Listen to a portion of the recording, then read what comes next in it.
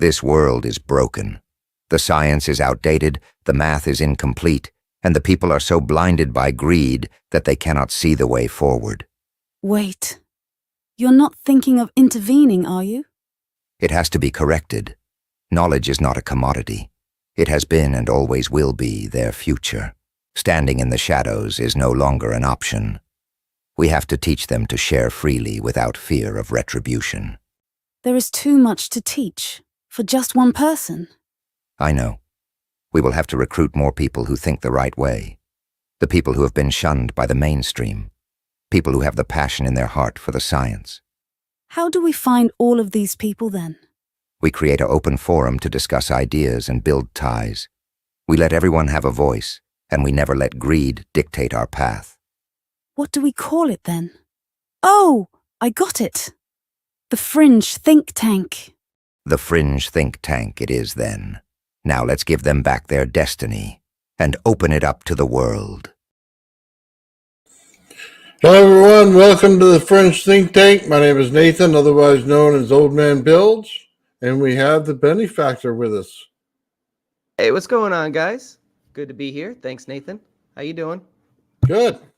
How you doing, everybody? So, hey, today I just want to start this off. I kind of have a question in my head, and I want everybody to kind of chime in and answer. So, we're talking about energy. So, do you see energy as atoms, that there's proton, electron, or do you see it as fields? Now, this doesn't have to be, hey, this scientist told me this, or this guy told me this, or I read this physics book. Just based on what you're seeing, are you seeing anything that would tell you that it's atoms or that it's fields? What do you think, Ben? I have to tell you, Nathan, I am really leaning toward the side of fields here on this one. I've always been skeptical of particle physics. At least some aspects of it don't seem to fit the picture that we're painting specifically with some of this new science. So I'm going to have to lean towards fields, although I do not have as bright of a picture as you on the subject.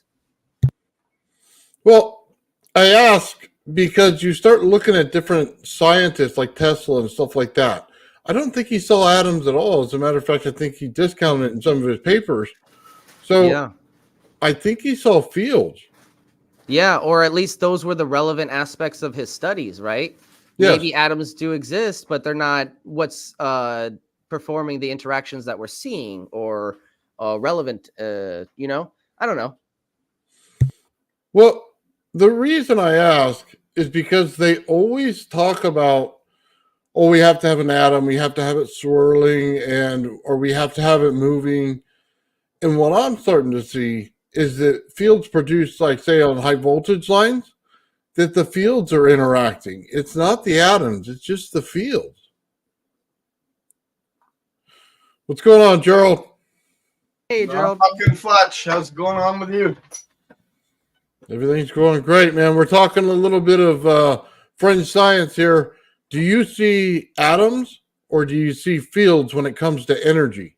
I see both. Okay, please explain. So we create fields, and in those, say we were to create two crossing fields. In that interaction where they very cross, pardon me, it's the first day of my new tongue. So where the two fields cross, form a mass. And if you can continuously cross those fields like layering, kind of like building the mass up, it's almost like building a sphere in layers. And that would form your atom by the very field's interaction. Does that make sense? Did I explain that correctly? Okay, so... So think of it like this. In Ghostbusters, when they say don't cross the fields, and they cross those two fields, where those two fields cross forms a tiny sphere. Call it constructive interference. And as you get more and more constructive interference, and this is like at the Planck scale, you're not seeing this with the human eye, right? But as we get more and more constructive interference, it forms a larger sphere. therefore an atom or a particle or somewhere along those lines. That's kind of how I see it. Okay. So the way I'm seeing it going right now is I'm not seeing formation of atoms. Of course, we obviously wouldn't see them in a lab unless, you know what I mean, with microscopes and everything. Yeah, But I think, I'm sorry, go ahead. I was just going to say, but I do see fields often. Okay. And I do see particles coming off the fields.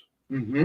So I didn't know if the fields are producing an atom in binding it together, or if it's like just atoms or the mass and the fields are what moves it.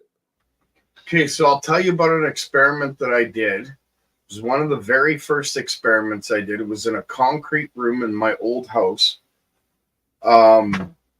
It was a big house. We were very blessed. We were renting it off some people that were in another province, so we were lucky. Anyway, I did this experiment. My brother had lived in this room for about a year, and he was a smoker. And I couldn't get the tobacco smell out of the walls. There was nothing I could do. So I figured, okay, I'll turn this room into my lab. Nobody else. I don't like it, but I'll open a window, no big deal. So I put my lab in there, and the Mike Powers coil, it was called the Star Chalice. Okay, I remember that one. I did a 1 week experiment with that coil, but it only took 3 days for this to occur. So in that 1 week, what I was doing was transferring power between 4 AA's to 8 AA's. And I was charging them. And then I'd light a bunch of LEDs and burn the 8 AA batteries. I'd bring them really low, and then I would charge them again with the 4.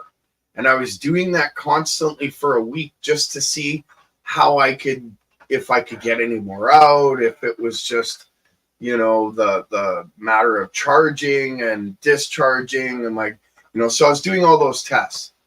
But in the process, after 3 days of doing this, these little black balls started showing up on my workbench.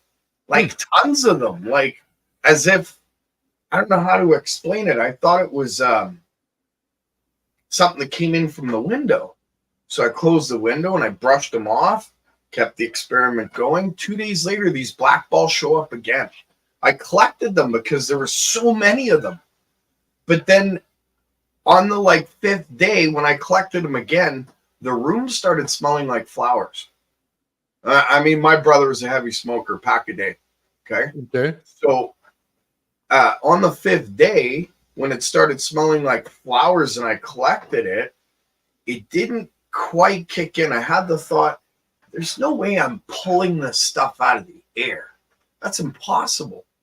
But now, knowing what I know about plasma, about how this system works and the interaction between the fields between the copper, because remember, energy doesn't flow in the copper, it flows around the wire, not in the wire.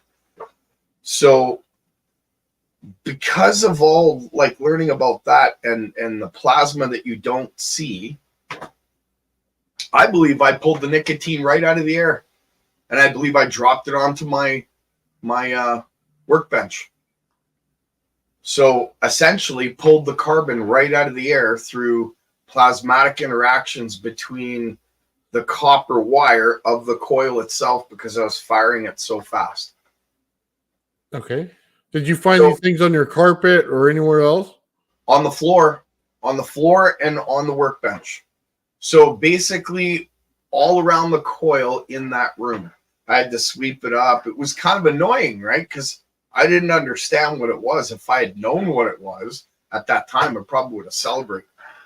But I didn't. So I believe that there has to be certain, what's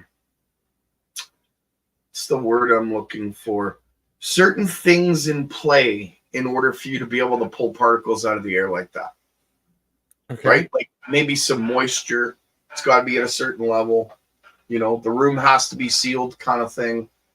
Your coil has to fire for so long. And a certain rate. You know what I mean? That's kind of how I've seen it in the experiments. And when I do experiments, the dust that comes out of the air is insane. Like I get piles. Whereas normally if I'm not doing experiments, I can sweep up once every 4 days, no big deal. But if I'm doing tests, at the end of the day, I have to sweep. Okay. So I don't know if that directly, like, causation, correlation, that kind of thing. But Well, that's more of pulling it out of the wall. So if they were all embedded in there, right? Go ahead. I was just going to say you're creating a mechanism to pull them out. I'm more curious. So do you think you're building anything with it, or do you think it's combining? I think the fields, because of the way they're interacting, is giving the ability to these, we'll say particles for the lack of a better term, to build up. Okay. So as these little plasmatic spheres at the Planck scale are collecting mass, they're also collecting whatever's in the air as a particle, and it's building up with the plasma field. And as it collects, it turns into from micron to macron to dust to, hitting the ground kind of thing. That's kind of how I see it. I'm not exactly 100% on that. Okay, so let me ask this. If you have a scalar field in space, right? Yeah. Then you get two masses that start to rotate together. And as they rotate together, you start accumulating mass. That mass has, every kind of metal in it, and it starts to create a field around it. Yeah. Now, do you think a planet's formation is pulling in the rest of the mass on top of that in order to create that around it? And do you think the field is a separate entity than the mass itself? So because it's creating it, it's not necessarily atoms. So I'm trying to find a correlation. Are you sure you're ready for this answer? Oh yeah, go right it. Everything you got. Okay. So certain field interactions, I believe. So if you had a massive coil system, we were talking like, I couldn't even imagine the size you would need for space to collect. But if you were to do it, say, on a small scale, that's an interesting thought. Okay, so yes, I do believe that if you had a system in space that was spinning in a very specific way, and it would have to be bifilar, 180 degrees out of phase, there has to be a spark gap involved, right? I believe that you would collect enough mass to actually build a planet around that coil system. Okay, but if you have a scalar field and all you have to do is ignite the plasma, right? So that's it, and that's your plasma. So you don't necessarily need the spark gap in that system. The plasma creation creates that trigger. That's true, but look at how do I explain this? Okay, so from what I see, and I could be wrong about this, so take this one with a big pound of salt, but from my understanding, a spark gap in the center of your coil in space would allow it to continually have a pulse, even when it grew enough mass to become a small planet or a moon or something, right? Whereas if you didn't have that, the coil system or whatever system you're using would collect enough mass, and the mass itself would kind of ground out the plasma between, like, in the coil itself. It would balance. It would be like a load taking too much power out of the system and shutting it down. Does that make sense? Whereas that spark gap in the center, if you can continue it through the coil system, it doesn't end in space. It just keeps going and going. Well, I'm asking for a reason, and without the spark gap in the center. So if it's a rotating mass that creates an electric field and it creates it in a toroid shape, okay? Yeah. Then you would get a field once it starts to rotate, you would create plasma in there, right? And then the plasma would start your upper and lower cone to start in rotation. Yep.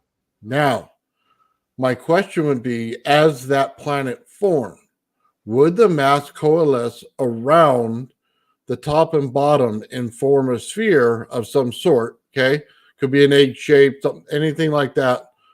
But would it coalesce around there and still have objects in it? Or would it be empty as a resonance chamber, but still have the field because the field's separate than the mass? So would it be able to start combining and build a planet? That's an interesting thought. The way I see it, I believe it's possible. I don't know. Yeah, because it would start with dust. Dust is. Yeah, I believe it would.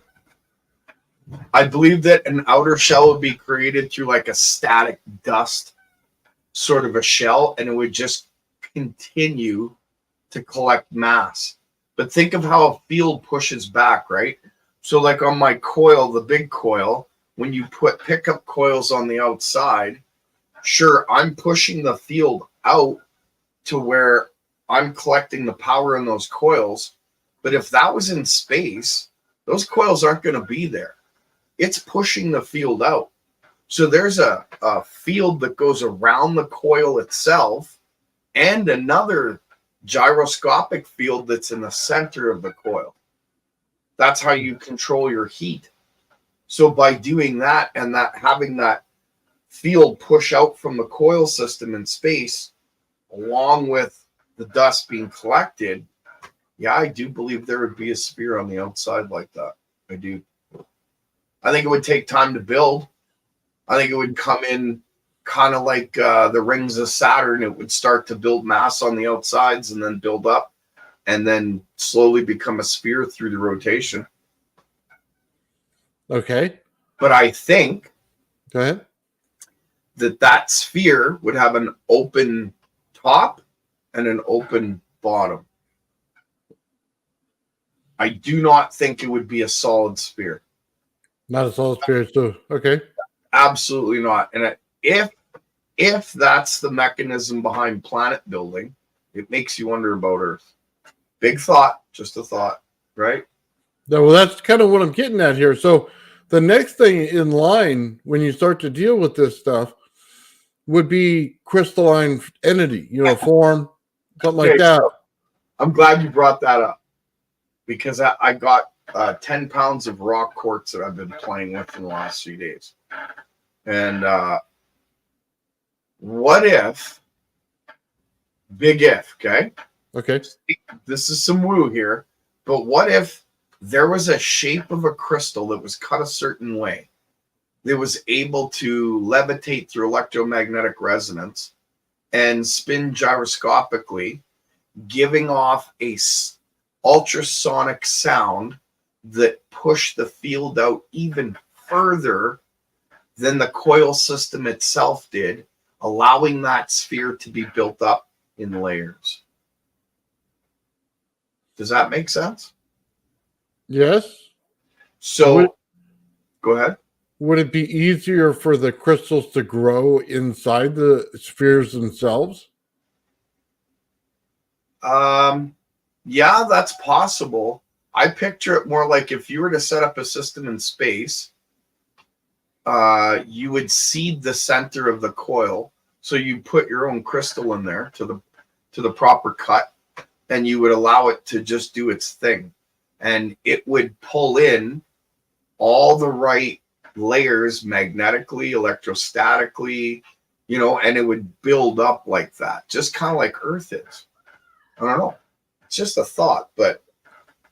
Do you think the motion is enough to activate the crystal once it's formed? No, I think it takes a few different things. I think there has to be the proper environment involved. Like you would have to have the crystal resonating with an electromagnetic field. In fact, two fields that are 180 degrees out of phase. Or I do not think it would have the ability to pull in particles to the point where it would start to build a mass spherically. I don't think it could. I think you need sound in there.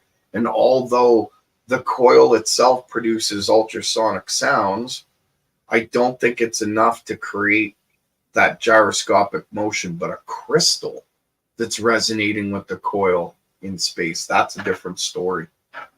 Because that could resonate forever. It's just like hammering a barbecue starter, right? Right.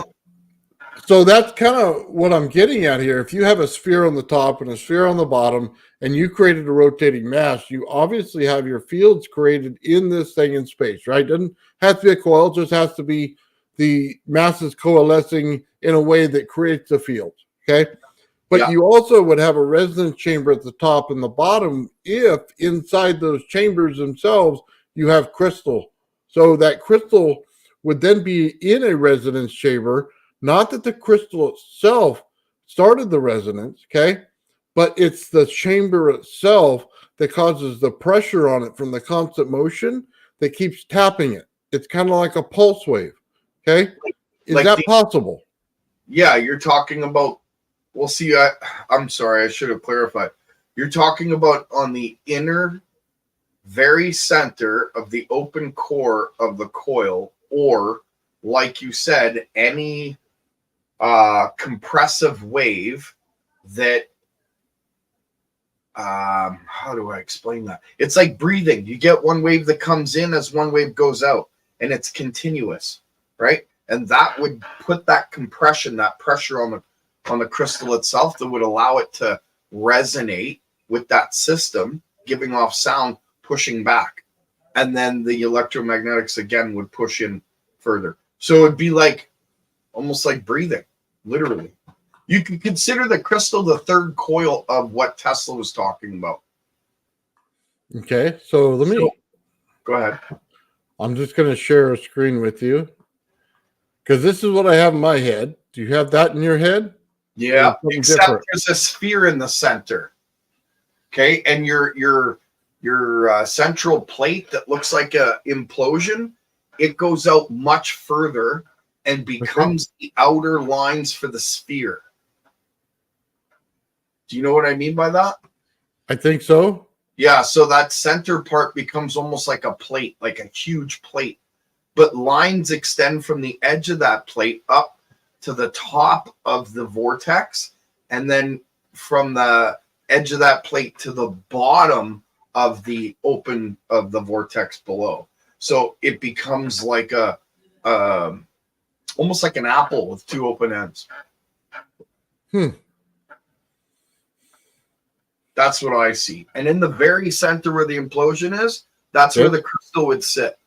It would just spin, and it would resonate with the electromagnetic field and the static field, the plasmatic field, and the scalar field, because they're all involved.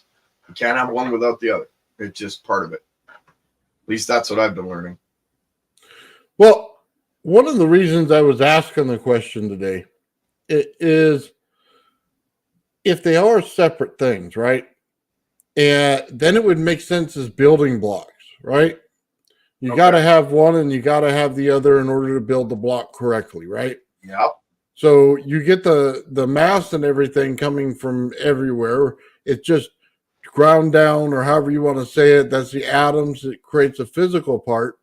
The fields create the part that goes out from that. So it has to form together to make a planet.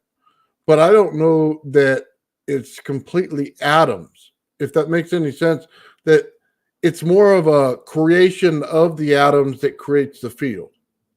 I like that. You got a point there. You got a point. You got me thinking. I like thinking. Thinking's good. I'll have to consider that. You might be right. The fields may create the atoms, which creates the vacuum that brings those particles together, creating mass. Does that make sense? I think the atoms are out in space everywhere, right?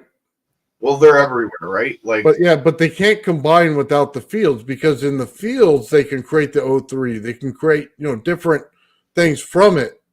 So they have to be able to manipulate the atoms inside of a structure. So your atoms have to form the structure, then it has to transmutate inside the field, and then create another structure.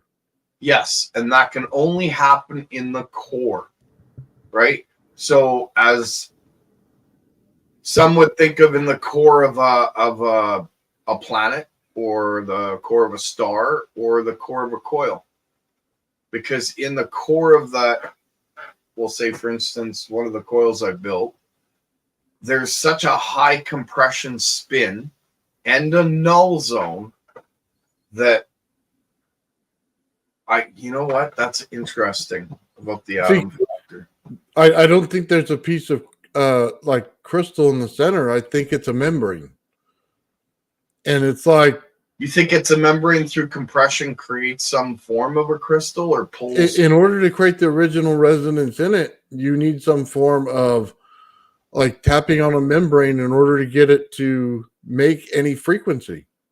Okay, so from my understanding, what you're saying is that if atoms aren't the things we're playing with, the fields create the atoms in order to create the environment to create particles, then essentially, if you had a tech like that, you're talking next level Star Trek replicators, but Yeah. at an atomic level, essentially. Well, they'd have to be if they replicated, right? Interesting. Now you're talking growth of materials. Ooh, that kind of gives credence to how some of those UFO guys say that these ships, including Jack Safardi, Safardi. Sorry, Jack. I always say that. Safadi, whatever. You know what I'm saying? But I just lost my thought because it went off on a tangent. Sorry, guys. What you were saying to UFOs? They look like they could be grown, and I agree because if you look at some of the descriptions, they're seamless. They're not Right. any seams, they don't have any corners. Yeah, thank you for that. You brought my thought back. Even Jack Safadi said that these ships are alive. That's what he says. They're alive. I don't know if they're alive. He says they're conscious, right? They might use consciousness, though, as part of their technology in some way. You know what I mean? Well, what if Nathan's right and you're growing this mass? So you're growing the skin of the ship, and through the heart of the ship, which is plasma and electrostatics, creating a scalar field, which you interact with through what some would call consciousness, I call spirit. And if you were to interact with that through your spirit, it would almost seem like the ship's alive. Because if you thought to turn left, it would turn. If you thought to dodge something, you would dodge something. If any movement you felt on the outside, you would feel on the inside, because you're part of that ship through literally. There would be no lag time between user input or anything like that. So. Absolutely none. And you wouldn't need controls. You are the control. Your brain is the control. It's just like go ahead. Oh, no, I was going to say, not to mention with an advanced software like that, it could actually help you, multitask and stuff like that, where you can pay attention to one thing and it's got control of something else. That's why I think we're the software. Yes. Yeah. Our brains compute faster than the computer. Yeah. Absolutely. I don't think you need a computer at all. I think what you need is to build the system to interact with the person, so that when you think, it does. You're just part of the ship. It's just like driving a car at high speeds. You fart, that thing blows up, man. You're part of the car. You know what I mean? Tune it to your subconscious. That's what I'm saying. Like, you could tune it to your subconscious, so you're not consciously aware of something, but it's making decisions based on your conscious, your conscious imprint. Yes. Yes. With Joe, intuition. Sorry. Okay. So with Joe, we were talking about, being on a place where you're in the middle or on equal, or, you know what I mean? You're at ease. You're at peace with yourself, right? Yeah. So that goes back to the whole thing about, did you not necessarily give yourself to God, but did you come to peace with who you are in your body? Okay. Now can you control a ship that's made organically? That's funny you say that, because in the Vedic texts, when they were talking about the Vimanas, the pilots were all male. They said for some reason females couldn't do it. I don't know why. And they also said that males couldn't do it if they were circumcised, because it had That's something to do with the interaction between the millions of nerve endings in that spot, if you know what I'm saying. I don't know how true that is, but nonetheless, the males that were pilots had to be at peace, and they meditated most times when they weren't flying. And if they were angry, then the ship would do crazy things and implode. And like, if you read the Vedic texts on the training manuals for their pilots for these things, they had to be at peace, if that's the way you want to put it. Yeah. I think we're being introduced to a new mini series, Gerald's Vedic series. Well, they couldn't have any inner conflict, right? None whatsoever. Yeah. And they had to be able to forgive themselves and the people around them. Otherwise, they weren't at peace. You can't be still if the voices in your head are constantly saying, you did this wrong, you did this wrong, don't do that, do this, don't do that. How can you be at peace? How can you listen to that still thundering voice if you're constantly running your own things? Well, if you think around? about it, you're exhausting energy and resources in your own mind, you know, and you want to utilize your mind 100%, right? So could you imagine flying a ship and all of a sudden you start thinking about your ex or your kids or something? You're going to smack right into a mountain or something, you know what I mean? So it takes training. You couldn't just jump in and go. I think that's why this tech is kind of insane if we can get it working. I'll love it, don't get me wrong, but insane nonetheless. You know what I mean? If it attaches to your spirit or consciousness, anyone that's at peace with themselves can be a pilot. I don't know, Nathan, you want to drive? Oh, absolutely. Yeah, you and me both. I'll build you one. I just think there's, I think you cannot see the path in this stuff if you don't believe in science and God, and probably God first. And I'm not mentioning the church, because that's a completely different story. Just Absolutely. Absolutely. I'm not religious. Okay, I don't go to church every Sunday. I've read the Bible 3 times for different reasons. And I believe in Jesus Christ, and I totally believe in him. I don't even believe in him. I know they're real. When you die, you'll find that out. Regardless of whether you believe in him or not, you'll find that out. So, yeah, I think that science is going to prove God in the next 5. I'd love to say 5 months, but I got to be realistic. And I'd have to say within the next 5 years, I believe science will prove God. No matter what way they try and get away from it and prove that God doesn't exist, the science keeps coming back to that incredible truth that life interacts with certain devices when you're at peace. And how can you be at peace if you're constantly fighting with yourself? You know what I mean? Mm-hmm. So I've always said the way our society progresses is the successful unification of spirituality and science. So, yeah, you could put it that way. I hate the word. Well, I shouldn't say I hate the word, but spirituality and evolution and certain words have been bastardized because those that wield them through academia like to put meanings on them that most people just don't. I don't know. They don't understand. I hesitate to say the word religion just because it's so much broader than that. You know what I mean? Perfect explanation. It becomes a religion. That's exactly what 98% of academia is. It's religion. Because science today is the belief in the ignorance of experts, right? So what is true science? Science is chasing the mystery. It's trying to solve the mystery. Why? Because it's unexplained. And that's what science does through experiment, through repeated experiment, through experiment of the same by others. That's what true science is. At Not, least, I'm yeah, going to in write a theory, paper. but in principle, yeah, we don't see that nowadays that much anymore. Nope. Huh? It's not about that at all. Science now is a narrative. Yeah. Well, Yeah, it's true. part of being on the fringe, like we are, we're allowed to think in these thoughts. We're allowed to think that Hmm. fields are different than atoms. We're not confined in the box. Okay. But it also means we're going to be the outcasts to the mainstream now. We're ahead of the curve, which means we're not on the curve yet. You know what I mean? So, I mean, we're going to fight that that little pushback, but at the end of the day, we're on, the right side, and we're trying to do the right thing here, whereas, some of these people are just trying to protect their own butts.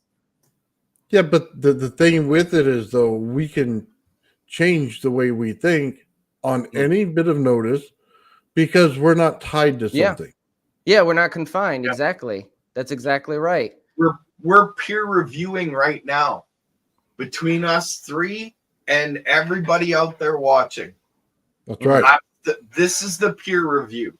You guys get to laugh at us. You get to put in your comments. You get to explain your thoughts. Like, this is peer review. And this is what needs to be done with science. Hammer it out, man. Smash it until the truth is a little fine freaking diamond.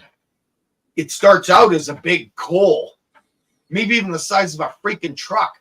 But we need to hammer that out and find that small diamond in that thing. You want to know why? Because that diamond's more important than that freaking truck. That's just my point.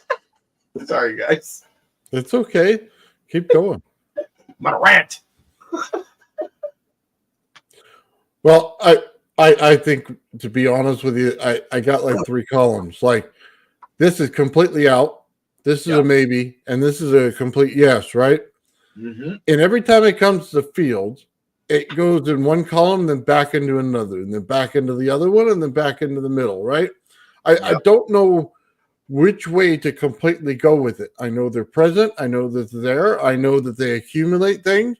I know that they can produce things with their help of something else. I don't see it, how do I say it, as the atoms building something. I see it as the atoms created something that created the field, but the field is separate than what the atoms created. Interesting. I have to ponder that one for a while. That's interesting. That's what I mean. It keeps going back and forth in the different columns, right? Yeah. Because when you start transmutating something, you don't necessarily have to have a field. You could just take the elements and do it yourself in a jar. Well, you do have to have a seed in that field, right? You know what I mean by that? So, like, let's say you were to have the ability to grow something. You can't just grow it out of thin air through atomically using its frequency to collect mass in that form. I believe you need a seed to start from, and it could multiply that form. You know what I mean? Or that element, right? Like, it'd be nice to be able to grow something really expensive, but man, the amount of power it'd take to do that. I don't know. That's we'll have to see, right? Yeah, I mean, we'll have to see. I just think that how do I want to say this? It's not that much of a mystery when you get into it. Like, Nope. Because that whole, if I forget the name, Russell scale, right? If you take your upper and lower vortex that's created, right? Just put that scale right there. That's where it belongs, okay? Then as it rotates and moves through things, it transmutates as it changes the size of it. So as it expands out, it changes what it is inside of it and what it accumulates. Therefore, it transmutates as it moves through. Oh, yeah, I see how you... Oh, yeah, okay, I see how you see it now. Yeah, that makes sense. It's the energy levels that increase through the expansion of its field that allows it to change its element and grow to a different particle. I get what you're saying.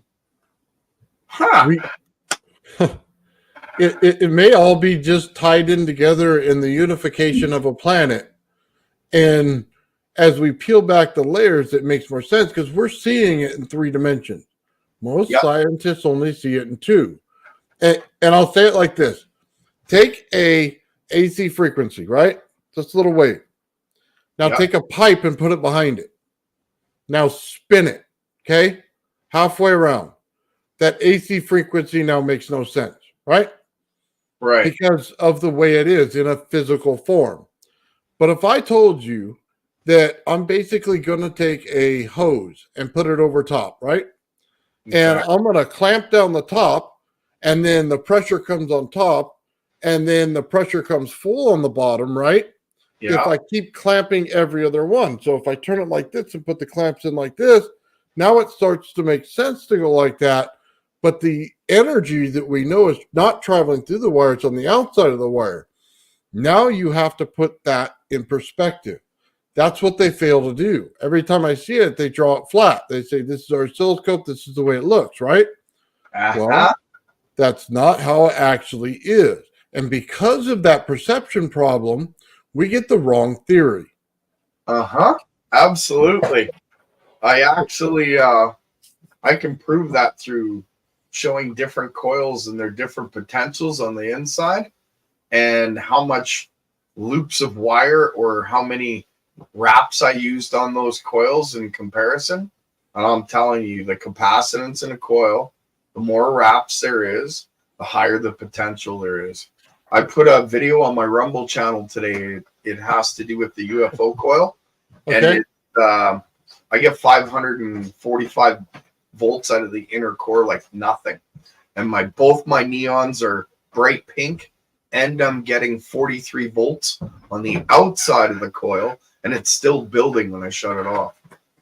So it's got a lot of potential, but that coil's for a specific reason. It's for that configuration's to take a 0 gauge DC cable and turn it into a superconducting cable. You might be right on that, Gerald, because what I'm noticing with the coil that I have, it's missing 2 wires, right? So instead of 24 wires, it's only got 22 that actually work. So I've been struggling to replicate what Michael did with the open circuit in 10 times output, but I am able to double the output. Now, I don't think 2 wires out of 24 would reduce it from 10 to 2, but maybe alter the frequency in some way, making it behave differently. I don't know. What do you think?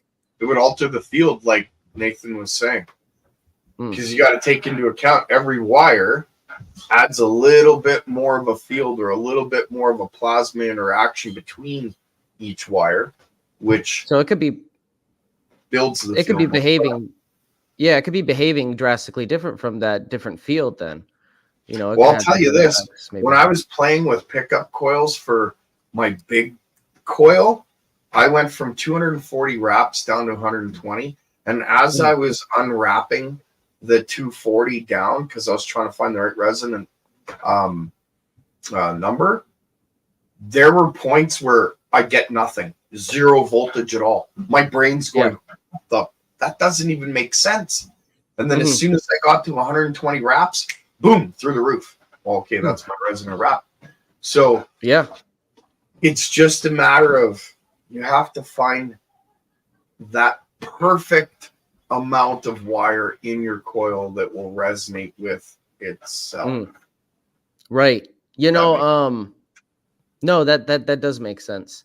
And the coil that I have is missing 2 wires, so I might go back and try to rebundle that, or just add a couple of wires to the bundle, you know, after the fact. It might help. But I did notice that because I didn't solder the ends because I wanted to test different, you know, connections. I wanted to, you know, maybe see what happens with 3 channels or something. So I disconnected just 1 wire and I left it asymmetrical, and it did nothing, Gerald. It did nothing until I evened it out, and I tested that all the way down. But when I went down to 20, it produced the same, like 1010, it produced the same effect, the 2 times output at that, you know, around the same frequency. So it's very interesting, but I think maybe those extra 2 wires are making my coil behave differently in some way that's making it frustrating to replicate Michael's circuit. Hey guys, real quick, I want to show this to you, okay? Todd out there asked to peer review his paper. Todd, if you send it to my Facebook, just send me a link to it. I'll absolutely do it. I'll do a whole show on it, and you can come on with me and we can talk about it. I'd love to do it, okay? Not one problem whatsoever. So I just want to throw that out there because I absolutely love his work, okay, in physics. So, yes, I will absolutely do that, and we can all talk about it and do the pre-review together. Yeah, that'd be Sounds awesome. it sounds like a good plan. I can't get Facebook. I tried. They canceled out whatever it was that you did and said, go pound sand. So then I tried to start a new Facebook with the same email, but like, you know, my name and all that stuff. Nope. They said, sorry, can't help you. Because there's something going on. We're going to just make you a Facebook called Truth Book. Well, I tried. That's what the problem was. I didn't have his information to put in there in his face. You know what I mean? Yeah. Because it kept turning down the picture that I had. Yeah, they have to do the face recognition now or whatever. That's stupid. But no, I was saying we just make our own like website with forum or whatever. Well, that's probably why I don't have a Facebook then. Facial recognition, right? Yeah, it make it really hard to get on Facebook if your account's already been disabled. You know what I mean? Yep. You're no longer a person. You've been canceled. Yeah, and what if you have businesses owners? Yeah. All right, guys, let's kind of get back on topic here if we can. Yeah, science. Sorry. Guys, go ahead. No, I'm just I kind of wonder the whole thing because I showed you guys a while back the ancient Egypt thing and how they did their cross and how they said there was crystal in there and there was something doing rotation, and the vortexes that come out of that when you actually put it in a mirrored form and make it into 3D. So I always wondered if they knew it, like not Egyptian culture, but pre-Egyptian culture. You know what I mean? Back in the day. Yep. Well, pre-dynastic, yeah. Yeah. You mean when they built the pyramid? I mean, I'm not sure Egypt built the pyramids. If they did, they could tell us how they were built. So do you think those I think there were like tablets that said some of the pharaohs were working on the pyramid? I forget which one specifically, but do you think that's like him just trying to accredit himself to something he didn't create? I think the timeline has something to do with that. If it doesn't fit the pre-dynastic, is that what you said, timeline? Yeah. Then no, he's just taking credit for something he didn't do. I believe it doesn't. Yeah, I believe it's like the more modern story. I can't remember. I'll have to get an update on that, to be honest. But yeah, definitely. I have some interesting thoughts on it. I'm not so sure. I believe that the pyramids they had a couple of purposes. One of the purposes we're gonna do a live on Rumble for, and we'll discuss it. But I think that 3 of them had to do with transmutation of metals. That's one. The other was opening a portal. And I believe that the third, like I said, we can't talk about here. But Stargate's interesting, though. Stargate is something that I thought might be a possibility with the pyramids as well.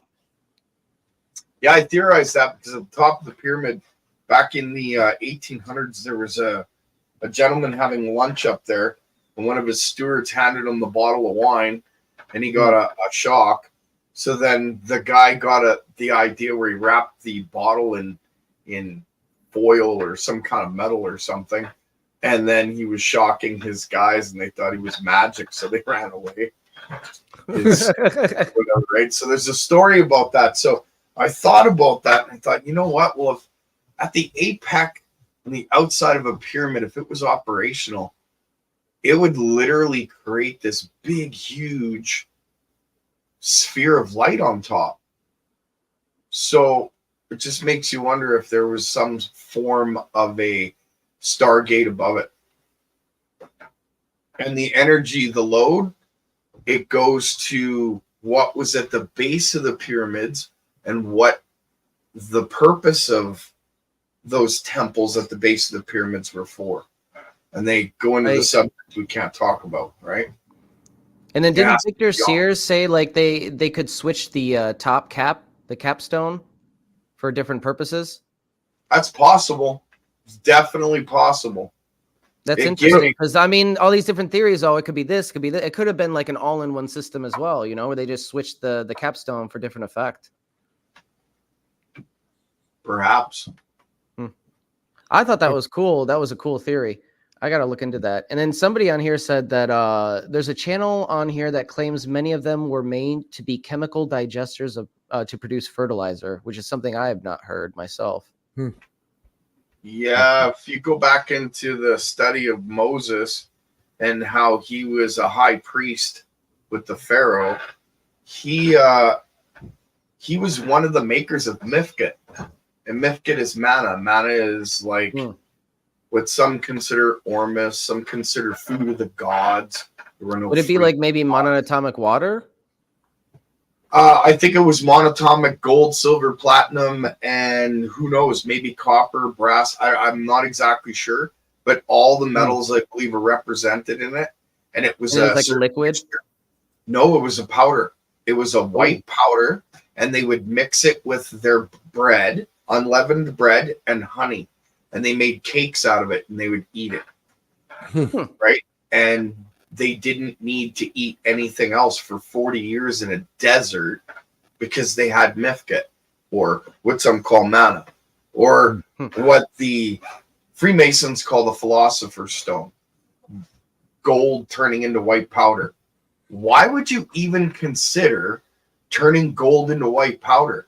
Well, in the Bible, when Moses went up and got the 10 Commandments and then came down, the people had taken all their gold and they molded it into a calf and were dancing around it and worshiping it, right? So in the Bible, it says that he took it, broke it, and fed it to them. Well, what the freak does that mean? He fed it to them. Gave them all heavy metal poison and killed them all? No. Yeah, I doubt that. Exactly. He turned it into white powder. He turned it into manna and he fed it to them. Why? To open their minds and evolve their hearts and get them away from the greed that they were surrounded by. So, I don't know. It's an interesting story. And with all the work that David Hudson did and the fact that Jack Sephardi pissed all over it, oh, that was so beautiful. He's an idiot, he says. He doesn't know anything. That guy's a moron. It's all bullshit. I love that. That was the best. All right, hold on. I want to bring it back on topic again. I'm going to share something. It's science, but it's a little. Always on the Sephardi stuff. Okay. This is the Egyptian cross, right? Yeah. Okay. So watch this. I'm going to flip it around. I'm going to show you what we want to look at. That's my next tattoo right there. Yeah. Ooh. Yeah. So now we talked about what's in space, right? Yeah. We can see the crystalline form in there. We can see the flat part that you were talking about, the coil. We can see that the center is probably open. We can see that the top and bottom have the vortex coming out of it. We could also see that the heat would be produced on the center layer, which it is on the equator. We can also see the scarab shell, which would be representation of our magnetosphere. So, did they know? I'd have to agree. That's really cool. I think they knew it. I actually 100% believe they did know it. If you took magnetite and put it underneath an ankh, and you were to take a piece of wire, which we've already proved, not us, but it's been proven that they had, and you took a wire from both the ends of those, some like the cross part of it, and you attached it to the magnetite, the ankh would start spinning like a motor. And the ankh, if you hit it, it would ring like a tuning fork. That was a known fact. So it did a few things. So watching it there, if you think about it spinning like a motor, and you were able to say take 2 ankhs, take a piece of magnetite, which is essentially a magnet, and put it in between the 2 ankhs, would they spin in opposite directions? Well, you know what I mean by that? yeah, well, the ankh's a symbol of resonance. It shows it all throughout Egypt. When they start putting bees next to it, they start putting plants next to it. The bees are attracted to resonance. Plants grow because of resonance. Yep. It's what it is. It's a symbol of resonance in Egypt. And anytime you see it, you can even see the towers next to it that looks like Tesla coils, that they resonate so that this resonates. Okay. It's all over the Egypt if you just understood what it was. Absolutely. I think the whole floor, the whole base of the pyramids resonated. I think it was just like Tesla's experiment when he turned the bulbs into the ground and they turned on. I think all of Egypt, you could take their patah, which is like a pole with a weird angle on it, and it would attach to something else. What that something else was, I can't say. But I think that the patah was their way of interacting with that electricity. Right? Yeah, go ahead. Because they had the tuning forks there. We saw that they put 2 tuning forks together with wire, which you would only know if you resonated it to make it resonate longer. Yes. Yeah, I get what you mean by that. You only know it if you did it, right? Yep. Yeah. In fact, I've been playing with some resonances lately. There's some interesting stuff happening. Remember I said I was going to do the experiment with the hopper? I have a problem.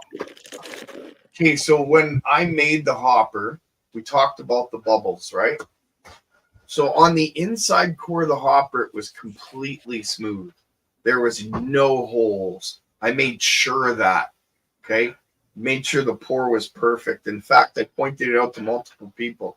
Look at how crazy this looks on the inside, because the paint from what I was using came off, and it made this line around the inside, so it looked kind of cool.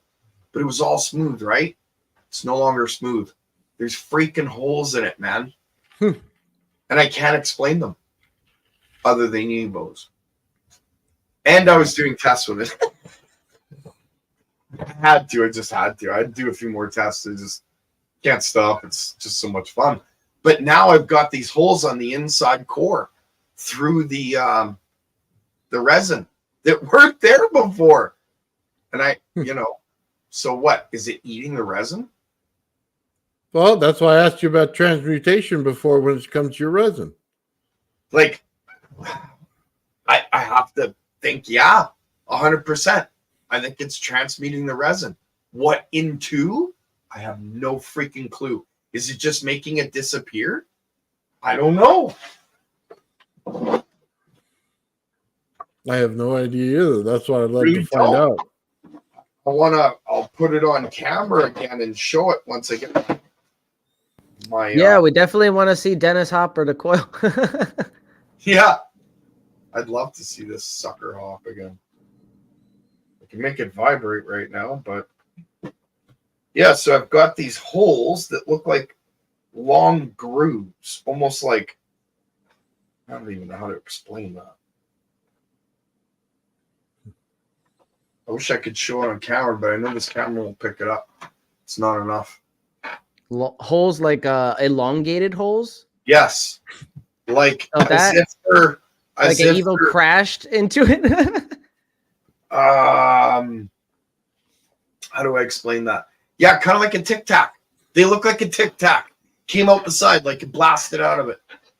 Oh, I see what you're saying. Like, huh? Okay, so I want to turn my camera on, but I'm just a mess right now. So I will definitely set this up for Wednesday to show you, because they almost look like ants ate through it, and there's like multiple elongated holes on the inside core that were not there before. So the bubbles that are inside have gotten bigger. There's more of them. And now I have elongated holes on the inside. So my So when theory, go ahead. Oh no, I was just gonna say when Evos travel, they go up and down. They don't go straight. So when they crash into the surface, the surface, they kind of leave a trail mark like a comet. Yep. And that's kind of where my thought process was going, because there's spin on the inside core of this coil. So when I was spinning in the last few experiments, you could call it that way, I kind of wonder if these Evos pushed their way out, and because it was spinning, the Evo itself became elongated as it came out. It could have, yeah. When they explode, they do some really weird stuff. Okay, so then that means that if that's the case, we found a way of collecting the power from those Evos when they come out. Mm-hmm. And that's using ferrite cores and copper wrapped around it. I don't know. That's just my thought. I just watched a video on Daniel Nunes, one of his videos. Some of his videos are still up on this one channel, the Abha channel. So I watched a video, and in one of his videos, he actually used an iron core in the coil to get more, he said, more pickup from it. I tried iron. I only get half to a third in comparison to ferrite. So ferrite's probably stronger then. You recommend ferrite's the way to go. Yeah, 100%. Because it's definitely something I'm going to put on the list. Yeah. Yeah, I use those cores out of old television sets, old tube TVs, right? But you can order them on Amazon. They're also, you can get rods from old radio sets that are the same thing. They're made out of ferrite as well. I don't know. It's interesting. Like I said, I will do video on it and show it, because I don't get it. They weren't there before, and they shouldn't be there. So where's the material going? If it's transmuting, what's it transmuting it to? Well, is it going into a gaseous state at all? Oh, good point. What if it's transmuting into a gaseous state and it's leaving through these bubbles? Yeah, it just follows the shaft and bursts out. Yeah. All you would have left over is a residue, and you would have to crack that open to see any kind of residue. Yeah, is there residue? I don't know about that. I've got a 1,000-time digital microscope that I can do a video on these holes to show them off. Here we go again. No, Mike's not here. Just kidding, Mike. Shout out, brother. Shout out. Oh, yeah. I'm trying to keep it in. I know. I'll do a video on it for sure. For sure. Because it's a strange phenomenon, I'll say. I know it's got a lot of holes in that coil. Right? Right? So if that's the case, if it's true, then we found a way to literally control ball lightning, Evos. That would be huge. And we know that your coil already produces enormous amounts of energy. So, these aren't my coils, man. These aren't my coils, but these things, remember, nothing new under the sun. This stuff was done thousands of years ago. Well, I'm specifically talking about the ones that you're working on. The ones that you're working on are producing enormous amounts of energy, compared to something like the rodent coil, which is good, but it's not like the ideal system for energy production. I don't think it's definitely a good start, but it's not the end system that we want to be at for, energy. Well, if it is actually producing Evos, and that would make them controllable in many ways, because like I said, I can now control the heat. I could put the heat where I want, the cold where I want. I could dissipate the heat. I could use the heat as a load. I could use the cold as a load. There's lots of different things that can be controlled in the system. And if Evos can be controlled in that manner with this tech, then Bob Grinier's group needs to shift gears. He needs to have an interview with you. for sure. I've tried. For some reason, I think it's because of my attitude towards Freemasons. Mm. And I only don't like them Well. because they tried killing me and my dad. Well, I don't blame you for Say that, but I personally don't mingle with the Masons. Not my cup of tea. Teach their own, you know? I'm just not about that stuff. And I think because his dad was one, maybe, and I shit on them all the time. That's why. But we got to get back to the science. We got to stop doing this before Nathan. He's like going to pull his hair out of his head soon. It's already gone. Well, I was Sorry, going to I ask didn't you, mean to Nathan. go that far. No. Or I'm sorry, I was going to ask you, Gerald. Do you know of any way that I could hook up my coil to make it so it produces heat? You know what? With the Rodin coil, I didn't do a lot of studying on that when it came to heat. It didn't do what I wanted, so I chucked it aside. I'm not. You think it would be, if I wanted to generate heat, it would be probably just best to hook it up to like a heat light or something, a heat lamp? You want heat out of the coil? Yeah, I was gonna say you should Pump in amps. Amps. Yeah. Pump And in then the amps. get You the may wire. burn it down. Yeah. It'll What smoke. gauge wire do you think I should use? What gauge are you using now? Right now we're at 23 gauge. No more than 20 amps. Yeah, you can pump some power through that. Yeah. For sure. Okay. And you don't need 20 amps for heat. 3 to 5. Just depends on how you have it, your wiring set up. Okay. Yeah. Yeah, maybe if I keep it out of the resonance range, it will produce heat, you know, at that amperage.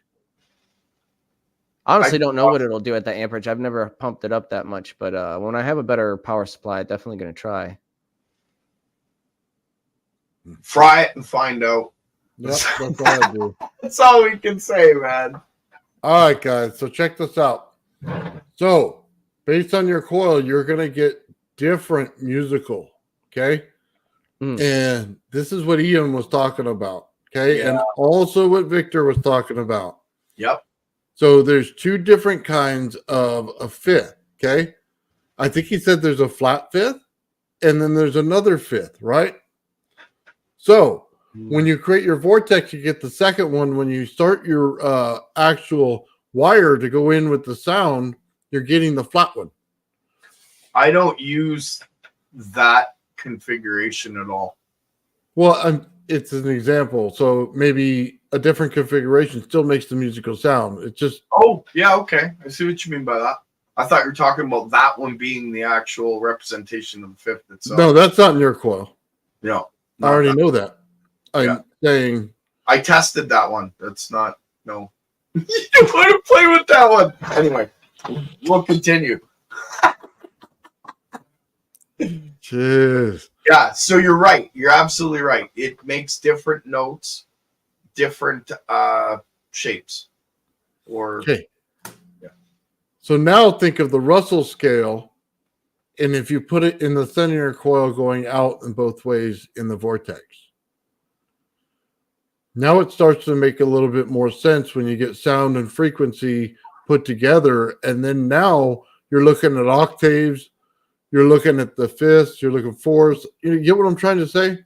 Oh, no, I know. I have a digital guitar tuner, and I had put a mic, and I stuck it in the center of my coil, and I got every tone you can imagine. All of them. A, G, E. It just kept flashing on the screen and going through all of it. Because I had them all in there. You know what I mean? Well, that's what makes me think you're starting to transmutate things because you're getting all the symphony in your coil. Yeah, it's a vorchestra or vortextra. Basically, yeah. Yeah. Yeah. Yeah, no, I know that. I know absolutely. And there's a way. And this comes from building all these different coils and different configurations. There's a way of building coils for certain transmutational factors that can't be done. That's not explaining it right. How do I put this? Okay, let's say, for instance, it was possible to grow iron. Okay, a certain configuration of coil would grow that iron better than others. Okay. That's my point. So each individual coil could do different elements of transmutation.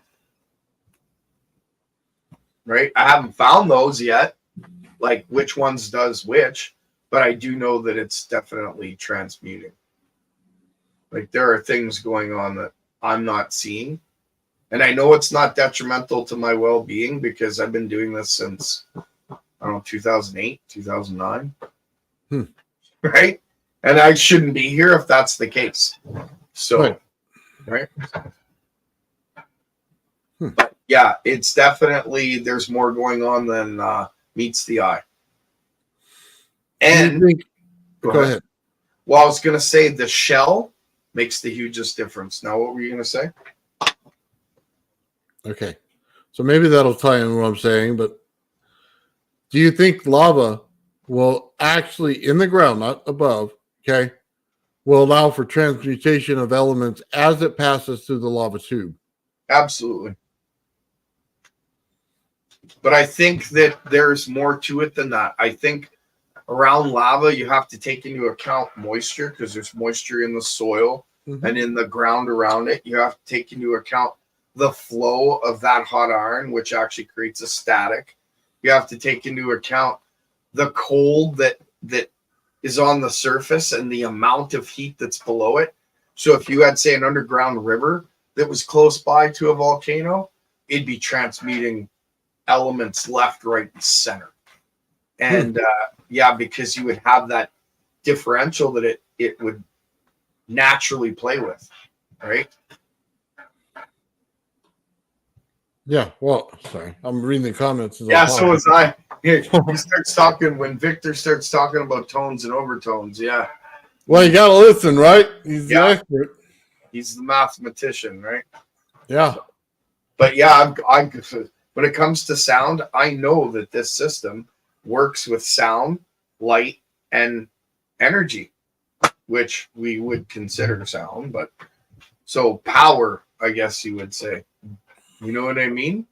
Because there's sound it's literally woven into it. It creates sound just by the very vibration of the resonance itself. And then electricity moves fast as the speed of light, if not faster in certain situations. That I fully believe. And because of that, if you take sound and add magnetics, you will have light. Whether you see it or not, plasma's light. Whether it's that plasma we don't see interacting between the wires at a Planck scale, it's still there. I'm still using light. Do you know what I mean? At least that's how I see it. If I'm wrong, correct me. I'll definitely admit it. But well, that goes to, does light have mass? So you have, scalar fields out in space. So when you introduce them to any magnetic fields, you get heat. When you get heat, you get light. So do they have mass? I think it's a precursor to mass. Could light have mass? Sure, but I think there's a little more to it than that. I think energy has to be involved, not just light. Well, that's what I'm saying. I think light is energy and then it transfers state. So I don't think it's mass, but everybody seems to think it is.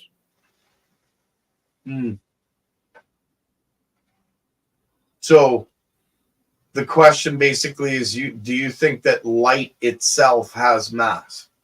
Yeah, because we're talking energy fields versus atoms. So is your light being creating a mass within it, so it forms the atom, or is it simply a field and the field takes on, something with heat? Oh, that's interesting. Oh, I'm seeing that visually. That's a good question.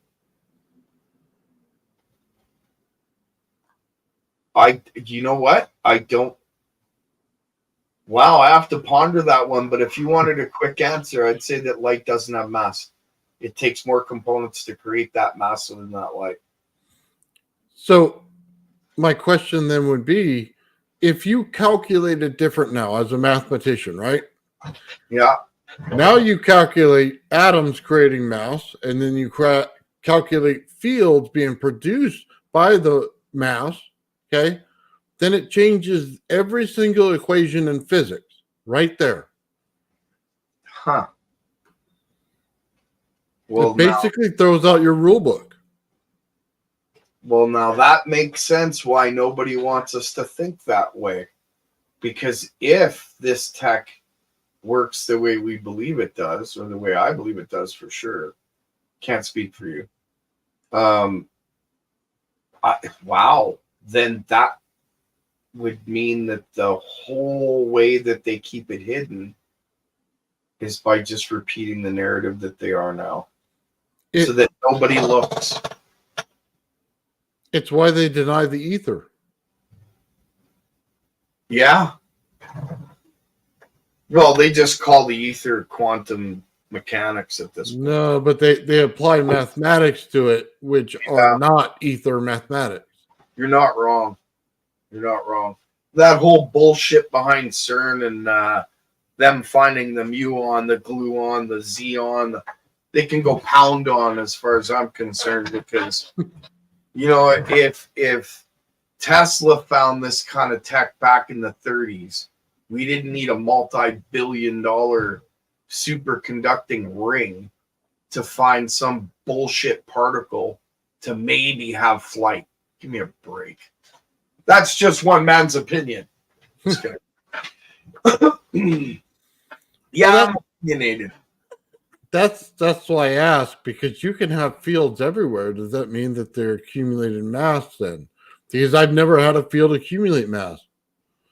I think it would have to come from some form of mass being transmutated. Yeah. And there would have to be inertia or spin involved.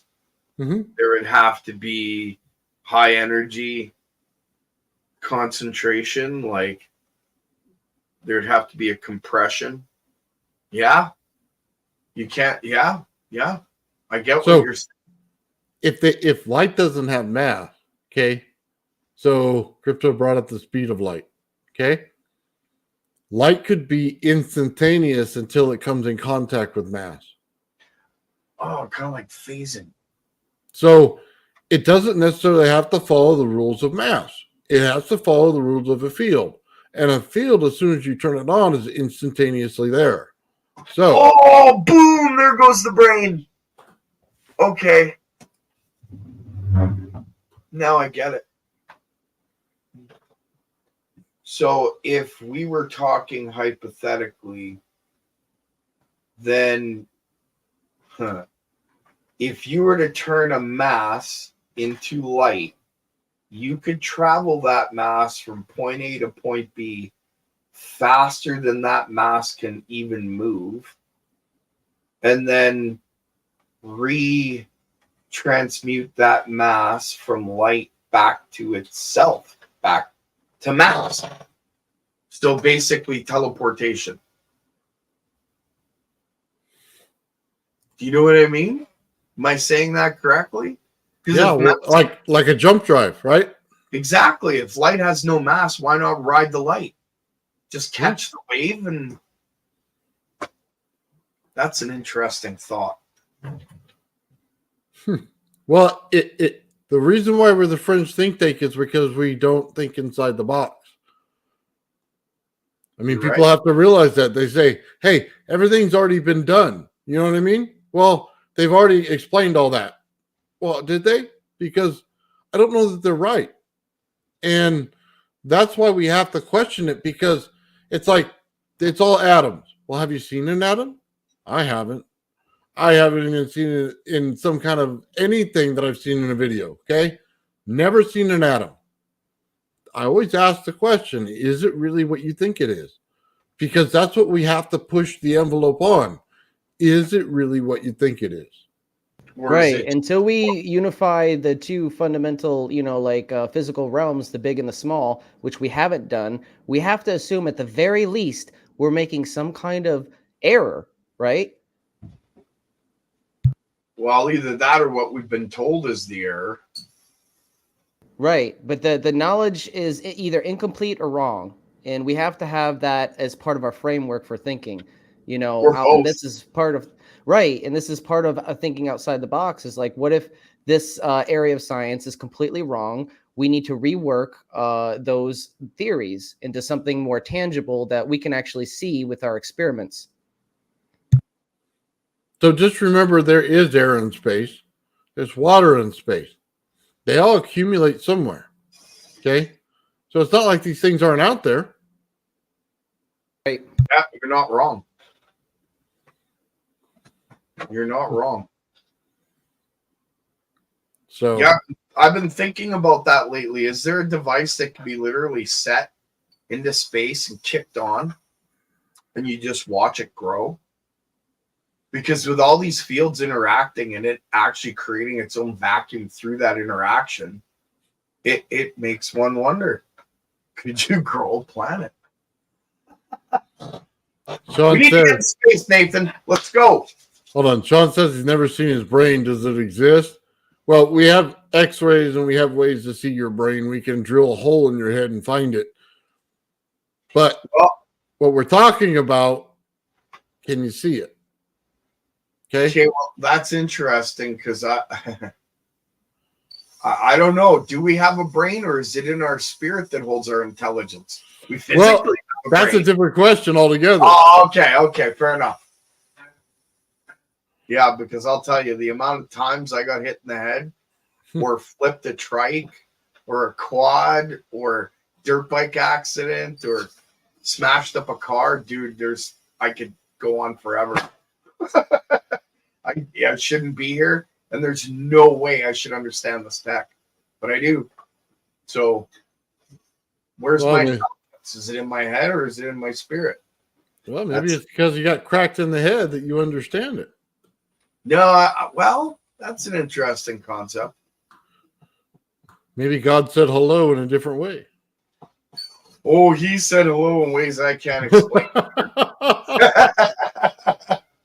Well, I'm just saying, you know what I mean? No, I totally understand. I could tell you a story that would blow it. I could tell you a few stories that blow your mind, but I don't want to do it. That's another subject. Maybe we'll save some of that for our Rumble talk. We got to come up with a show for Rumble that we can talk about with stuff that's. If they let us, yeah, absolutely. Yeah, I don't know how far we can go, but we can call it the show of woo. No, I'm kidding. All right, Joe had something to add. What's up, Joe? Not Joe. Oh, Hey, no, what's going on, Joe. Live from a Chevrolet pickup truck in a Walmart parking lot. Yeah. Ding, ding, ding, ding, little ding, ding, ding, ding, ding. The heart of America right there. Get her done. Yeah, heart of America, right on Long Island. I love it. Anyway, so check this out. Like you guys were saying. So when it's in a wave function, as it's traversing through, other energy fields, no mass. It can't have mass at that point because it's a propagation. But as soon as it interacts, mass with light. Okay. Now you could also break a light packet wide open by interacting with gamma radiation, and that will actually cause mass destructive interference. And that mass destructive interference, because of the extreme frequency of gamma radiation in conjunction with all of the multitude of waveforms that exist in a light pack, so to speak, that's being traversed, it would blow apart into all sorts of different types of particles. Some stable, some not so stable, but measurable mass nonetheless. But even just on basic interference, light's going to have some measurable form of mass, because that inertia has changed once the contact is made. So the force is no longer exactly the same. But all fundamental particles, doesn't matter what kind of gimmicky tag you want to throw on them, all fundamental particles are manifest as a result of destructive wave interference of different frequencies and amplitudes of waves, depending on how the direction of propagation, okay, and what part of the waveform is ultimately canceled and whatever is remaining, okay, determines the spin, size, and inertia of the fundamental particle in question. That's how they all come into existence. Disclaimer, I'm a total idiot. Barely finished high school. All right. That's assuming that light is a wave packet of mass itself before this even starts.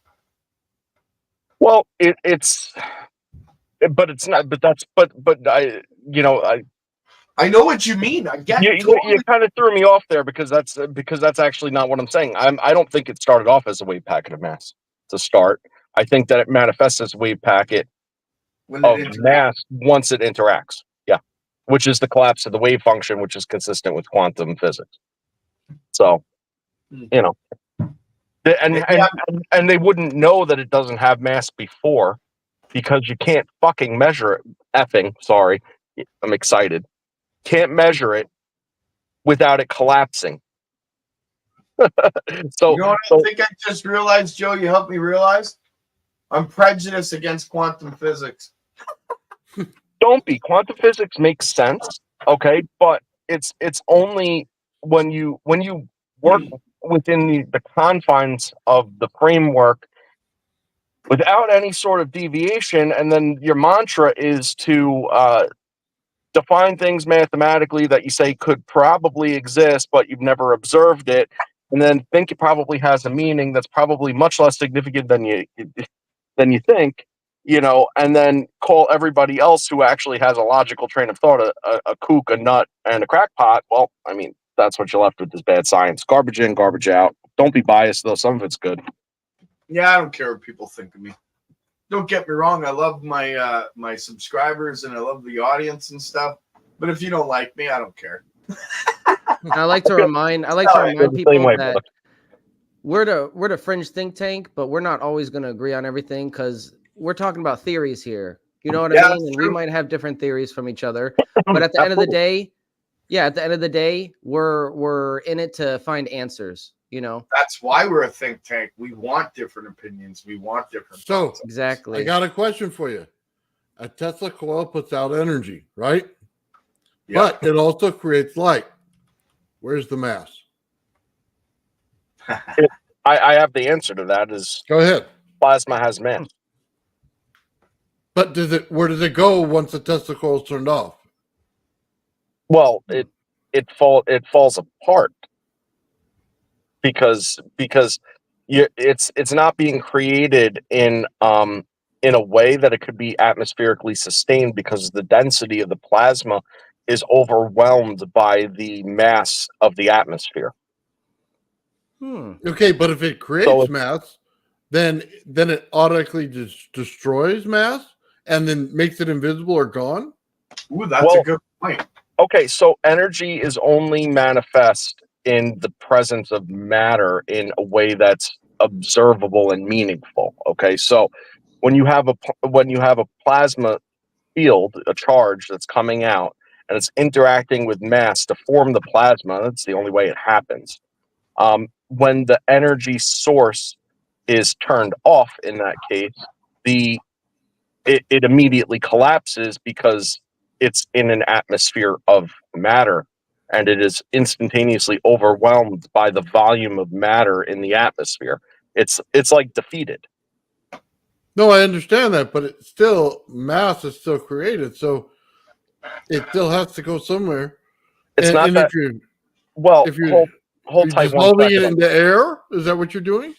It's not that mass is created in that circumstance because your power densities are not nearly high enough to create matter in that context. What it's doing is accumulating matter because the charge field is much higher ratio of energy to matter in that area.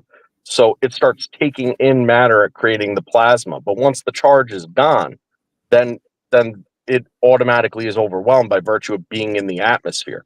Now, if you So- took that same exact example into somewhere in space where suppose that there's less matter atmospherically, so to speak, even though there's no atmosphere, right? Then the paradigm would change because you're in an area that has a higher potential for energy, because everything that doesn't have matter accumulation has a higher energy potential than matter potential. So then the plasma could sustain and hold the matter within its field and sustain itself, because the density of energy to matter is much higher and sustainable at outside of atmospheric conditions. Yeah, Does but that make sense? you're circling around the point. Okay, so I'm saying that there's a field created, and the field can pull in mass. Mhm. Okay, that's already created. Yep. But I don't think it's creating mass itself as the voltage coming out and then dissipating. It can pull in the air and stuff to it as the mass and create a weight to it. Okay. But I don't think that the charge itself, the field, will be able to create the mass inside of it.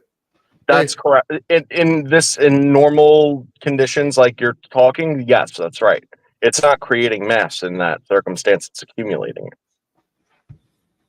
So that asks the question, if you have light in space, okay, and it's only when you come around a planet that it comes into contact that makes the light, because in space it's black. You can't see it. Mhm. So is a field the atoms then to you? Is the field of what? The atoms? The field of plasma? Is the field made of atoms? Is it made of charged particles that are atoms, or is it a field?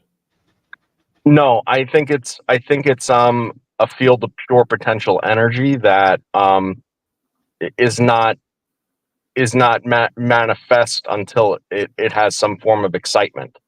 So if there could be energy to energy excitement, there could be matter excitement, then there could be matter creation through high levels of those interactions. But like high levels, I'm talking like like catastrophic kinds of levels, like that's when mass is created, it's because the power density in the energy is so dense that it literally starts atomizing. I don't know. Okay, go ahead. Oh, I was just going to say the sun puts off corona ejections, right? Yeah. We don't actually get the ejection. What we get is the energy traveling through the space. Now, there's still no visible light in it, but it will hit the earth as a wave, right? And it will press upon the earth and create more energy onto the earth, okay? But there's still no mass inside that wave. It's just a field. I mean, that depends, because when you're talking about a coronal mass injection, there's an awful lot of helium and hydrogen interactions on the sun. So I don't know that it would be massless in that circumstance.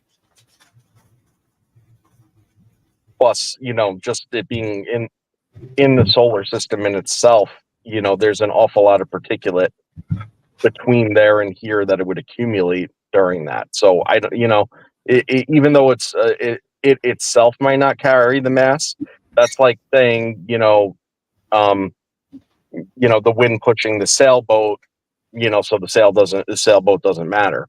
The sailboat kind of does. It's there, when it crashes into shore.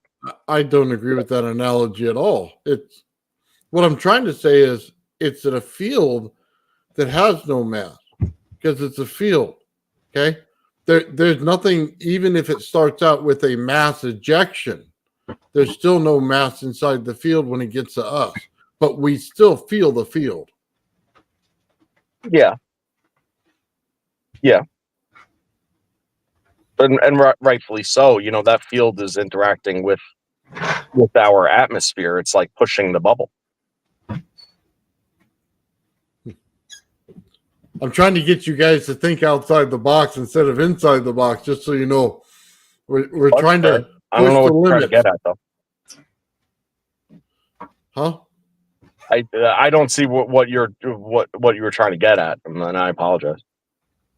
It's that I don't think that the field is made of atoms at all. I just think it's a field. It's separate from the atoms. The atoms work with it. They accumulate mass based on the field generating enough area to pull things into it to create the mass.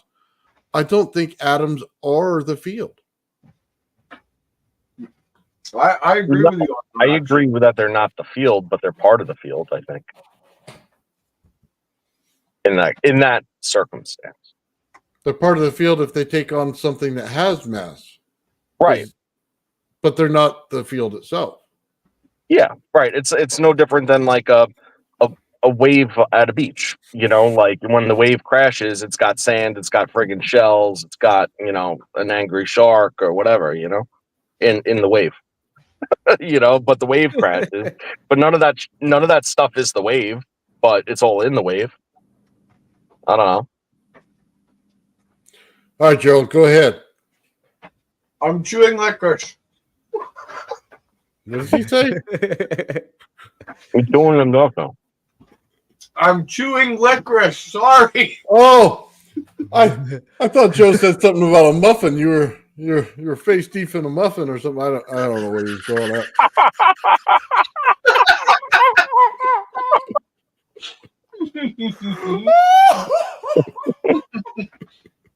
That was a horrible joke. Oh, I like to eat. What can I say? Okay. So Oh, we gotta fuel up. And I understand. I was just eating earlier, so it's all good. oh, you guys got to turn your cameras on. Not fair. Okay. I'll go change my shirt and I'll turn my camera on. Okay. No, I always bring this up because I like out of the box thinking, and every time I create a field, right, boom, it's on. But I don't know if I'm exciting at them. I don't know if I'm pulling them in. You know what I mean? I know the creation of light, it's hitting something, right? So, but I'm never getting mass afterwards when I create the field, and I can create it for hours. So there's no mass being created. Now, can it get to something and heat it up and boil it or whatever and then create mass? Absolutely. That does it interact and pull the mass in like the air? Absolutely. When I cross fields in it, it still doesn't create mass. It doesn't even create the lining that I'd love to see on the outside of a bubble. So it simply produces a field. I would love to see something look like a water bubble on the outside of the fields that I create. It would tell you exactly where they are, but it still doesn't do it. Well, my name isn't Adam, but I sure am excited, Nathan. Oh, man. Yeah. So, all right. Anyway, the whole thing is it's like a kind of a chicken and the egg thing if you get into it, but I don't think it is. I think, honestly, you have mass out there and mass accumulates in a field, but mass that comes into contact with each other that has magnetics that's in it naturally will start to rotate. And I think once it starts to rotate, the field will start to come alive. And then once the field comes alive, then we're talking we got the right two things in the right order. So when the chicken accumulates mass, it starts to rotate. So one of the theories is the coronal mass ejection, or that the actual planets are birthed from the sun. Is it possible? I don't know. I'm not too keen on astrophysics, but I mean, yeah, I guess it is. I mean, it's birthed from a sun at some point in time, whether or not it was physically our sun, like we pooped out of there. You know, I mean, I've heard that before, and I mean, what you're saying kind of alludes to that. Could be the case. So instead of it being like an accumulation of like debris, interplanetary, like intersolar system, like single planet transmutation based on how far it was sent out of the sun and that would explain the underdevelopment, I guess we'll call it, of the big gas planets and the depletion of the closer planets. I mean, that kind of, it does make sense. So what if when Mercury gets out far enough, okay, proposing that it's going to continue to move out away from the sun, does it still accumulate mass at that point? And if it does, okay, because we're talking a scale of like billions of years, okay, not tomorrow. So if it accumulates mass, would Mercury just be the core of a planet?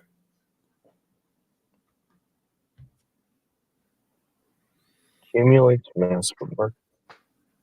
Core of a planet. Yeah. That was kind of what we were talking about. When we talked about the planets. Yeah, basically the core of a planet, like a depleted, a hydrogen depleted mass, more or less. So that's what we get at. Is the core of Saturn or Jupiter the same way? And everything just blew apart, you know what I mean? And came apart at the seams. Will it come back together and coalesce as a planet that's not gas later? We were saying it could go one of two ways. It could either fuse or fizz, one or the other, and depending on which it decides to do, would decide if it would have the potential to become a star, or a pseudo-star, or a planet. Because if one of the gas giants filled with all that hydrogen burned, and went into a fusion reaction, I mean, potentially you'd end up with just a water world. I mean, a noxious one at first, but it could work itself out. So let me ask you this. If you say it's fuel, right? Well, any fuel that I've come into contact with instantly ignites altogether, okay? Or it goes quickly and then you run on your fuel source, okay? Even if it's just the top layer burning. So how does the sun continuously have energy coming out of it if it's the fuel source that actually sends it out?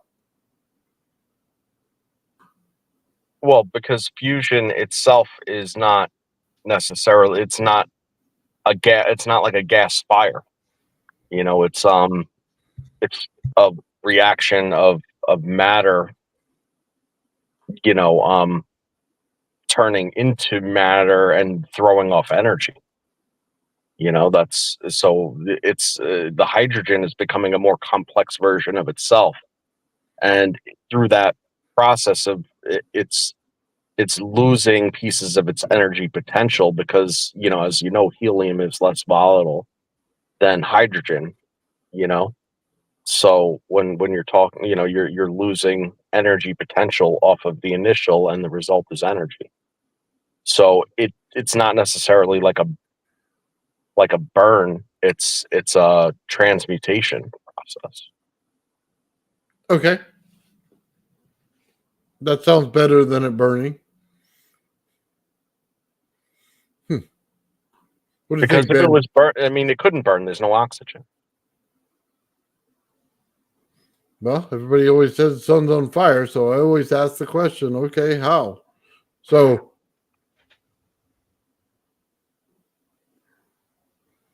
is everybody's mic on? Yep. It's not on fire. The sun's on fire because we relate it to our best analogous thing on, that we're familiar with throughout history, which is you light a fire is hot, the sun is hot, you could feel the heat coming off the sun. When the sun is up, it's bright, fire is bright. When the sun is up, I could feel the beams of the sun warming my skin. If I stay in the sun too long, I burn. If I stay next to a fire too long, I burn. So, it's thinking that the sun's on fire is pretty. Settle this all right now. The sun's an illusion. The earth is flat. There's big heaters up there.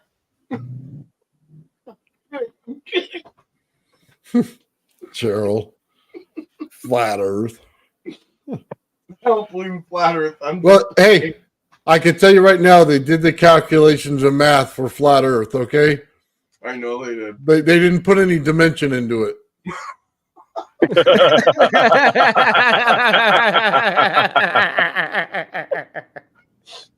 That's not nice.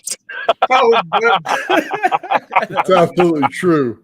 Yeah, Well, if man. you think about it, okay, so all the celestial bodies in our solar system and universe are all, round or circular, but we're the exception. That doesn't make any sense. I don't know. Well, accumulation of mass would make sense if it's rotating. Then rotation accumulation of mass would be easy when everything pulled towards it. So that makes sense for a planet. Like the centrifugal force, or is that centripetal force? Mm, I forget which one is Both. which. I think it Both? would take both to pull it in. Oh, So okay. just on the inside, it's gonna take both. Like a torsion field then. Yeah. That's my thought process anyway. That makes sense. I mean, it's all fractals of the same phenomenon that we see, Yeah.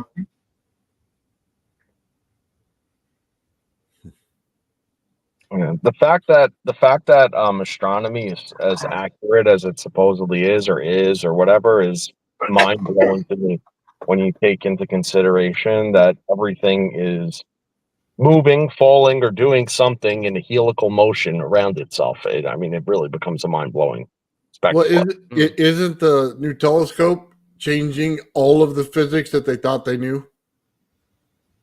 Yeah, that seems to be the case. Still, stubborn minds prevail because, it just astounds me that all these people talk about, how incredible, like ancient cultures were in their knowledge. They couldn't know certain things about our solar system, but they were dead on, like the Mayans had advanced mathematics beyond their, and then we just call them savages. We don't see like the potential that their societies actually had. You know what I mean? What if they weren't savages? What if They one weren't. point that those races were actually highly intelligent and they went through a polar shift? I And because believe. the magnet went. Think about a magnet going over a hard drive for a computer. It wipes memory, right? Right. Well, I believe the Mayans specifically, they weren't savages, but during the end of their reign, they were faced with dire situations regarding agriculture. They were struggling to get food. They couldn't Yeah. grow their crops. They were in a great drought. And when people are struggling like that, they turn to sometimes violence. And maybe they were, struggling to come to terms with that in some way. And that was the end of their civilization. Who knows? But I believe they were very, very sophisticated. Oh, absolutely, man, without a doubt. Mm-hmm. What is advanced anyway? Like, is advanced your LED That's a TV good and being question. able to Yeah. and being able to watch some liar basically pretend to be somebody else on it? Like, is that what Advanced to be I great. guess in this context would be the understanding of our reality. right, exactly. So there's a very good chance that they were highly advanced, but Hey, we just got Crip.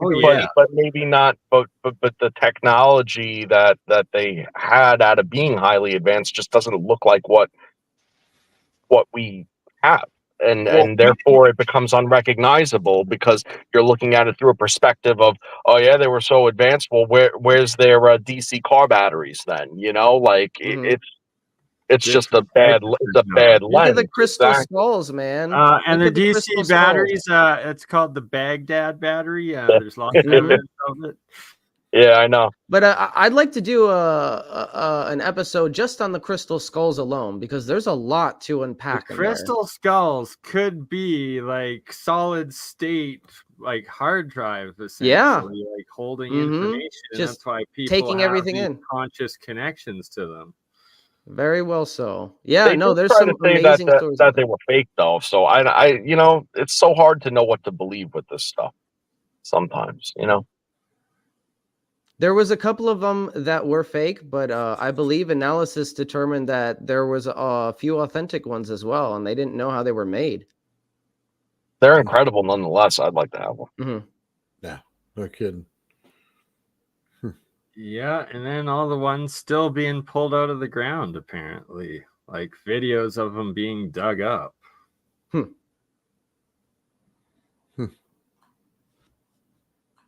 Yeah, it's just so hard, like when you're in this level of fringe thinking, like I always feel like I need to discern hard as to what I should choose to subscribe to. And it's like anytime there's like motive, for somebody to make definitely a be buck, skeptical, but it is it is an interesting topic that I'd like to cover just because Absolutely. I like to separate some of the fact with the myth and get to the bottom of it. Maybe we can crack this thing, and determine for once and for all if they're just a bunch of nonsense or if there's something really going on here. I think we can do it. I think this team has the ability to do stuff like that. And maybe that's a good topic for an episode. I don't know.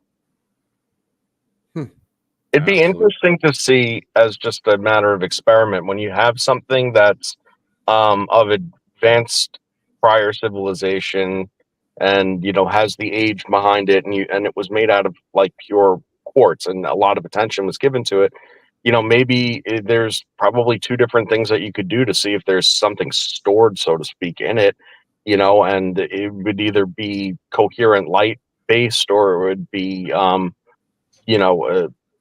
through some kind of auditory right?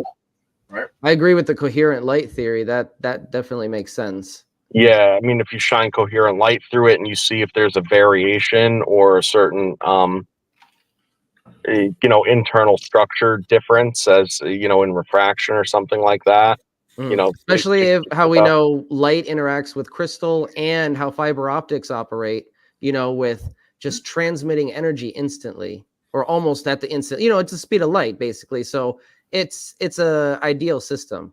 All the elements are there. It could also be a storage device to put information in, and we don't resonate with it, so we can't pull the information out of it.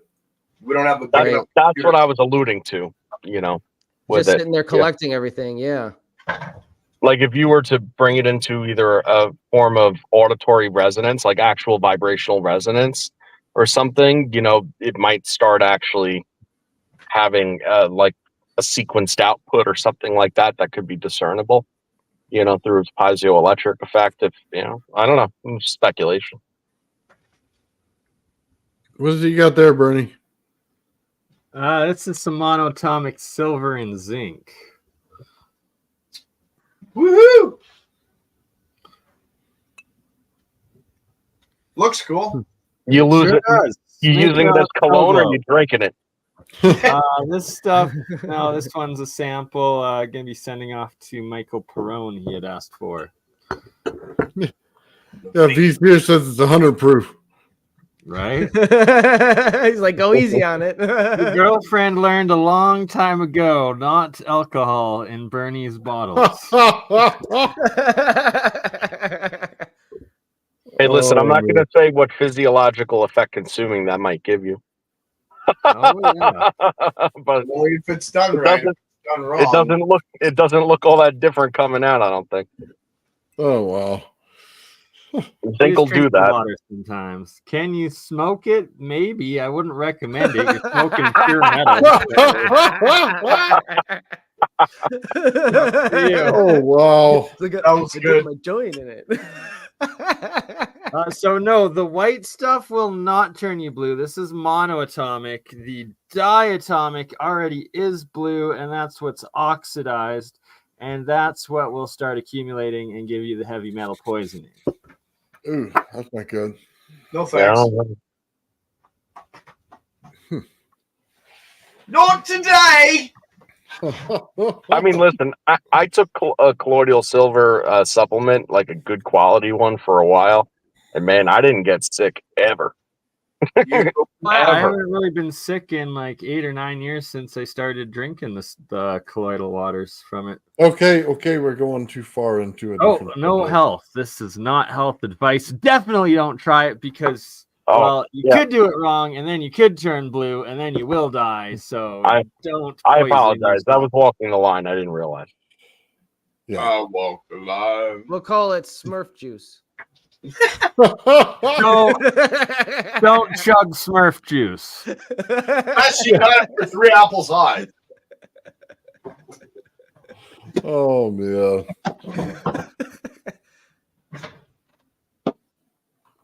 No implied effect. Yeah. Let's not all talk at once, all right? Yeah, it's going quiet tonight every so often. You know, like, what's going brain dead. on? I gotta say, like, just leaked out of my head, and I got nothing. I'm trying to just not talk over everybody. You You know? mean to let somebody else get a sentence out? Yeah, that's it, man. I'm trying to be my better self. That's so great. I never. Mushrooms in space. Wow. Yeah. Yeah.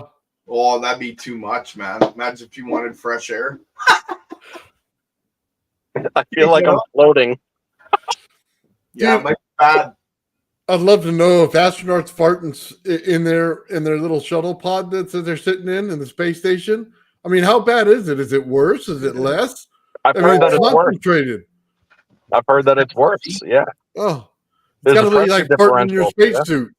Well, it's a No, free they have heat. a little exhaust Free in the back. That's how they propel themselves in their spacewalk. That is free heat. Right. If they want to put the afterburners on, they just hold a lighter up to their ass. Right? See? You got it. You're talking plasma going out there. Yeah. Oh It's the man. burritos, man. Keep it away from the oxygen tank. It makes a week of burrito. That's awesome. Oh man.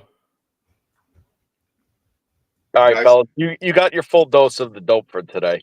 I heard that conversation. I was going absolutely mental. I was like, listen, I don't know shit, but let me tell you what I know. Okay. Well, that's fair. Duly noted. Well, you gotta keep the wrong. conversations Always fresh. glad You know to what I mean? Yeah, that's always awesome, glad to have Joe. Joe on. I Yeah. like Buck Joe. Joe's awesome. Thank you. Right on, guys. Joe. Thank you. Appreciate you. Much Catch you later. Joe. Later, Joe. And thoroughly enjoyed that hemisync left brain, right brain episode you guys did 2 days Oh ago. yeah, it's fascinating, wasn't it? Really was. Been working on covering and doing some research into the hemisync and binaural beats with the Science of Sound series I'm doing, and gonna focus on that again in the next episode for sure. I missed that one. Oh yeah, it was a good one. We did it on Sunday instead of Saturday. Yeah, I missed it too, but I started watching it. I didn't finish it. Did you do it on YouTube or Rumble? It was on YouTube. Oh yeah, okay. I'll have to look at it. Yeah, it was really good, man. So Yeah, that's Yeah. part of the thing that I wanted to talk about with the pyramids. It goes into that. It's part of it. Well, and did you guys see the Chinese satellites that found these giant plasma formations, I think they called it, above the Giza pyramids? no, I haven't. That doesn't What do you surprise got? me at all. That's awesome. Yeah, it was like a brand new, it came out like a month or two ago, finding of these just giant plasma formations in the upper atmosphere above the pyramids. And then also on, I think, Midway Island on the opposite side of the world. Very fascinating. Really? That is fascinating, actually. Yeah, maybe they're running that particle accelerator in the ground. It's having adverse effects above it. All right. So one useful thing for Bernie's Smurf juice is the salt water with the oxidized copper. You can spray as a disinfectant, just the water, and it works very good at disinfecting. But, you know, that just goes to show it kills everything. So if you're going to consume that, you're definitely going to kill yourself. Yeah. So don't. That's Just right. no Smurf juice. No smoke just for you. I have to do that. You know the soup N guy? Oh, I can't even talk about that because of his freaking name. Man, it's so freaking and I can't say that word either. Handicap. Okay. It's so freaking handicap. Posted You on can't say that word. regarding right? a plasma bubble. You're not talking about Mr. Schlong again, are you? No. What was his name, Mr. Hung? What did you call him? Mr. Hongdong? No. You're not gonna talk about. And then No, I ain't you're talking funny. about You're nothing.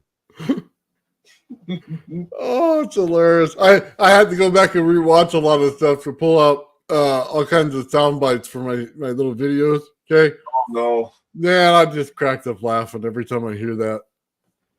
Yeah, there was some. You have some material sitting in the background that you haven't used yet. Just wait to see how you put it together. Oh my God. Did you see the one I did on Jeremiah today? Yeah, I was laughing at it. I was laughing. I hope he has a good sense of humor because I found it absolutely hilarious when I made it. He's usually pretty good. Me and him have howled a few times. Right? It's all about being able to laugh at oneself. Yeah, absolutely. I laugh at myself all the time. I wake up in the morning, look in the mirror. Fuck, I can't help but laugh. Sorry, I shouldn't. Angus Wengus. Angus. Yeah, I do that all the time in my old age. She's just like, you're nuts. I'm just like, yeah, well, gotta have fun with life. It's short. You never know when's your next day. Could be your last, right? Oh man, it's so Check funny. that guy out, Angus Wangus. I know it sounds funny, but his name's Mr. Angus Wangus. He actually is a Tesla coil junkie. It sounds like Benny Hill or something, man. Or there's a British show that always has that on there. My son watches it all the time. There's a few. You talking about the one with the hotel? No, that's old. No, there's some guys that go around and they have this jokester channel. It's British, and they talk about I don't know. The guy wrote the word dick wrong on the side of the building in, you know what I mean, in Greek.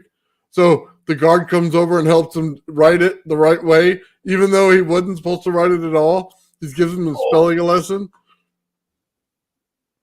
Yeah, I just can't put my freaking tongue won't say the damn title of the show. You're not talking about Family Guy, are you? No. It's 1980s. There you go. So different altogether. But I watch a lot of shows, man. I'm just brain dead. I just can't think of it. Like Fall Guy. You ever watch Fall Guy? Oh, absolutely watch Fall Guy. I got the series. That's a really good movie. I just watched it actually the other night. Oh, I didn't watch the movie. I watched the series back in the 80s. Yeah, the old show with the old guy and the blonde and yeah. I have the series sitting down there. I was watching it the other day. It just made me think I was thinking, yeah, he could be the Fall Guy himself. I watched what was it, the $1 Million Man or whatever it was called? Oh yeah, Steve Austin. Yeah, they could put them back together. Yeah. What did they call him? Yeah, the $1 Million Man, I think it was. Yeah. They had like little action figures of Steve Austin, right? Yeah. The Bionic Man, they called him. You can move his arms and stretch him and stuff. Hilarious. Oh, Benny Hill. Benny Hill. Yeah, Benny. Yeah, I remember watched that show. Yeah, when I was younger, I watched that show a little bit. That was a 3 o'clock in the morning show because they couldn't put it on at any other time. Absolutely some of the hilarious crazy stuff he did, right? Yeah. That's what we need. We need a Barney Hill show. You hear Barney that, Bernie? Bernie Hill show. Oh yeah. Wouldn't be the first time Bernie's been a Barney. That's funny. I might have an inner purple dinosaur within me somewhere. There you go. You're wearing a purple sweater, aren't you? Or is that just the color of the light? That's just the reflection. It's actually black and white. Oh, that's cool. That's cool. And the matching pants. Oh, there you go. He's styled. Full track suit. There you go. G. The wife bought it for me. I'd wear a full tracksuit, but they don't have anything in my fat ass size. I'm kidding. I really gotta stop swearing. Nathan's gonna have me for lunch.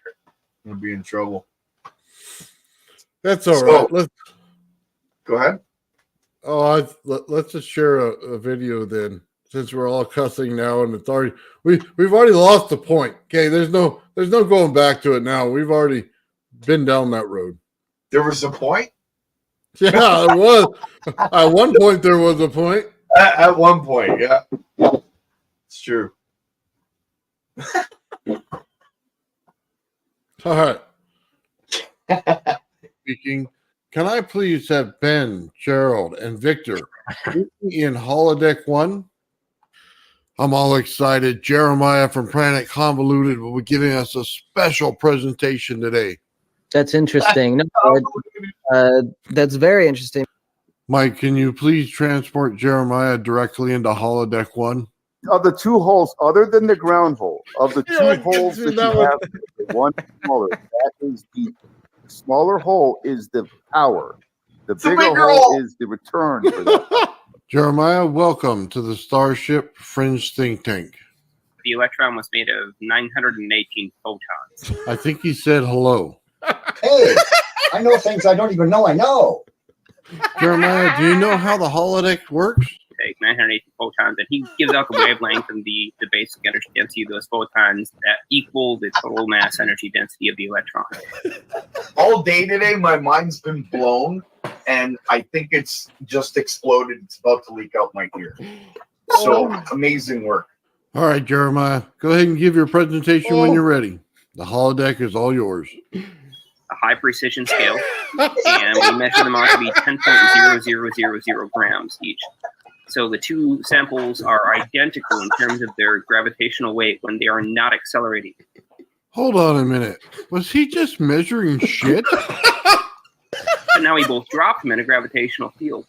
The isotope will rise up in an enclosed box compared to the non-isotope, which will fall at the same rate as the steel box. The reason for why is that the electric field has an effect on the localized region of space-time surrounding it because it is not balanced out by the correct amount of mass from the neutron. And so you end up with, in this case, what Brown calls an inertial isotope. I can't believe I'm watching this. Now he's dropping shit in a box. There's been tests to show that there's purity violation and equilibrium violation using different elements that have different isotope ratios. Oh, dude, thank you. Because of the, I wiped it out, darn it. Because they're falling at like a different potential in the sense where they have different potential in time because they are different elements decaying at different time rates. No, basically what you're saying is, yeah, if they're decaying, then they have a dispersion or, you know, there's basically a damping factor. Yeah, you could smell it at a certain threshold, but it could be putting out a low level without notice. I mean, I did start to smell something off the green coil. Oh my God. The holodeck is literally covered in shit. All right, Jeremiah, I think that's pretty much enough for this presentation. Yeah, regardless, this idea that there's this damping factor. I'm sorry, man. There's no dampening this. It smells like shit in here. And you turn that gradient of energy into a dispersed field. You end up with two very different forces in terms of your field vectors. Yeah, I can't breathe in here either. You have literally exploded the holodeck with crap. So your gradient of energy has a trajectory moving from one direction to the other. Oh my God. He's just not stopping. When it splits apart, that gradient that was pointing straight upwards. Mike, emergency beam out. Oh man, Holy kids have a little fun. Evac. Oh, it's just so funny because he's so serious when he comes on and it comes out so fast. It's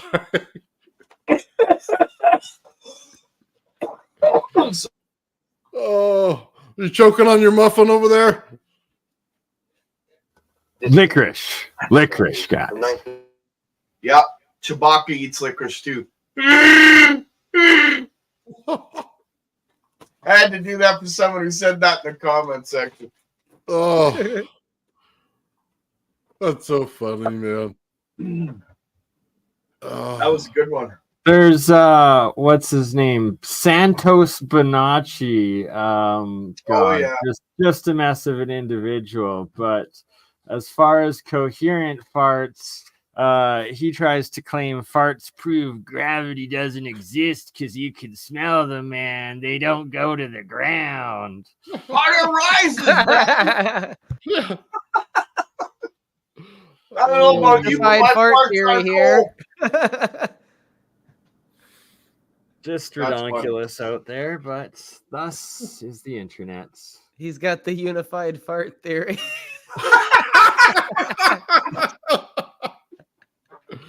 Oh,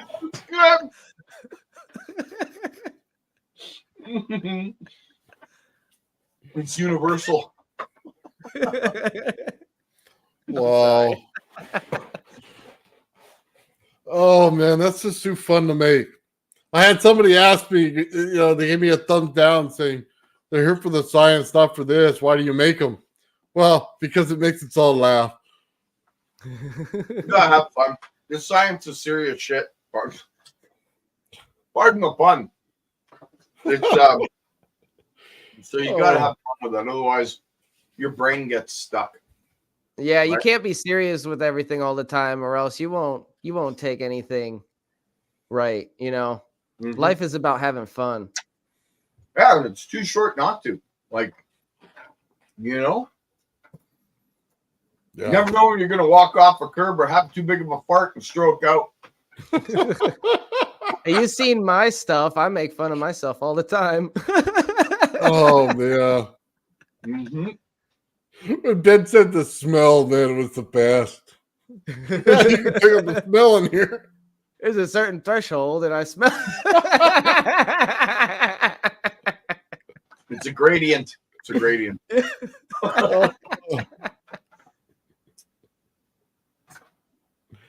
Yeah, I don't know if Jeremiah has seen it yet. He's got a pretty good sense of humor, though. Oh, well, if he dislikes it, I'll take it down. I just think it's funny. I hear you. I just think it's funnier, though, too, that he was in that suit. Because I gave him the bad guy suit from the Star Wars show. Yeah. Ren? Yeah. So he would look more proper when he was sitting there instead of a Star Trek suit. Yeah, absolutely. There. I thought it was awesome. Have you seen him in his magic hat with his wand and his long coat and stuff? Yeah. You probably like what you put on him. I got a hat for him. I still have Gas to send and plasma define gravity, and it has to do with buoyancy, I suspect. As well as electrogravitic. That's part of buoyancy. Yeah, somebody mentioned the electric universe theory. Mm-hmm. Well, it would be different than that. Yeah. Slightly. What we were talking about earlier, yeah. Yeah. Yeah, the electric universe theory is interesting, but I don't think it encapsulates everything. No. Otherwise, it would define anti-gravity or gravity itself. Mm-hmm. I don't think they do that in their theory. Walter Thornhill was a smart man, though. Welcome, Sean, Taryn Earthling. What's going on, Taryn? Yeah, Sean. Yo. So I have Speaking in third person only tonight, are we? Oh, I'm in many persons. Time's not linear. Circular. Well, it's yeah. Well, anyways, I found a really cool document. You guys can hear me, right? Yes, sir. Okay, so yeah, I found a really cool document from the early 1900s about how radiant light has mass, has weight. Let me see if I'm going to click the present button, so just give me a sec here.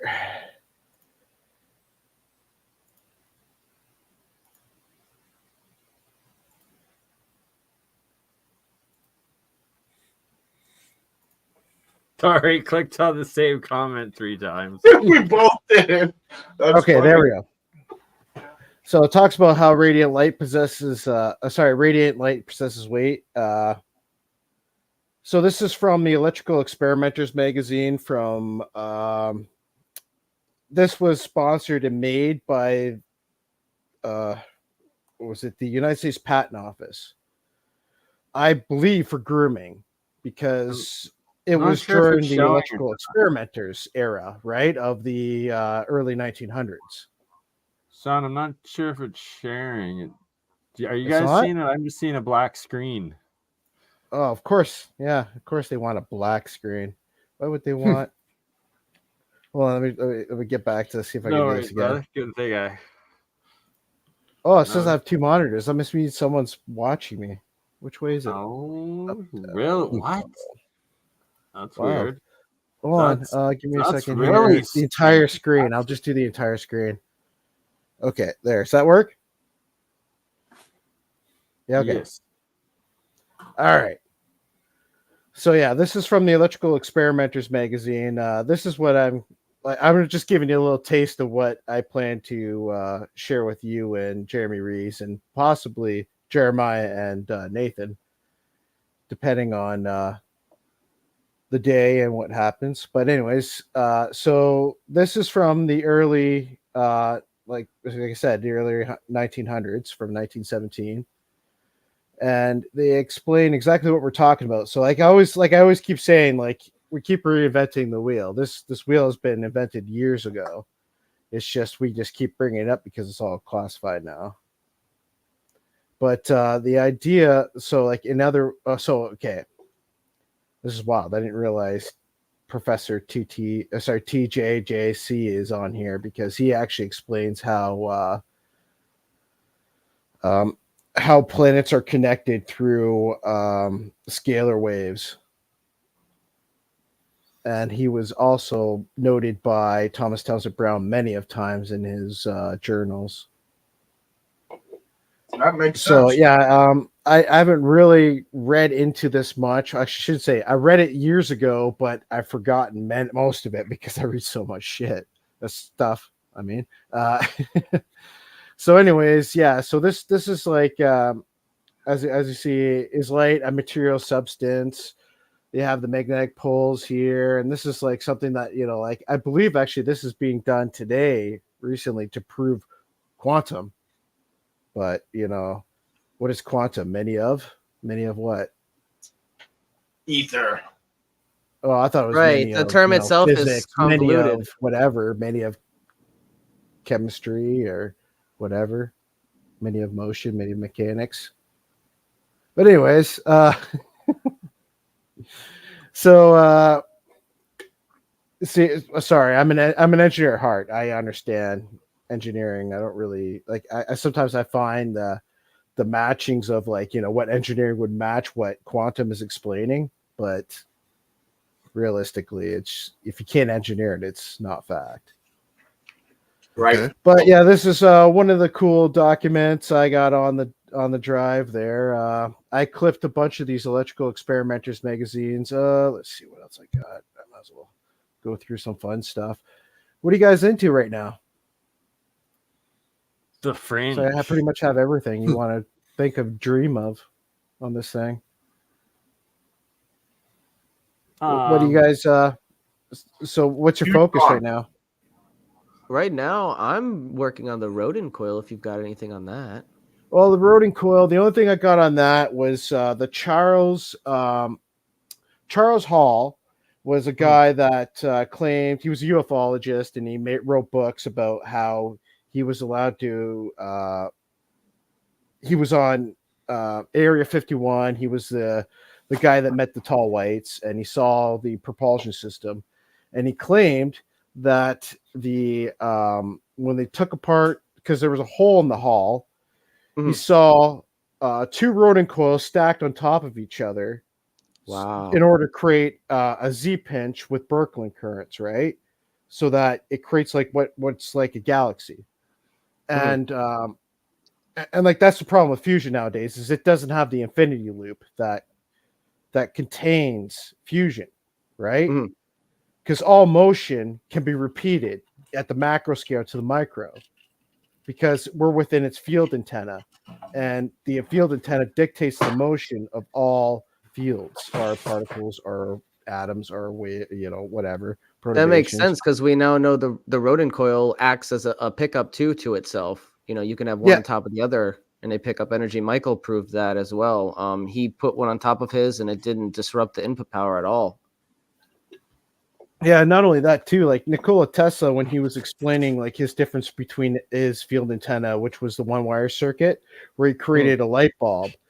And I've explained this before, whereas the light bulb would create this one wire circuit where it would hit a target, become capacitance to the target, but it would travel back through the light wave as a circuit, like as a wire, and go back into the circuit and back into its ground, instead of having say a closed loop X-ray vacuum tube.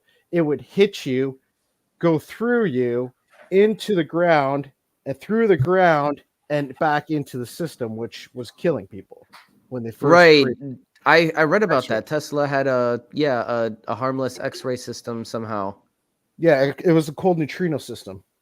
Cold That's what neutrino. he called it. Well, he didn't call it that. He said it was producing faster than light, which is what we call neutrinos and neutrino light. But actually, it was a cool thing. I was actually watching Star Trek, and Star Trek was talking about Deep Space Nine, where this guy at Quark's, he was pestering Quark because he went and rented another building with this device that would control. It was like a gambling device but what it did was it controlled the neutrino spins for was it probability? I believe it was. And what happened is that it could control luck that way.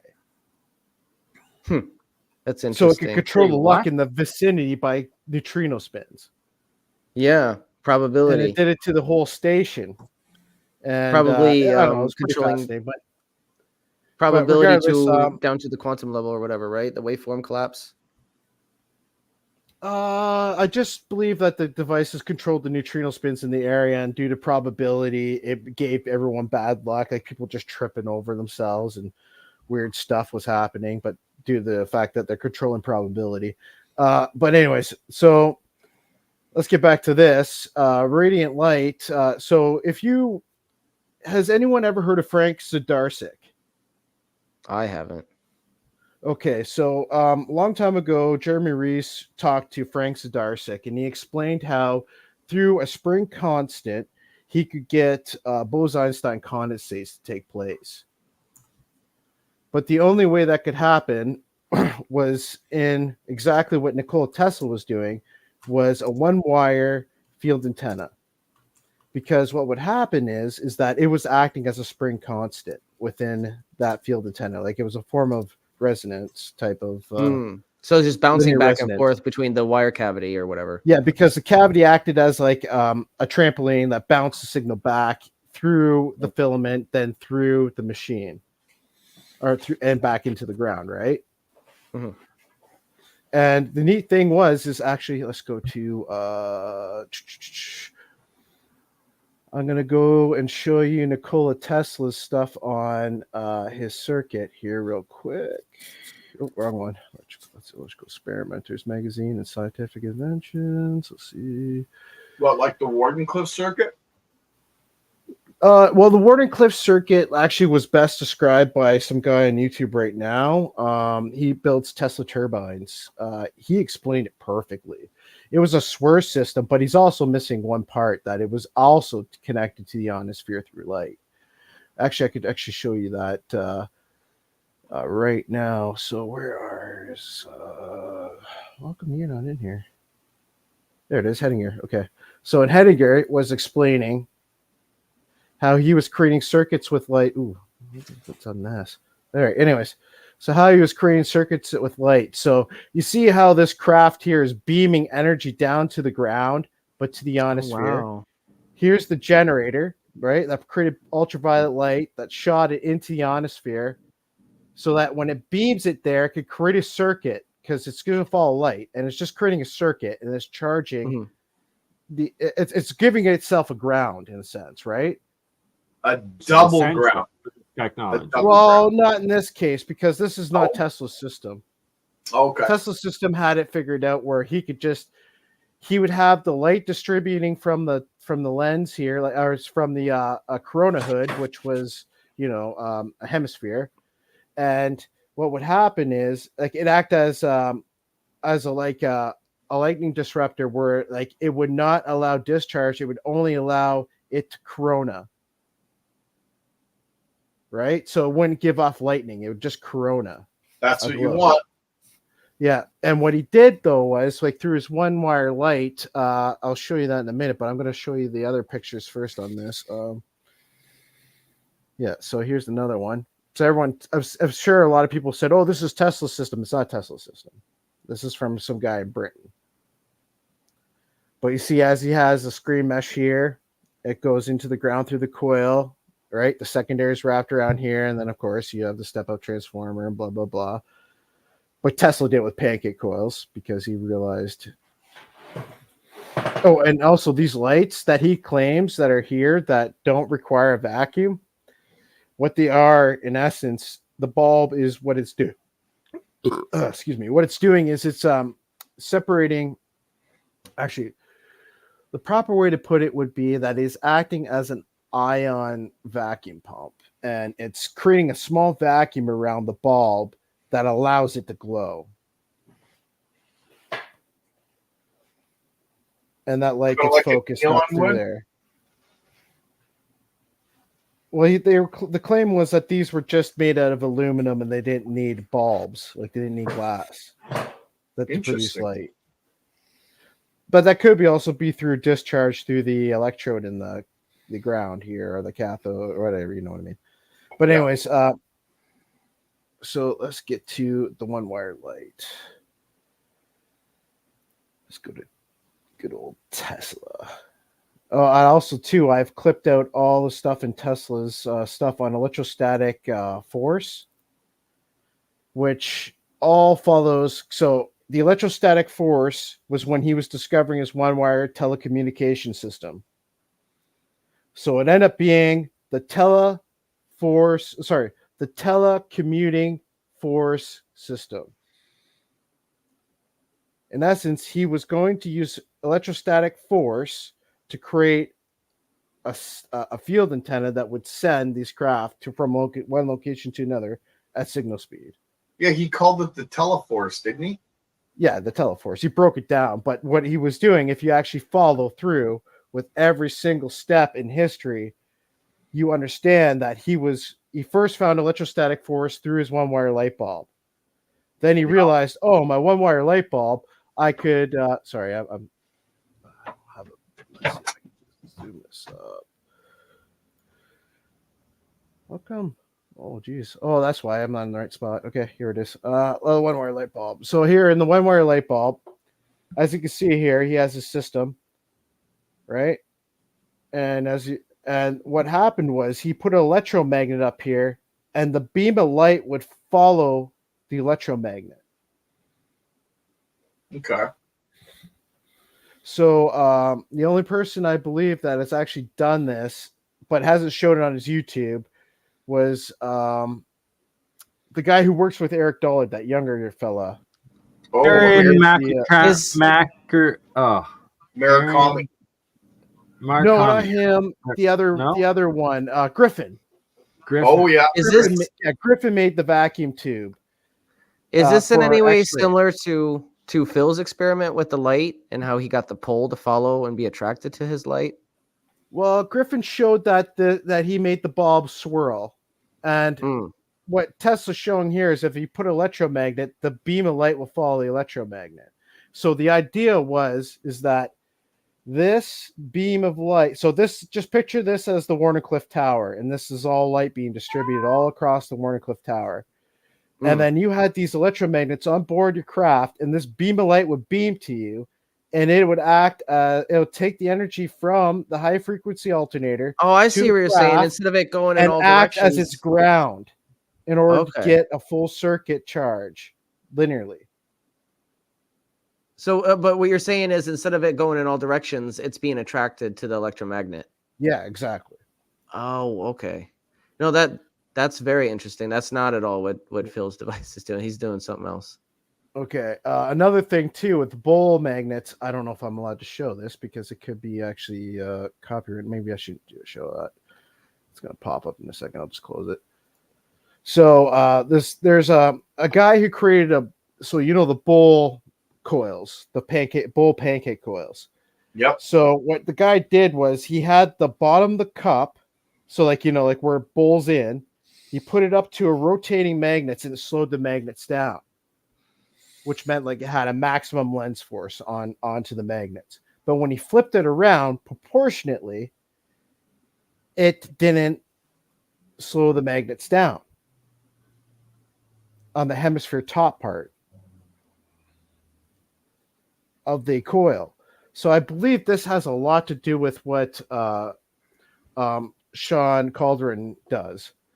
But anyways, like I said, I have to actually go through with a bunch of you guys to figure out what is a copyright and what isn't, so I don't give you guys any strikes. Appreciate that.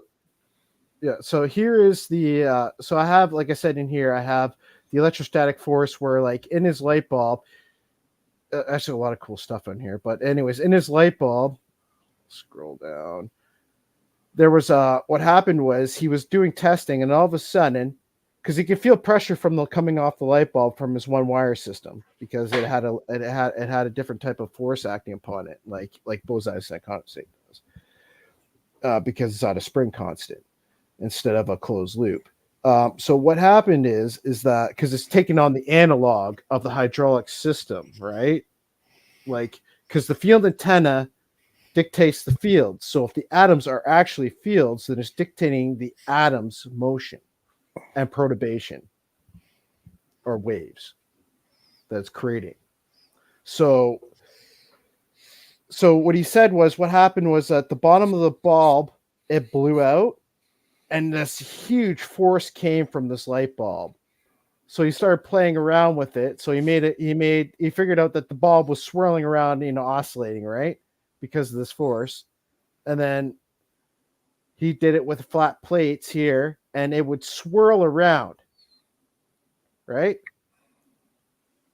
Now, and I think actually this is a lot to do with Alexi's type of craft. I believe that Alexi was using the one wire circuit. He just wasn't telling anyone. Because I'll show you another cool one here. Where is that? Oh, nothing's in the proper thing to show me if it's where's the image files? Tesla, what's this one? No, that's not it.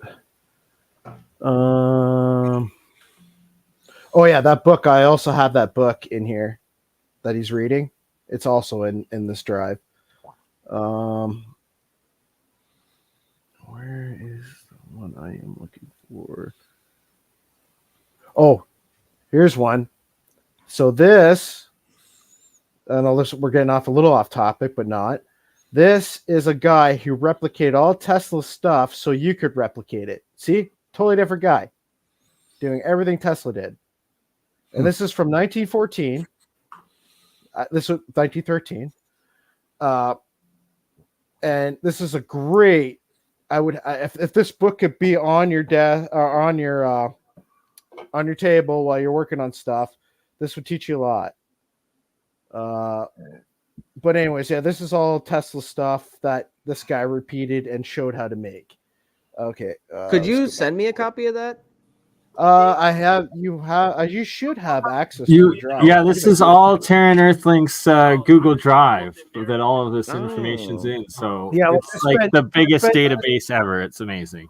Well, I much spent appreciated. 12 years straight in like a trance type form where I call it going with the flow of the universe, right? Because space is moving. And I realized that, like, I go into these states where it would just come to me. And not only that, like when I was with Jeremiah, talking to him all the time, like I used to talk to him for years. We talked every day. And like, I would just get the stuff and present it to him. He's just like, well, that's what I'm working on. I'm like, okay. You know, those type of things would happen all the time, right? But anyways, so let's see here. Where was I getting at? So the one wire system.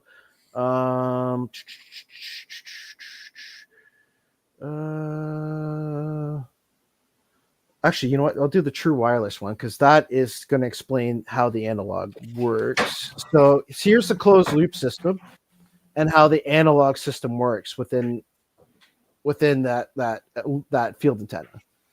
Because every circuit is practically a field antenna alternator. I like that. So realistically, it is. That's how like even like if everyone thinks, oh yeah, you know, everything's safe, you know, my computer, blah blah blah. No, nothing is safe because anything can be picked up by a field antenna and read, especially when it comes to RAM, because then RAM can be read as well. So here he is with the one wire circuit. So how he explains it is that, like I said, it goes from the ground into the armature through a friction device, which is the filament, right, to create light, and hits a capacity, bounces back into the friction device and back into the alternator and back into the ground. So if you were using, say this light, sorry, let's go back up here. So if this light beams out and hits you and acts as a capacitance, it'd beam back into the system. This capacity would shove it down and back into the ground. Whereas in a closed loop light system, the beam of light would hit you, drag into the ground, and try to reach this ground from wherever it is hits you from, and go back into the alternator. So it's going to go through your entire body instead of you acting as a capacitor and bouncing off of you. You understand what I'm saying? Like, this is the difference between X-rays in a closed loop and then the X-rays in an open loop. And that picture I showed you before of the Tesla light bulb, all it is the Tesla coil with an evacuated bulb on the top, or the pancake coil one, right? Is pancake coil system. If you create an evacuated bulb on the top of that antenna, it would act as the filament. And whatever else is out there would act as capacity and bounce back in. That's why sometimes he has a flat plate in some of his stuff. Okay, so let's get back. We got Sean inspired here. All right, so let's see. One wire. I got the system, electrostatic force. What's this one? Okay, so this is his writings. Yeah, so this is hundreds of pages of his writings from his alternator right to the one wire system, to one wire light bulbs and on. Like, it's actually very good. Where is? I want to show you the one wire solenoid coil. It is the most fascinating thing ever, and I think that is what's happening with the Cherkov device. Well, coil me intrigued. That's it, right there. Let's see if I can blow that up for you guys. All right. Is it transformer? I'll have to shrink it down just a little bit more. Oh, son of a gun. Oh. Okay, guess not. All right. So in his transformer, so this isn't quite the one wire circuit because he transformed. So what he did, actually, if you go on to Tesla Tech, there's a bunch of guys on there that explain in detail how he actually created systems. And this transformer is a coil, two coil. Actually, I really can't explain it because I don't want to mess it up. But anyways, so this is his one wire system coming out, and he's wrapping around the coil, and then he has a suspended plate. So you could do this with his one wire circuit that he uses for radiant energy or transmitting signals. So if you took it right off that and you wrapped it around this coil on an iron core and had a plate, you would see this disc would rotate, right? But if you turn the disc the other way, wouldn't it push the disc? So I think that on the arms of the Graviflyer, where the bolts are, I think he wrapped coils, like just one wire wrapped around each bottom and end, like the Rhoda system, right? So let's go to Rhoda real quick here. Okay, EHD, Rhoda. Was that an MHD? Shouldn't be an MHD. It is an MHD. Why would it be an MHD? Okay, sorry. Don't mean to chirp to myself here. MHD. Rhoda. That's just thinking out loud. Yeah, all right. So, okay. So this right here, I have the patent for it, but you can't get it from the patent office. And it's in Italian. So we need someone like Jack Serfati to translate. So anyway, Hear that, Jack? We need you, Jack. We need you, Jack. If he's done bitching yet. Jack and the giant Jack, beans. you're our only hope. Anyways, so in here you see in the actually Italian patent, it is the exact thing that is inside that article, whereas the French one is a little different. Help me, Jack Savardi, you're our only hope. Oh, that one Twitter redo, like meme video, was just so good. Sorry. No worries. All right, so here's the French one. Okay, so what he claimed is that the middle's negative and the top and bottom are positive. So what he was doing was exactly kind of like Thomas Townsend Brown, except that he didn't have the coiled solenoid antennas. And I believe these are acting as like a pinch. What does they call it? Flux pinning? Yeah, something like that.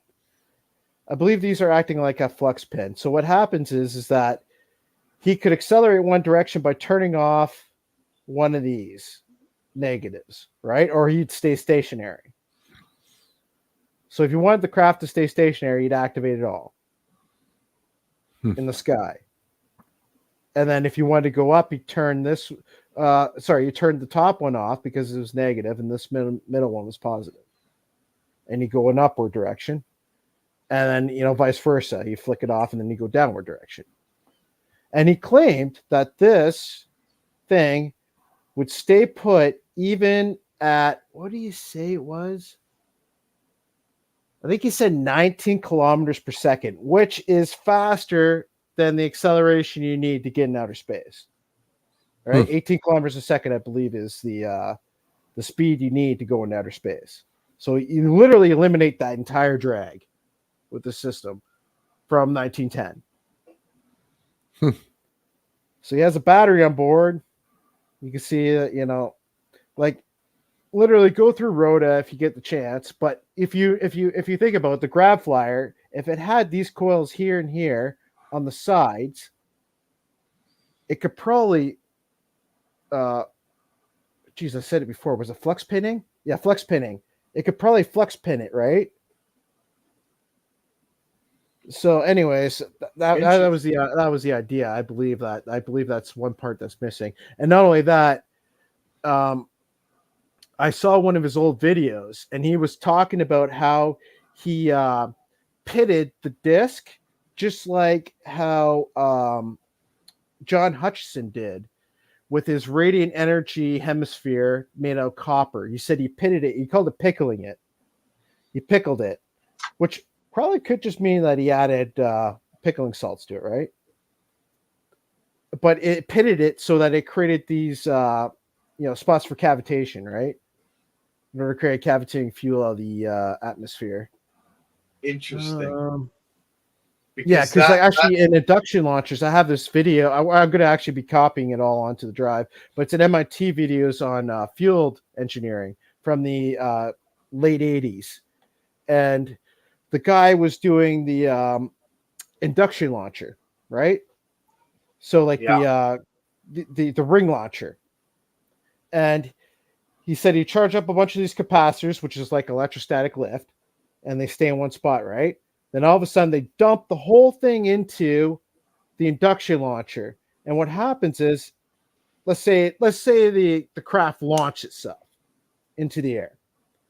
But what a lot of people don't realize is that exact same system is used for magnetic braking.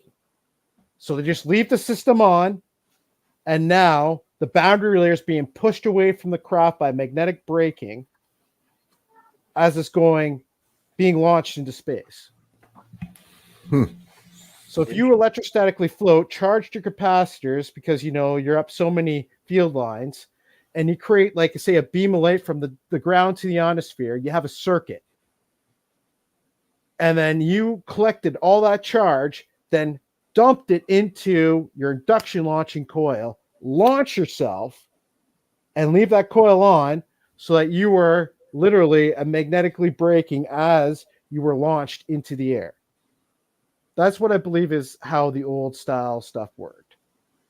And the reason why I believe that is, was it you? Yes, it was the G engine guy. So let's go to G engines. Also dug up all the other stuff, like even some of the. So yeah, here's the magnetic braking system. So the armature is stationary. This is obviously the coil, and that's the magnetic braking system, right? Mm-hmm. So an induction launcher, a plate would be across here. Now remember how I explained to you how the lens forces change when you have a curve. Yep. So if you created, say, like a trumpet coil, right? Like instead of a pancake coil or a hemisphere, you create like a trumpet coil, right? Like, it's all inward. Yep. The exact opposite of the top. If you had that and you had a curved plate on the top, what would happen is the maximum lens force would, for launching, would happen in here, right? And then on the top of the disc, what would happen is that the magnetic field would act upon it, but it have less lens force on the top. This creates the differential to have a force in one direction. Yeah, but it only works if you curve the sides of the center plate. It only works if you curve the disc to remove the lens force. So that's what we all don't want to see, but it's right there in front of us when you look at his gravity flyer.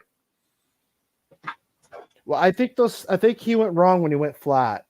I think that's why it's a struggle for that thing to lift off. Believe so it or much not. easier when it's that's bent. just a belief, though. I don't know if that's a fact. Well, you could take a positive in the center of say you build it into a lifter, right? Put the center, your positive wire, use earth ground as a bottom, and it'll lift. So as you see, the G engines are coming as good old Mark said, or what's it, Mark? What's his name again? Michael Schratt. Thanks to him, I actually found this.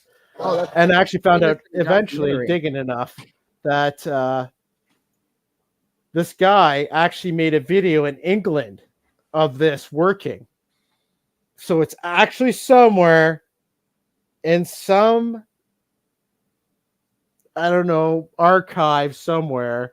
There is an old black and white video of this working.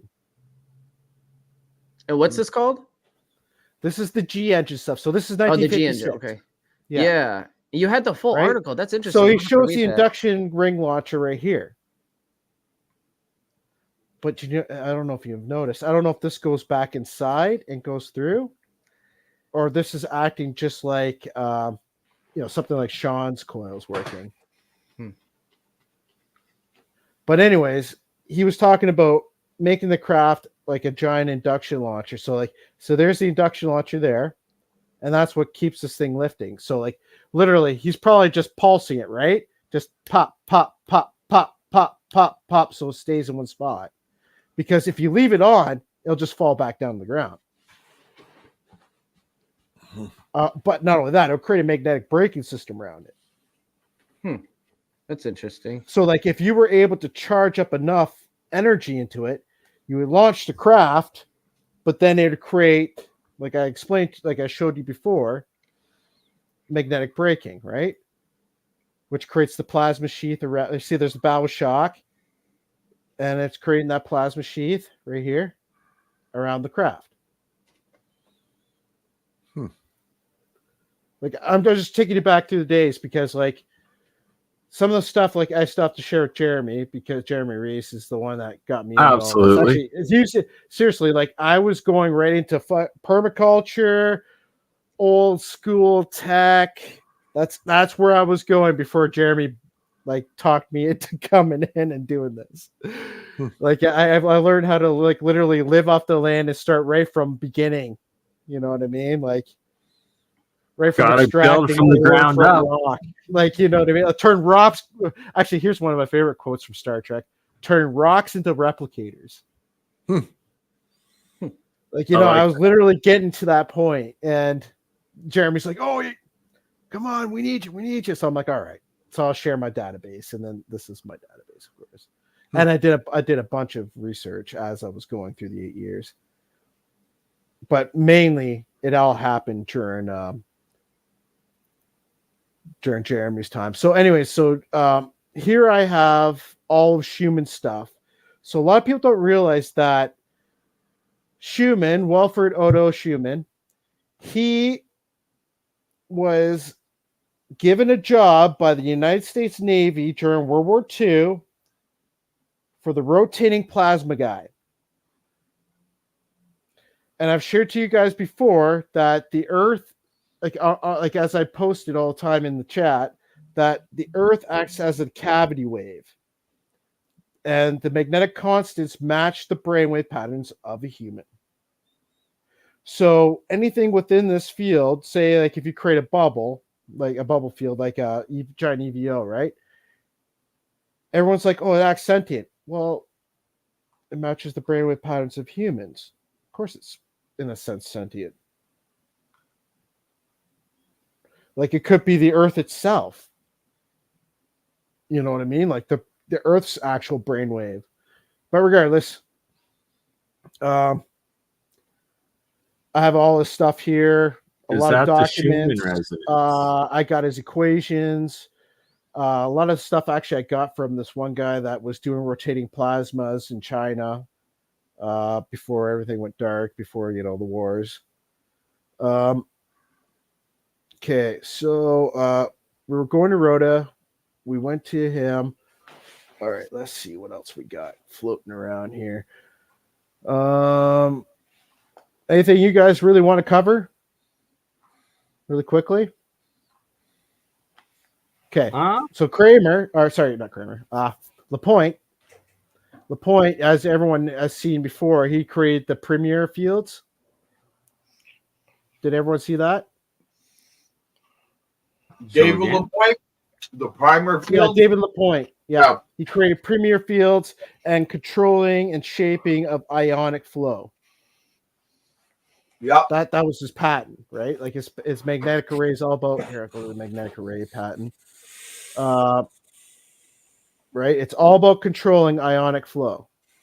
See, oriented ionic flow. Coherent. Nice. Right, because it's ions in motion being controlled by magnetism. This is in essence is practically a magnetodielectric, but it isn't because it's not creating the magnetic field, right? Because ionic flow can create magnetism. This is shown by free electron lasers, where free electron lasers will create multiple Tesla fields, which I also have all the papers on. This is the same shape that we have to use to get larger objects to levitate with acoustics. Well, if you remember I hate to drop the name, but you remember Ken Wheeler stated that the only way you can get anti-gravity is by creating a geometric field around the craft. So if you were to create those starship coils and you bold them, you'd be able to create a field outside of it that would take on that geometry because it's going to follow it, right? It's a field antenna. It's going to follow the flow. right? Because you're going to create the circuit that creates the flow. Right. Like an old man Bills gets it because I know, because he understands like how they act like that, right? It's like a pressure thing. It's like hydraulics almost. It's like taking it in and it's changing pressure. It's a pump. You know what I mean? Like and the coolest thing is actually, which I'm going to teach you guys tonight, is that actually I'm going to show you right now. Why not? So I'm going to show you the electrostatic printer created by NASA. And it doesn't have to be in the weightlessness with space. All right. NASA. Got a lot of good stuff from NASA, actually. Oh, and NASA, I have the 1950 stuff for from Disney. Did any of you guys see that yet? NASA did what now? So NASA worked with Disney in the 50s with Warner von Braun, and he talks about electromagnetic field propulsion craft, which look identical to flying saucers. Yes, I in remember a seeing that. cartoon video made by Disneyland. Yeah, that one's only shown in the park, probably briefly. No, well, briefly, but it's in 3 videos. So like one goes, they explore space, they explore the moon, then they go to Mars. But what I'm saying is probably not something that appeared on television or anything into a wider population. It was probably restricted to just a limited group. There were some videos from Warner von Braun. So a lot of people don't believe in David Adair, but I do. And David Adair said that he had a video from that he found in the archives when he worked at NASA that kind of just rolled out from nowhere, and he kind of just picked it up. And he's like, "Can I have that?" And the guy's like, "Yeah, take it." So he took it home and looked at it, and he said that when they took moon dust and they sprayed it on corn, it turned into, like he said, it looked like something out of Aliens. He said that the corn was just huge, and like the veins in the roots looked like giant blood vessels coming out of this thing. What? He's like, this is the power of moon dust. I think that was I guess they never got to show it because the way they built the video was like for Disney, right? Where they're teaching kids. But anyways, let's go to the good old juicy stuff. Oh, I don't know if this is copywritten or fake. Did anyone see this? Never see it. I've never seen this. So that's the backside of the moon. And by the way, that's the glow of helium-3. What? In case anyone didn't know that, that was a glow. That right there is a glow of helium-3. Or a city.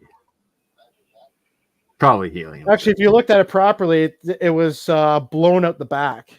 Hold on, let's see if I go. Let me see if I could skim to the right spot.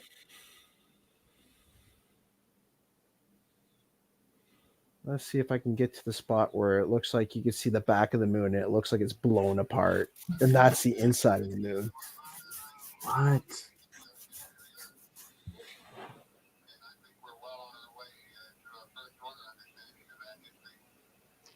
If there was, we would never know it. We don't see the dark side. Yeah, this is before the moon landing, right? 1968. They claim. I don't know if this is fake. This could be fake. Could be. Could be fake. I always throw that out there. You never know, right? Yeah, specifically the camera movement looks weird to me, but I don't know. You know, it will require some analysis. Like if you're a guy in the painting around inside a small window, it kind of looks like that, but you don't know, right? Oh yeah. Oh, no, if you you're look right. carefully, that almost looked like it was blown out. Yeah, see, look there. That looks like there we go. the back of the moon is blown right out. Wow. You know what I mean? And that's the inside of the moon. What? That's so weird. Yeah. It's like this dark, just black hole. Like, could you imagine the scare? Everyone is just like, oh man, the moon's blown apart. It's going to fall apart and crash on Earth. Well, it hasn't for billions of years, so I don't think so. Could be why it echoed like it did when they when they launched the vehicle and heard the ring. I hate to interrupt, but I gotta take off there, Nathan. Or maybe All right. the moon Yeah, itself so- opened up. All right, Gerald. Thank you. Guys, Later, you have a Jared. great one. Yeah, catch up on some of this later, Gerald. I got a couple For of things sure, I I got to will. share with you. Anyways, I want to share with you a bunch of the Thomas Townsend Brown electrics that he made, and I wanted to show you the side rail radiation batteries that could be made out of concrete, made out of the type of elements that we're talking about, and it's very plentiful. Absolutely. Thanks a Yeah, lot. like what he did, the neatest thing he did was that he took like what had side rear radiation was the only things that have that is graphite. What was it? No, it was granite and what was the other one? Granite and basalt. They're the only two elements that I'll keep that in he mind. found had side rear radiation. And how he did that was he took the rock up to electrodes and he stuck it in inside a telescope, and then he pointed it and he found the center of the galaxy, because side rear radiation comes from the center of the galaxy, and those are the only two elements that he found that did that. But yeah, I'll talk with you that later.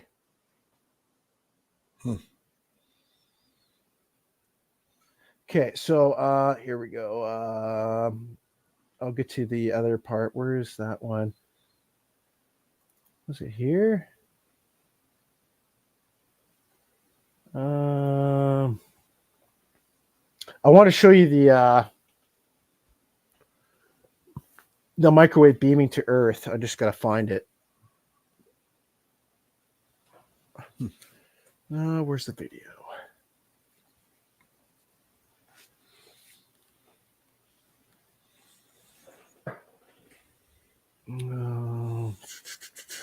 Must be in this one. Yeah, all right. I found it. Should be in here somewhere. There it is. Hold on, I gotta.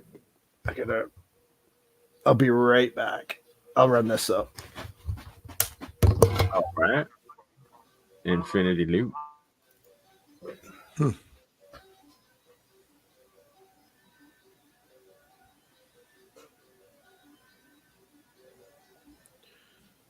Huh.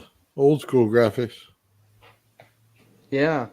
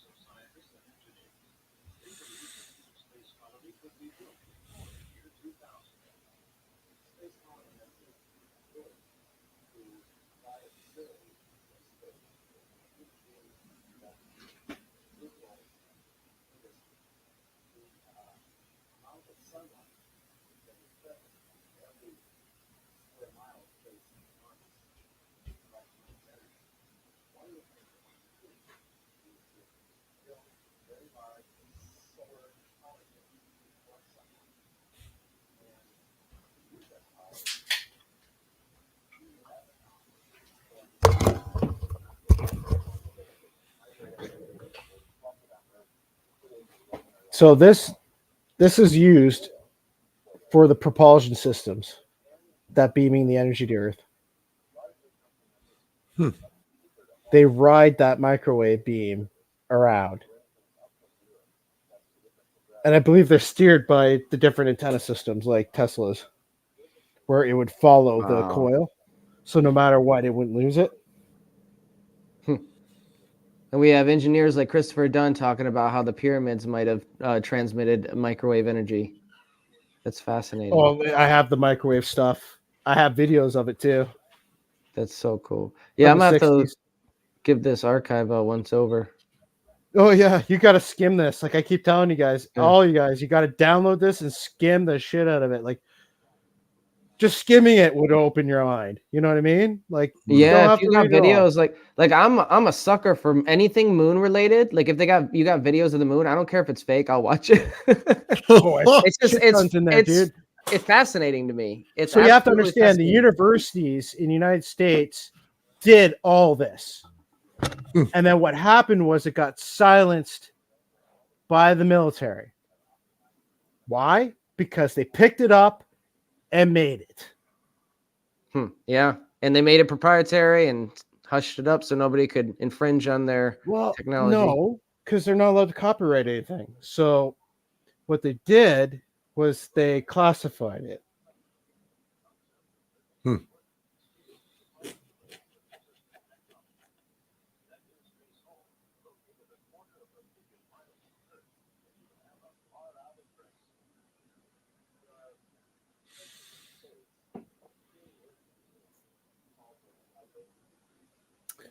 Yeah, so all the Lagrange points, guys, I'm telling you right now, they're all have these here by the United States military. Really? 100%. Oh, yeah. In order to control space, you control the high ground. Yeah, exactly. Okay, the only way in and out of Earth is through the moon's gravity well. Why do you think no one's been allowed on the moon? That's a good point. Sorry, conventional methods. All right, so yeah, that's that. Glad I got to run you through that. Thank God I'm on the line. I was doing wireless on the air and it just sucked. I kept glitching out and losing my signal. Yeah. All right, so plasma shields. So this is a plasma shield. So I talked to you guys before, actually in the chat, I was explaining how NASA made ion fields. And what they found was the iron crenellation spheres would hit the plasma field that they created and transmutate. So if in the center of the Earth is a plasmoid or plasmon, whatever. Anyways, if that's in the center and it's creating, say, actually the moon's the best example, and that creates a field. If the sun is ejecting these particles and it hits it, it's going to transmutate into something like aluminum. Right? Because it has all these donators. And it's going to accept them and cling to them. Donators, acceptors, whatever, right? Yeah. And the only way they could get past this was by creating an electron cloud. Because when the iron hit it, it would just bounce off of it or swoop into it, depending on if it was tuned to it or not.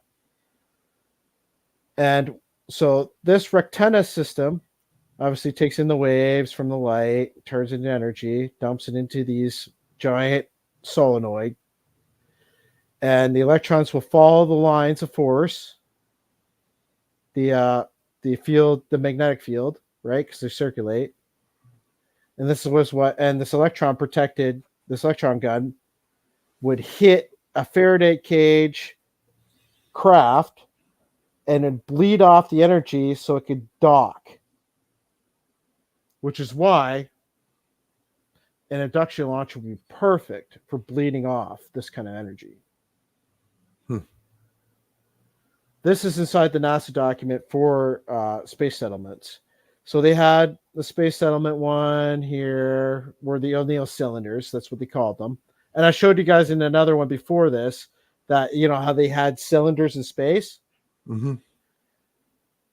Mirabeau worked with O'Neill to make the systems. Mirabeau took this system and made it into his craft. So yeah, this is I just clipped it out of the actual document, this document, because I clipped the documents even. So like I'll leave the actual full document, but I'll have a clip of the document of just, you know, what I'm focusing on in the folder. And they also have one for a lunar base, which I have the full document. I didn't clip this one, but it has the exact same type of solenoid protection, right? So here it is right there. And this is what I believe we're seeing in that moon video. I believe they had a bunch of these already made. And if you see the old stuff from the 1950s, which shows all the flying saucer stuff, they were already coming up with these ideas in the 1915s. Like I said, I'm going to save this for Jeremy because I promised him I would. And so I can't show that off. But all good, brother. Yeah. I'll share it with Nate. I'll make sure when I do this with Bernie and Jeremy that you're part of it too, because I told you I would. Well, a lot of this stuff sounds like stuff that we were talking about earlier today. It is. That's why I'm always constantly trying to get on here, but no one's sending me invites. I make sure when I see you. All right. So this is a newer document where they use electrets for Lorentz actuated orbits. So what they do is they used electrets in order to stationary orbit stuff, and because Thomas Townsend Brown teaches with electrets, you can actually store the energy. So inside the two plates with the electret and the heavy metal particles in it, what you do is in the middle of the circuit, you add the energy, but you have to have it hooked up to the load. If you don't have it hooked up to the load, it will never hold the potential. So what he did was he gave the energy that it needed for the load, and then as soon as the thing cured and hardened or solidified, he would take the energy source off, and then it had permanent potential inside the electret with high K dielectrics and heavy metals. That's the secret. I'm spitting this stuff out so people can scribble it down and make it happen. All right. Anyways, so let's see here. Solid P. Okay. We already seen that one, I think. Which one's this one? Oh, this is MHD. Okay. This is using microwaves. Yeah. This is a wave rider. Okay. My bad.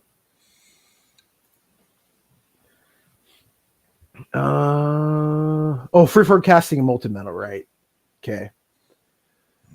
So I thought I don't know exactly why, but I thought that this one patent was I might have to go back here a bit. Let's see, let's go to here. I know I have it somewhere else here. Was it this one? No, let's stay at Dado. All right. I have it somewhere. Just give me a second here and I'll click it once I find it. I dumped a bunch of stuff in my folder and I shouldn't have, and now I have to skim through everything. There's the electric spacecraft journals. Okay, this cost me money because it's behind a paywall, but regardless, I don't know if you guys have ever heard of these. Anyone? No, what is that? The electric spacecraft journals. So this was John Hutchison kept spitting this out because he was actually put in one of these journals. And he just like, you got to go check this out. You got to go check this out. So I did and found it behind a paywall. It cost me $300.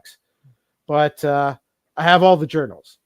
And they have every single patent that you could think of for flying craft using field propulsion. So I guess I'll have to send you an invite to that sometime, maybe. I got all Eric Dollage stuff, most of it, I should say. I got like over $400 worth of that stuff. Oh my God, it's ridiculous. Totally took me to school. Where is is the stuff I had? Projects. Okay, that might be it. And where's the printers? Printers. Oh, this is old, by the way. This is when I was just figuring stuff out, so it's not all legit. Because it's a learning experience. You think you know all the answers, then you find out later you know nothing. Yeah. When the more you read, right? It's just like, what the heck? Anyways, there it is. Yeah, gravity printer. I think that might be it. Yeah, this is it right here.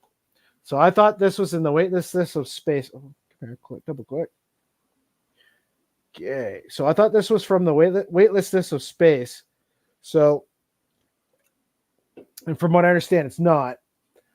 So what this is an induction melter. Then you electrostatically charge the droplets that are coming out. And then you charge these plates here, and it hits this one over here and builds a standing sound wave of the object you're creating. So you see how the guy has the standing sound wave on the computer? You can see it's shooting out all these droplets and hitting it and 3D printing everything in a standing sound wave.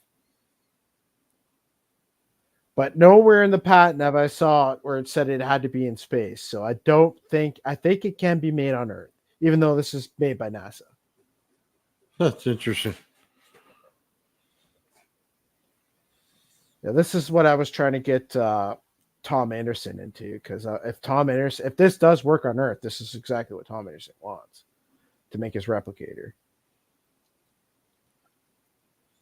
We can see he's using laser energy in order to help form and shape, and I'm assuming it's creating like a metallic glass type of effect. There's circuit boards, because obviously this doesn't have to be just metals. Yeah. Because it's electrostatics. The only thing that isn't electrostatics is the induction melter. So yeah, anyways, that's a fancy Dan. Let's go back to so let's see what I got in here. Okay, I got that. All right, this is old. Which this was like just before I talked to Jeremiah. And then Jeremiah took me to school. Yeah. Here's a good one. Yeah, I like this one. Cyanized boundary layer fluid pumping systems. So here's a fancy Dan that I talked with Jeremiah about, and he loved it. So as you can see here, there's sawtooth waves. Right?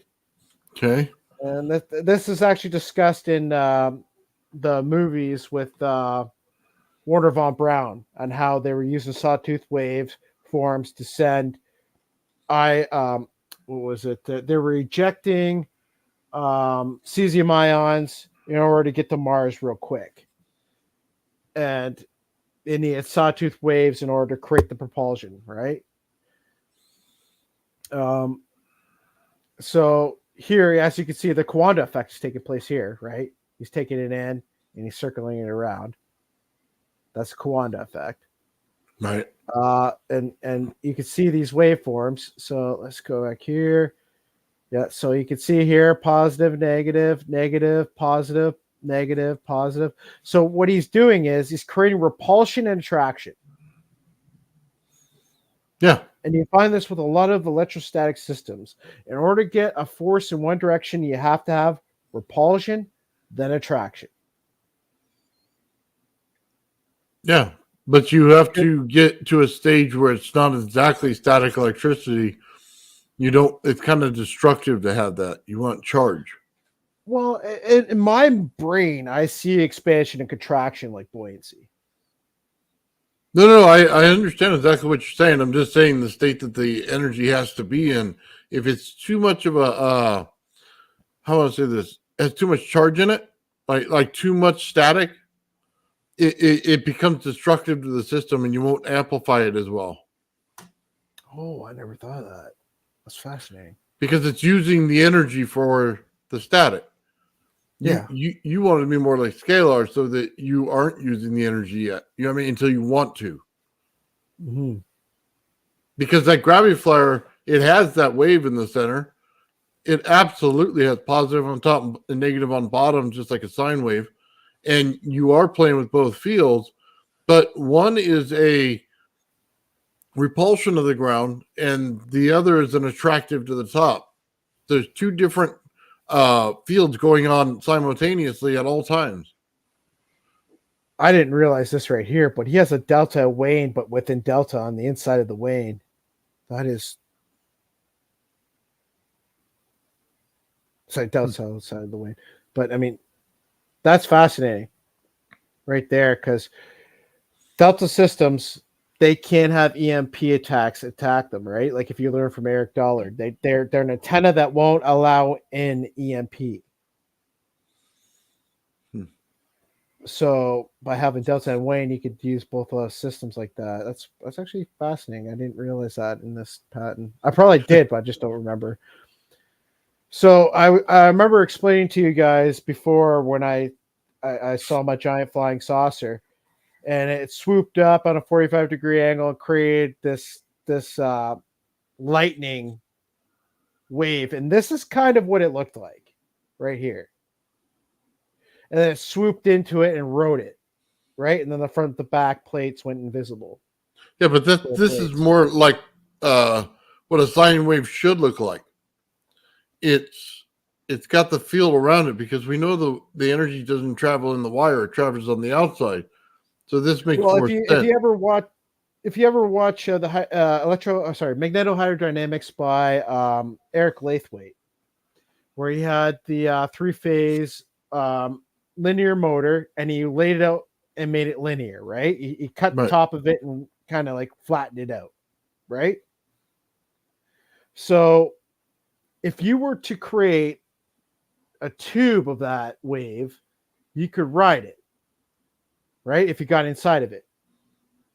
Okay. Now, if you were an flying antenna and you were able to have a radio somewhere else, you could send it to that location in that field, because it's just a packet of information now, to that location at signal speed.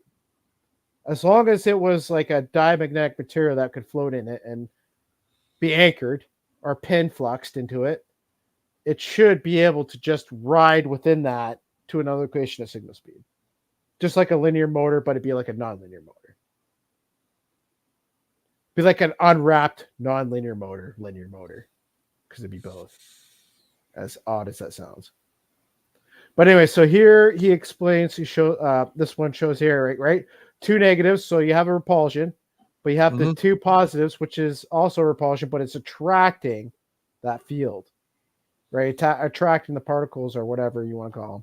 Yeah, but when you push those two fields together, one of them will change into a temporary either negative or positive. It'll take it on once you force them together. Yeah, I think they flip, don't they? Yeah. So the particle flips like we learned from Lapointe. You know, like you could take the ion and then flip it from a positive to a negative. It just has to go through that one spot where the flip zone, the flip side. But that's the whole key to the gravity flare is that flip that there's two forces working and then you force one down upon the other and then it creates a bouncing effect. You're twerking the fields.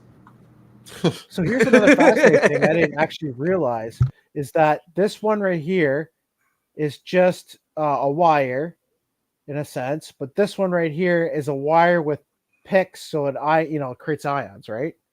Mm-hmm. But that's still negative and negative. So like, see, look at that, right? So negative here, but it's just a wire. But negative here, there's a point, right. And it goes over. But I didn't realize. It matters where you position the point on the negative to the positive. Let's go back to the waveforms. There's a whole geometry going on there. Yeah, because he has a square wave with, you see this square wave with the sawtooth. So you see the square wave generator here, pulse, the phase adjuster, which is the square which is the sawtooth, but he has it going in together, and this is what it creates. It creates the sawtooth, Wow, Square that's wave. cool. Right, Yeah, and you can see that here with his electrode system and his switches. Oh, I see a lot of patents because it's all switches and stuff. Like it's old school. It teaches you the actual what the heck is going on. Well, that's what Alexi's mimicking with the piezo disc. That spike right there, it's an amplification of the wave. Yeah, that's cool. That's what he's doing. Yeah, but like that's also another great thing I've been trying to teach everyone is so everyone knows about the Kawanda effect, right? Yeah. Okay, so the Kawanda effect, in case people don't really understand, is literally it's the elasticity of a fluid, but in convection. So like here, this is the Kawanda effect, right? So he's recirculating the effect, and not only that, he's able with this system to recirculate the ions.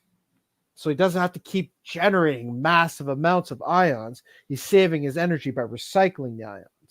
So this is a lot like a vortex ring, right? Like or a toroidal flow within a dielectric, not in a magnetic system or electromagnetic system. I don't know that he's saving them, but he's multiplying them.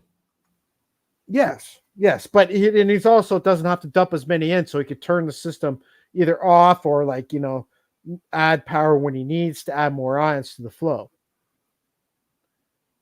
And a lot of actual I have a bunch of aerofoil Kawanda stuff, but this is one of the best ones I've seen for the time.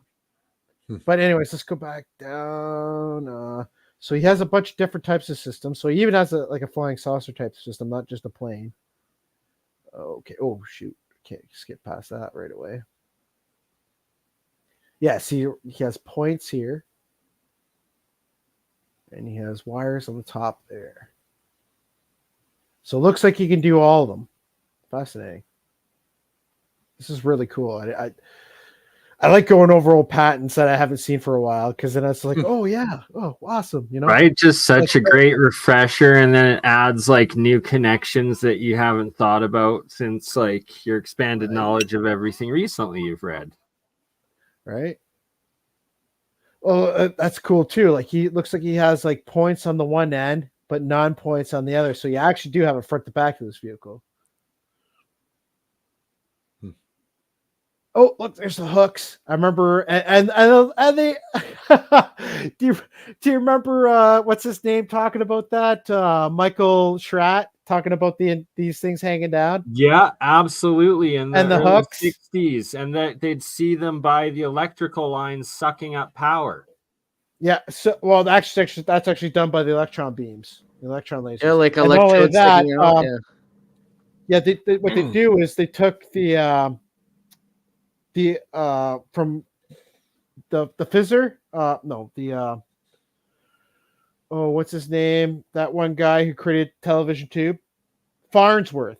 He took the Farnsworth electrostatic fusion that needs to be in the center, but it needs to be tuned. A lot of people don't realize that, and it needs to be redone. And the one guy I remember his handle, it's Drive 49, but the heck's his name? He created a book where he talked about, oh my God, Paul. I know his name's Paul, but I can't remember his last name. It starts with S, but I can't remember his last name right now. Oh my God. He's been in the chat in APEC too.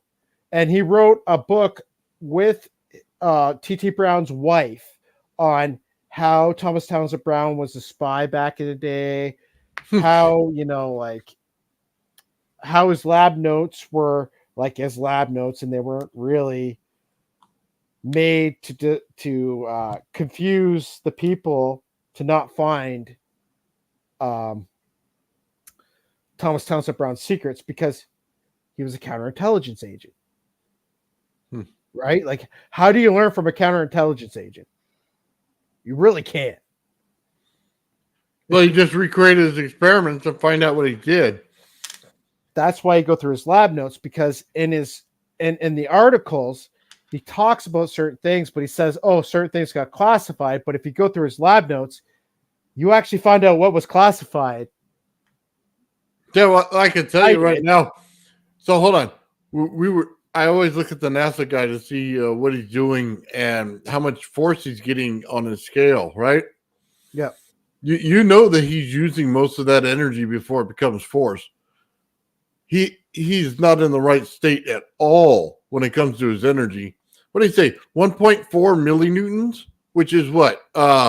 Takes 4,800 something millinewtons in order to make 1 pound, which means he's getting less than grams of force on the scale. Yeah, yeah. If you want to move stuff around, you're going to have to create a vacuum.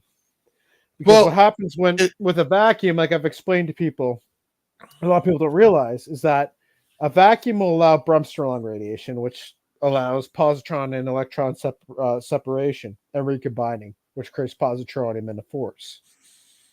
Yeah, but I guess what I'm trying to say is he has no idea what the right material is. It takes him forever to saturate it. And when he goes to saturate it, then he's not getting enough force because it's not saturating fast enough.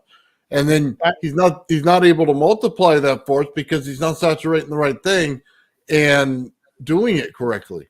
And he's in the wrong state. He's in plasma, which he shouldn't be in plasma. He should be in scalar in order to make the pure charge on it.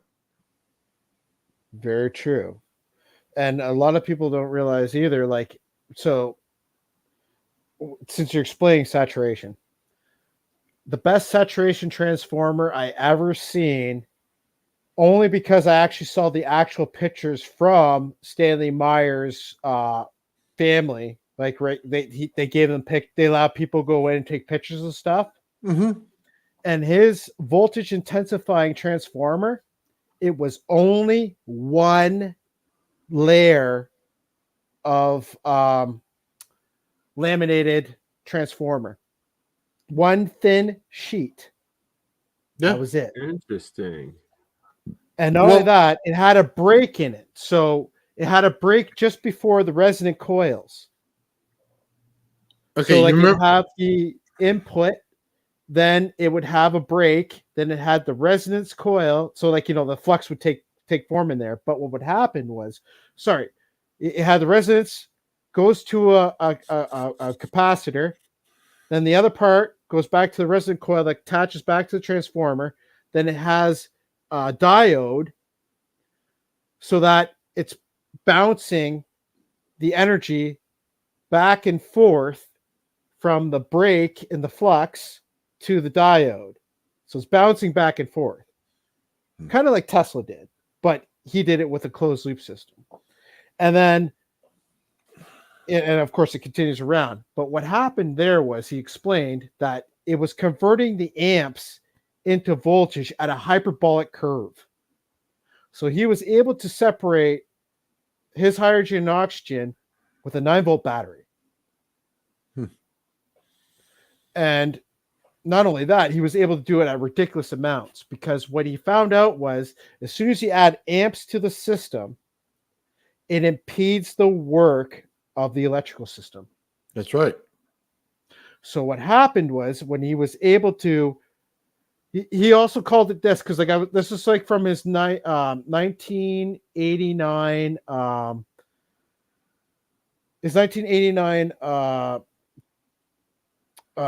interviews where he was inside someone's basement, and he also did one in New Zealand at an actual conference. There's two of them, and he fills in the gaps with the both of them. So like you have to watch both of them in order to get it. And he explains how in his electrical particle accelerator, he would run the argon through the hydrogen gas gun. And the hydrogen gas gun was a triode system, just like Ken Shoulders. So Ken Shoulders had a system where he had a positive, a negative electrode, and in the center he had a ground. And depending on if the ground was positive or negative, he would have either white holes or black holes. EVO discharges. Gotcha. Well, hold on. Before you go too far, I just want to get back to the thing with the NASA guy, okay? It's these missing mesh he instead uses something that a little ball is connected together like styrofoam, right? But that's not a proper mesh. In order to get it to work right, you need a mesh. And remember the Asian lady who did the anti-gravity stuff, she was talking about negative energy on mesh. And that's exactly what you need. And you need to compound it with the radius of it that works to amplify it. So then in between it, you're creating capacitor plates that have a high K value. So you get the energy that goes between them, but you do not get it to spark over. Therefore, you can compound that actual charge amount. That's what TT Brown was doing. It's mesh. That's the key. So do you remember when I told you about the giant flying saucer? And when it swooped up at a 45-degree angle, the entire light filled with a grid? Yeah. Okay. So the lines of the grid were teal and navy, royal blue. Okay. So the squares, so this is the fascinating part. So the lines you could see there was lines going in one direction. There were the one color. So like let's say upward was teal and sideways was blue. And it created a checkerboard pattern of this. I mean, this field was huge. Like, I mean, it looked like it filled the sky, but you know, when it comes to fields, really, like it can encompass a huge amount of area. Yeah. Right. So what I think was happening was that the plates were gridded, like you're explaining, like a dipole field antenna. Yeah. Right. Because like they're gridded like that, right? Like that's and I believe that they did something similar to this, right? Because like if you look here, kind of has a similar effect, right? Like, you know what I mean? Like, but it was kind of in it was in a circuit similar to what would you call it? Parallel and series, where they're connected together in a grid. So like, you know, like when you have a battery and you hook them up in parallel and series properly, any ion lost is gained. Any electron lost is gained. Do you understand what I'm saying? Yeah, I do. It perfectly recycles the energy. So I believe that's how that field antenna worked. But anyways, yeah, okay. Well, yeah. Oh, this is really neat. Jeez. Ion rockets. Fascinating. Okay. Anyways, so yeah. That's one of my favorite ones. As you can see, like he did it with the idea was to do with planes first. Didn't they pull that off on the stealth fighter, stealth bomber, or something like that? Where no, the stealth bomber was definitely different. That was a lot more like TT Brown, but it was also like it was creating helium so that the craft, no matter what, like as a byproduct, it was creating helium so that the exhaust wouldn't make any noise. Because I don't know if you ever watched. Actually, there's a lot of guys on this drive that are YouTube guys. Like, it's unbelievable. Like, Plasma Channel's on here. Think Ideas, I believe that's the guy. He's on here. Hacksmith is on here. I tried to get Electro Boom on here, but he wouldn't do it. Who else was on here that's definitely used it because he stated from it and actually shown pictures from it. Who else was that? Well, the Plasma Channel guy definitely, Jason, definitely used this. I don't know if he still does because what happened was actually when Apex shut down for a bit, someone deleted the drive. Really? Yeah, and the worst part about that is that everything that everyone uploaded was deleted. So I was able to bring everything back except for the stuff that people uploaded. Really? Which is a ball kicker. Oh yeah. It was a ball kicker. And so I was an like, infiltration agent from APEC. Not only that, someone went through it and deleted a lot of the stuff. Like, okay, here's actually one big thing that I told Jeremiah, and it got deleted right away. So I'm going to actually show that to you. So you can't delete it. All right. Anyways, Tesla, where are you, Tess? There you are. One wire patents. So these were all deleted. Let's see which one I want. Not that one. Not that one. Was it this one? No, not that one. So these are all one wire circuits for. Oh, okay. I'll share this just before I share the other one. Microfab Van de Graafs. Microfabricated Van de Graaf generators. Okay. Okay. Van de Graaf generators from one person's perspective that shared it. And I do believe the guy because he shows all the different examples of levitation in videos from like the early, I would say actually no, from the late 20th century, the 1990s. I believe that's when he did the videos, or maybe it could have been the early 2000s. But he's from Australia and he released patents, but he claimed that from the spark gap Tesla coils gave off gamma emissions. And he claimed also that Van de Graaf generators to the ground, that energy that goes all the way to the ground, is gamma radiation. Really? And if you go through what I showed you before on the G engines, okay, and a little tidbit, the guy called them Y rays, which are gamma rays. So I think the big secret is gamma rays. And if you actually go to what was that Boeing senior engineer, the one that David Cerrito interviewed, I have no Boyd idea. Bushman. Boyd Bushman shows that he has a jet with a bunch of Van de Graaf generators along the skin of the craft to create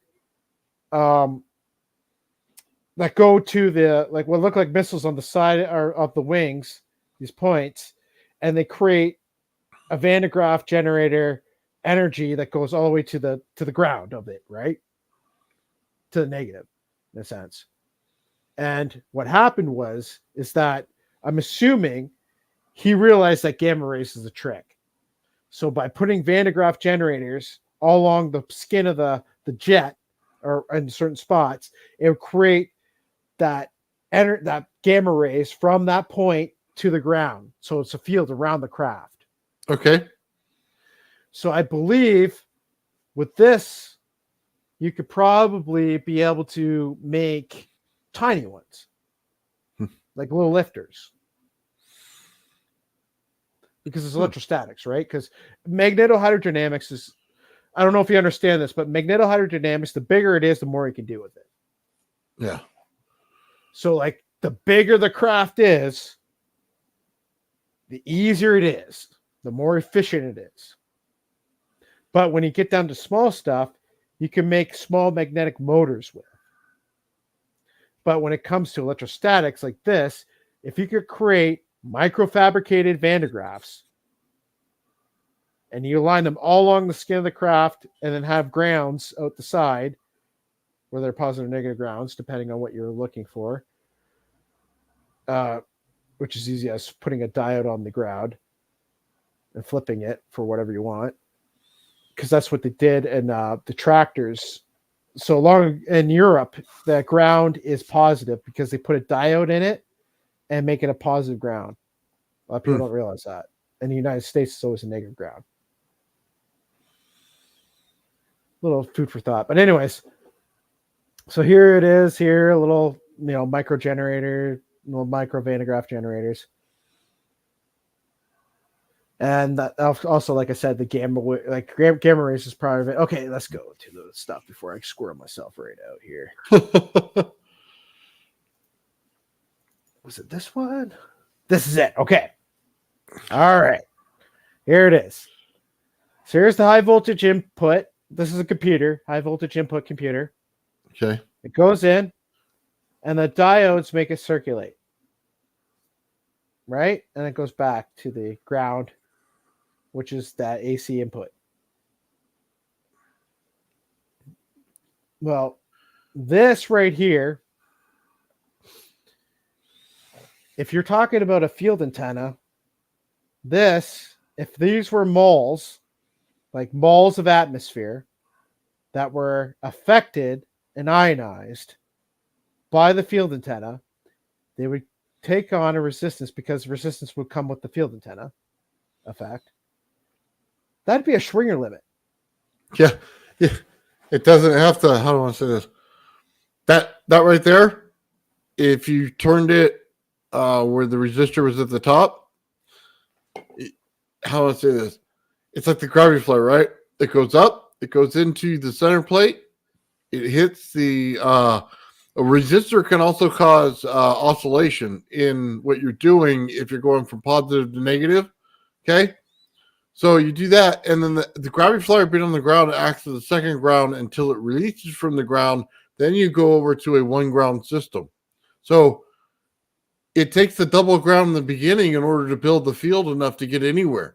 If you do not do that, you'll never build the field. I believe that Nikola Tesla, when he was trying to create his craft, I believe that he turned the craft and created a vacuum around it, which turned it into a light bulb, and that the Schwinger limit was taking place as a byproduct of the moles of the atmosphere. Oh my God, it's so funny that you mentioned that. The guy that I work with the high voltage on said the same thing. Well, dude, this is what's showing me. That's all light bulb. Well, you know what? Yeah, and you know what? Like because they're flying light, but it's all about the field antenna and the circuits pumping it, right? Because it's going to take on that analog. No matter what, it will take on the analog. So when it's a closed loop, it'll hit you, drive down into the ground and back in through the ground and back into the ground of the generator. Whereas this, it would bounce, you'd act as capacitance, and it would bounce back into the generator and into the ground. Well, the ground creates capacitance for all of it. So if you don't have it in the ground, you're wasting your time. Well, do you remember what I was telling you about how Eric Dollard said that the sun is a transformer and the planets were capacitors or transducers? Yeah. Okay, so there's only one other way of conducting ions is sound. So if we're a giant standing sound wave between the ionosphere and the ground, that's what we are.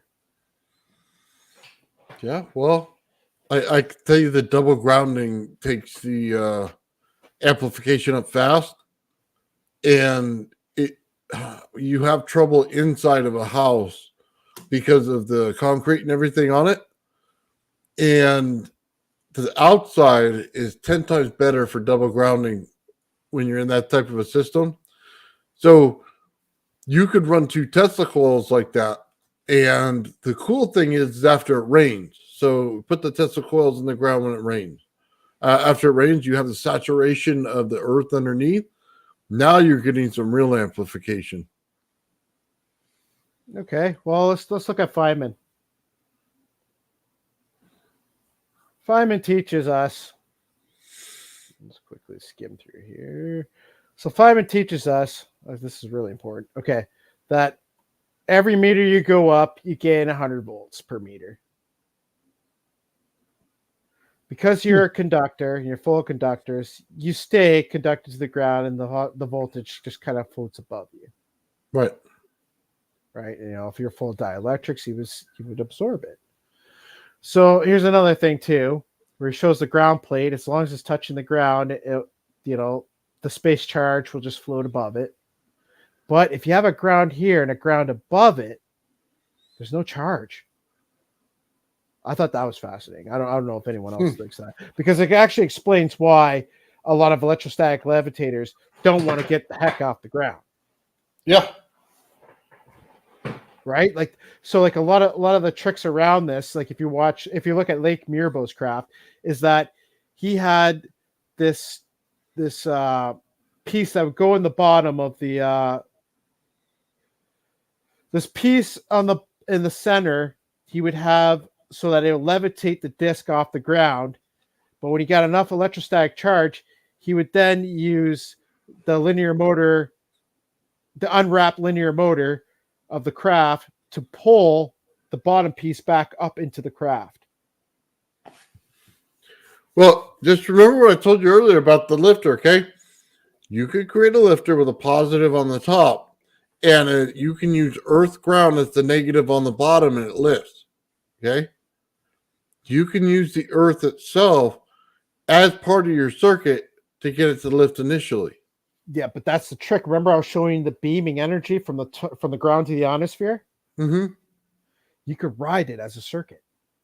It just ride it right up, just like a space elevator. Well, I'm just saying, for the ground effect to get it off the ground, you have to use the ground. That's the difference. And that's why it'll come off the ground versus staying on the ground and suck to the ground. I will actually show you because I'm going to skim through here real quick. So here is showing you how space charge works. I'm going to show you the space charge patent it was the first cloud seeding patent using steam and charged particles. But this is actually how they figured this out. U.S. Department of Commerce and Weather Bureau, because they worked with the guy who made that patent. And not only that, the patent was made. So the first patent for cloud seeding was made by Edward Teller after he dropped the bombs. I don't know if it's because nucleogenic particles were no longer being made, so they had to cloud seed in order to artificially make nucleogenics, or I don't know, because like, why would Edward Teller do it? I don't know. If he'd do it if he effed up. You know what I mean? Like, he would make a system like that because he's like, oh no, the world's not going to get rain anymore. Yeah. Just be a giant cloud in the sky. No one's going to get light. What am I going to do? You know what I mean? Yeah. Edward Teller then would be like focused. Oh, I'm going to cloud seed. Well, make nucleogenics happen. You know, the big hangars and stuff they had for airships would actually have clouds inside. Well, yeah, because the space charge. I'll show you that exactly in a minute here. Actually, I'll do it right now. Because I showed it with Okay, so let's go back to electrostatic propulsion and EHD folder because it's a better one. Okay, so this is called the electrostatic space charge linear motor and spacecraft armature. So the spacecraft itself is the armature, and it's creating electrostatic space charge linear motor system out of that armature. Okay, so let's go to the first one. Here we are. So here he is showing, this one's not by Edward Teller, this is later, 1958 or 56. But this is like pretty much every single cloud seeding patent is based off this one guy. You'll notice that actually almost every single patent reference this guy. So he's showing you how to make steam and do this. So let's get to the, is this it? What the heck? Oh, that's the next one, right? Next one actually shows it proper. There we go. Okay. So this is how clouds work. This is how clouds chase each other and move in one direction. One cloud is positively charged, one cloud's negatively charged, one cloud's positively charged, etc. And you see here, there's charges being laid. You know, right? It's keeping itself in the air. It's not, the clouds aren't dropping. Right? Mm-hmm. Well, let's scroll down. So here we go. So you see us distributing charges. Now it's laying the charges on the ground as it's going, right? Because think about it. Rainfall is these charged particulates of electrostatic charge hitting the ground and charging the ground. So it doesn't, depending on the clouds even, could determine if the ground is actually positive or negatively charged. Will mind boggle for you? Yeah, it's just so funny that everything comes down to the charge pattern you put into something. It's all to do with electrostatic friction in motion. Yeah. So, like I've explained this to a lot of people before. So EVOs are, they call them, what do they call it? Cavitation bubbles. But in the cavitation bubble, you see a vortex in the center and convection, right? Yeah. So all plasma follows convection. All of it. No matter what, it will follow convection. So this plasma in motion is going to drag the ions with it. Right? Mm-hmm. Now, ions and electrons are in motion in a little circular bubble. Yeah. That's creating a lot of electricity.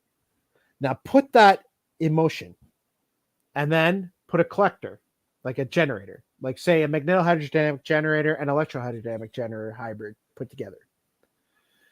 And you fired that through it.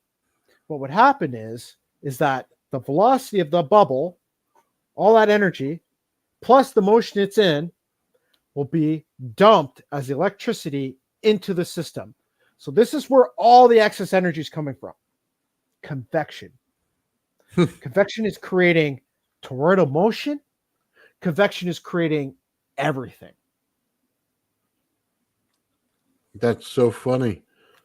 That right? It all comes down to I the see it all the time.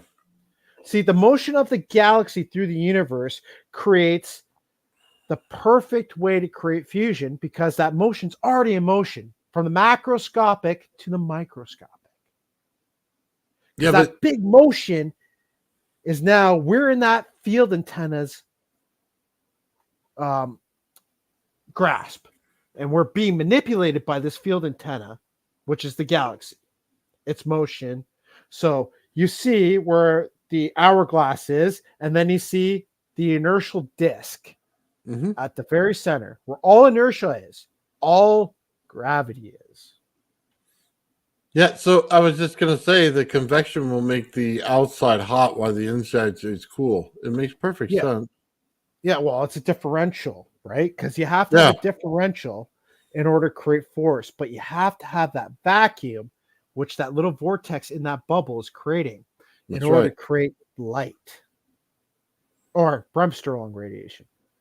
It's going to have to, it's going to create field spin too. Not only that, the fascinating thing is that because the Earth is a capacitor, it's a unique capacitor. Because and unique is that, so I learned this from David Sarita and his stuff, that every single planet, every single star has its own unique shape and size.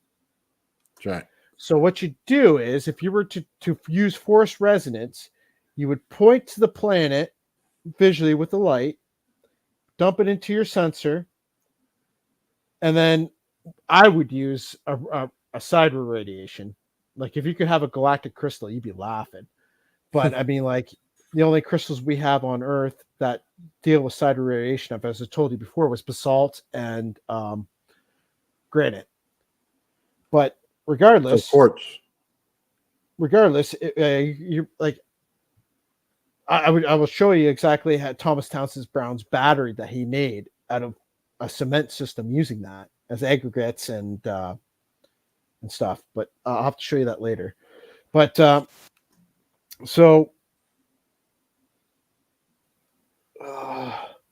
darn, I'm starting to get a brain fart. Okay, so the Bremsstrahlung radiation, the sideward radiation, we were getting to, what were we talking about just before that?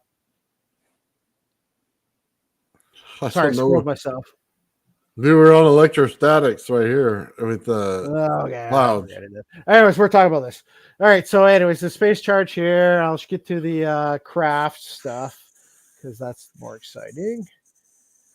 So we're gonna get to Angel's patents. I'll be going over this with Jeremy because Jeremy hasn't seen this yet.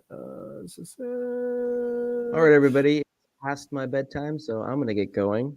I appreciate everything from everybody. Thank you, Taryn. Thank you, Crypto. Thank you, Nathan. I really appreciate everything from Gerald as well. And I did some updates to the Apple coil.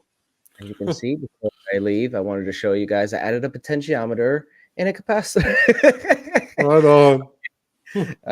You can tell I'm starting to get tired, so I'm gonna. Yes. Sorry, bro. I didn't mean to steal a show on you. No. I get tired around this time, simply because I didn't get a lot of sleep last night to begin with. But usually I could go a couple more hours. But yeah, Well, I'm starting to.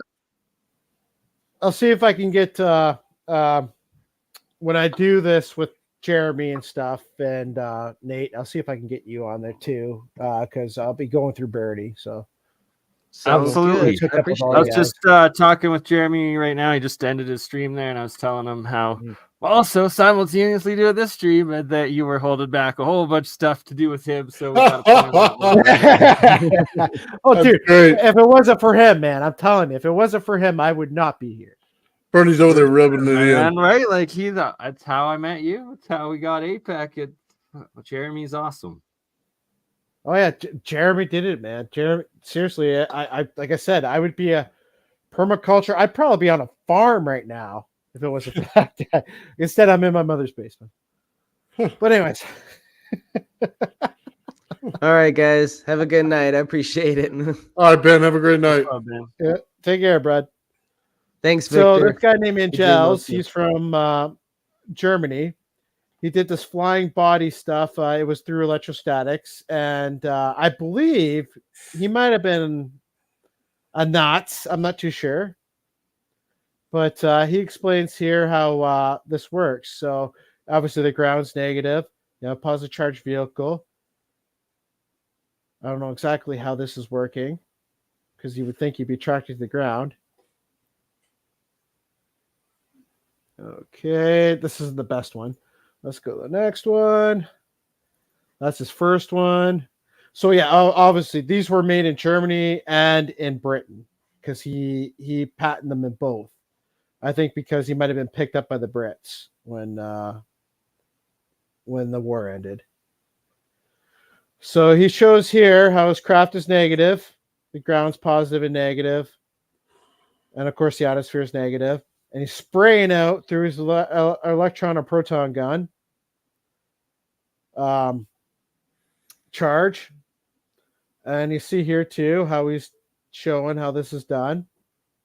He has better ones later, but this is fascinating because here, if you see in figure 9, this is what Michael Schratt talked about with the one vehicle in United States that radiated this poor lady and her daughter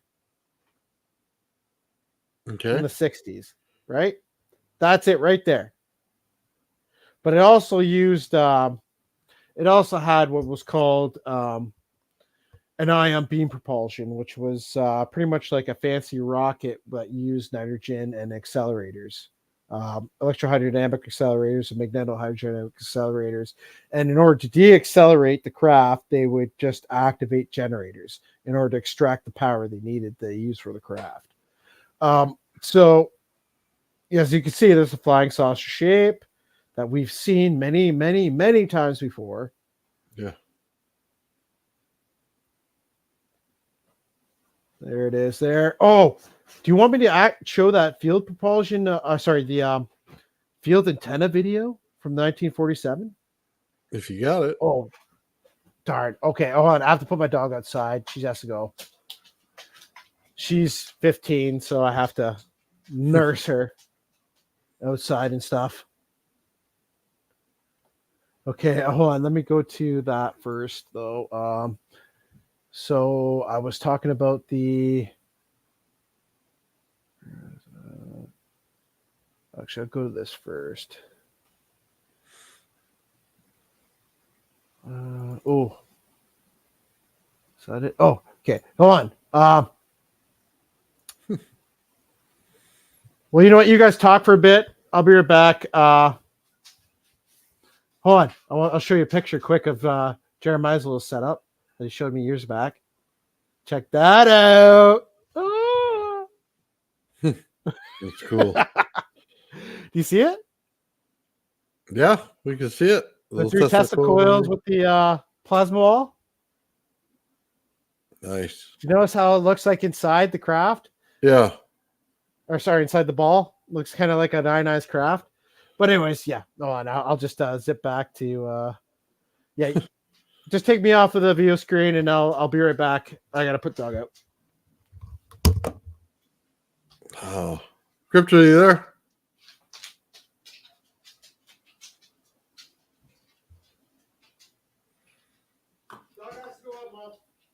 I hear somebody yelling in the background. So funny.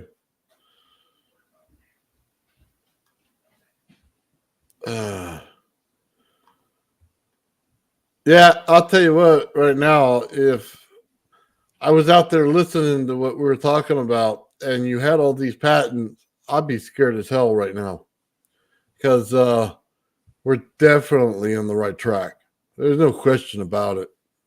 So, what's his link? Well, I'll let him give it out when he comes back. So, yeah, but every single time you turn around and look at it, the statics and everything, and I think it's more of a scalar than a static, but it's all about that energy flip. And it's all about building it in the ground and how the ground works, and you have to repulse off of it, but build energy from it. So, absolutely fascinating stuff.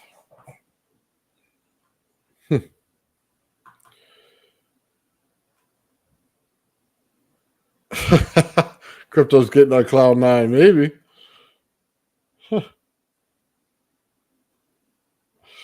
Oh.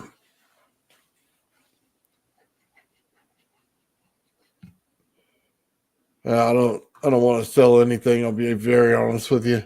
Not in it for that. I just wanted to get out there what we're doing.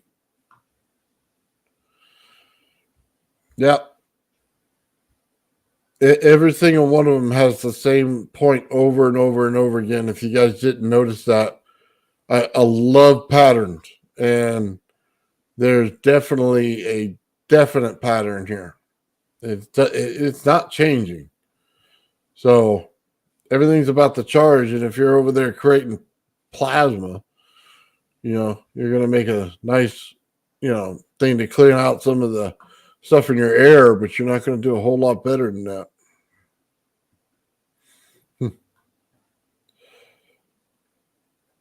You got a V stone today, a TV stone today? What? I got some TV stone today. It's like the coolest stone I've ever seen. I've never seen that. Huh. Oh, man. It's late. What time is it? Oh, man. Usually in bed by now, man.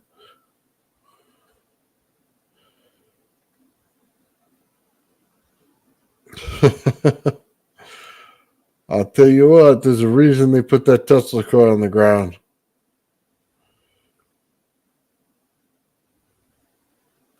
Yeah, I do actually. When you make your coils, depending on if you put coils on the outside of it, you can change directions. That way, if you have the thing in the center, you can change it up and down based on what side you put north and south.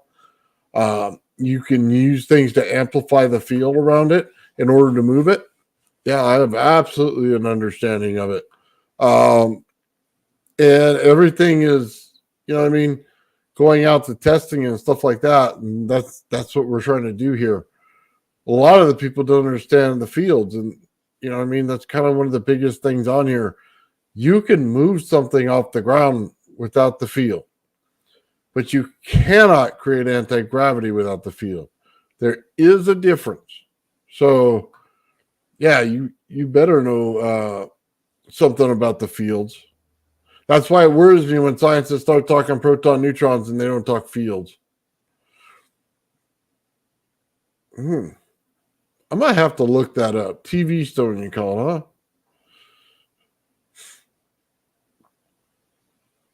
Yeah, the heat. Oh, man. You know, if people just understood electricity properly, a lot of this would be a lot easier to figure out. So you have to get through the ignorance first just to get there. And a lot of people do not understand heat and conversion of heat to energy. And they think it's all steam and fans. And it's just not. So it's like a cover they can give off. So you always ask, well, why is my power plant creating heat in order to turn a turbine fan, right? Because it's not. They just say that. They're telling you the big lie so that you can suck it down and believe it.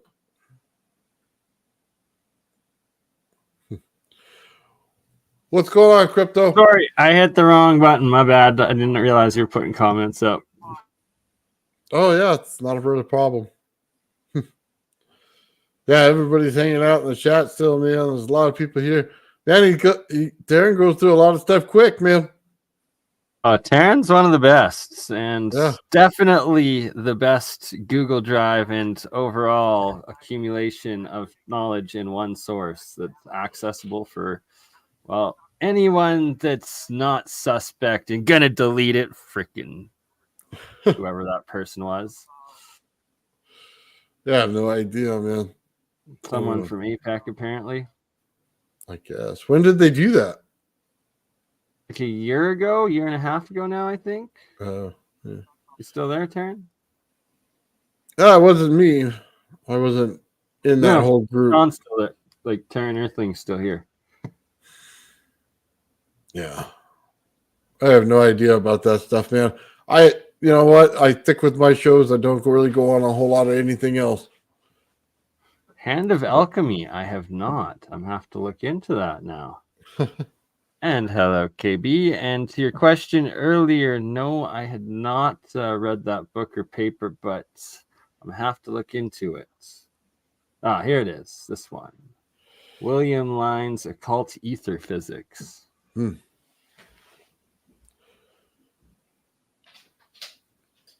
Right, CI APEC deleted it. Yeah, it's like half the people in APEC absolutely amazing, and then it's filled with like spooks and government ops for sure. Are you guys live right now? Are you guys watching me right now? Yeah, we're still here. Live, okay. yeah. So this is no longer published. I don't know if it's copyright. Actually, you know what? I'm not going to show it off because it's copywritten. I'm going to have to find. Let's find something else here. So yeah, space charge, right? So Bernie, remember how I was talking about how space charge works and how that works with electroculture? Yeah, big time. So do you remember the Pleiadians that like in the one sweet guy that ended up talking to them? He was claiming that they had these onboard what do they call arboretums? Yeah. That's because they had an electroculture set up in there with the craft. Ooh, that would make perfect sense. Because it's all space charge. The proper craft, anyways. So the other cool thing is from the Polarin thing, I'm just going to tidbit drop because I have the video on the guy who did the spectrometry and the microscopes, a look at all the metals, and it was made of a heavy metal that what the heck was it called again? It starts with T. It's TH, but it's not tholium. It's the other one. A real heavy one. But anyways, so when I went and looked it up on Wikipedia, what they use it for is high temperature superconductance and solid state lasers. And what they did, what the Polarans claim they did, was they took, because they work with space charge. They flew over a planet that destroyed itself. The population destroyed itself because I believe we were all seeded on many planets. and we're all unique. So, a certain planet died before us, and I believe that the asteroid and belt. when they went there, they said that there was, because of the satellites and everything, there's a bunch of lead in the atmosphere, right? Because uranium transmutes into lead over time, right? So they went in and they claimed that they took it and they oscillated it. So remember when Bob Greener talked about how they oscillated that one patent from a Russians, they oscillated this material in a closed loop with cavitation and it kept mutating. Well, I think the Croft was doing this in space. And what it did was it would transmute the lead into that element that they were talking about through, they said they had to do it a bunch of times in order for it to just finally transmutate into this. Okay, so they say there's tungsten, titanium, technetium, and tantalum. It started with TH. TH is thorium. Thorium. No, not No? thorium. The other one. Thorium. Not thorium. THORIUM. No. Hold on. Oh, not that one. Periodic table. Hold on. See, there's no TH, there's TECH. Oh, what's going on here? I'm not typing. There it is. Wikipedia. Well, where's it? Periodic.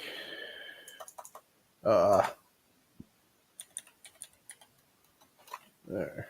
I think thorium. You guys talking about gases? No, it's a metal. Thorium? I don't know. Is it TA? Hold on. I think it might be TA. Hold on. What was it? TANTALUM. What is it? TANTALUM.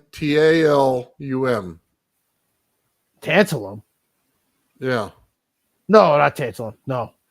Nope.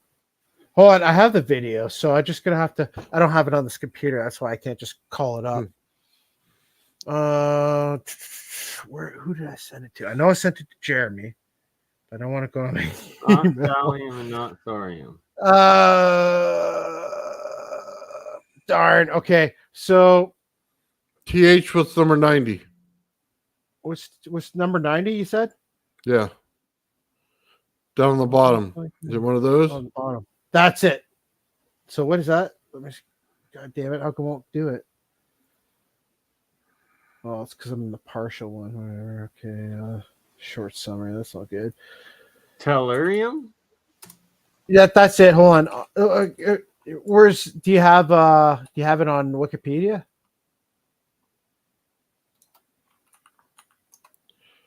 Yeah, because on Wikipedia it tells you right there that it was used for high temperature superconductors and solid state lasers, and that's what the military uses it for. And you never hear about it. This element, ever hear about it? Like, I've mentioned it to people, and they're like, "What?" It's like, "Oh, okay, yeah, you don't know anything about it." Okay, so anyways, here. Number 90. Where are you? 90. Not thorium. Fuck. Okay. Is it tiberium?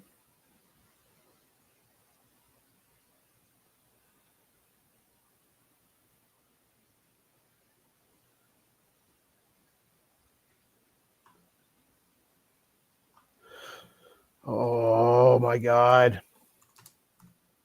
Starts with a T. I know that for sure. It has to be that. What else would it be? Currently, it sounds like unatamium. Yeah, it did, dude. Seriously, when I read it, I was like, no. And not only that, like the guy on the show was talking about it. Oh shoot. TH number 90 is thorium. Yeah, I'm not that's on it. I have the video and hold on. Who had it? Was that UFO show? YouTube.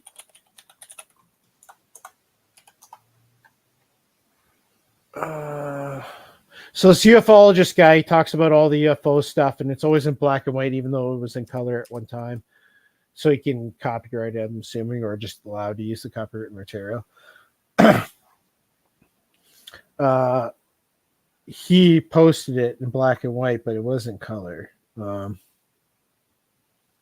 can't It remember the name wasn't of the UFO guy. tungsten or Darn. something like that. It's to do with the Swede guy. Remember the guy from Sweden that lost his arm, and the Polarans went and visited him in the 70s. Billy Meyer. And it's not titanium or tungsten, right? I think it's the Billy Meyer guy. Yeah, the one that was geez, everyone talks about him. I have no idea who that is. Anyways, forget that. Let's go back to the drive, because there's just so much more in here that I have to talk about before that.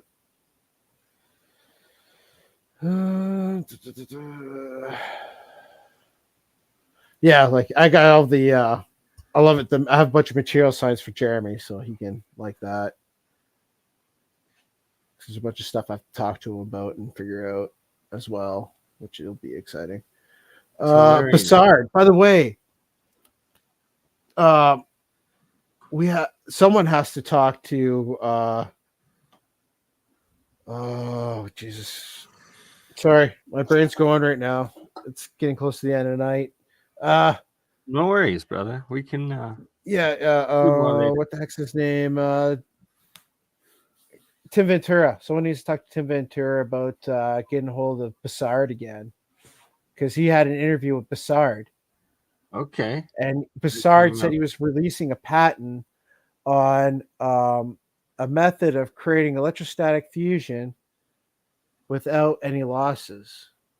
Really? And do you know what I'm Apex excited. that was, or which Tim interviews that was?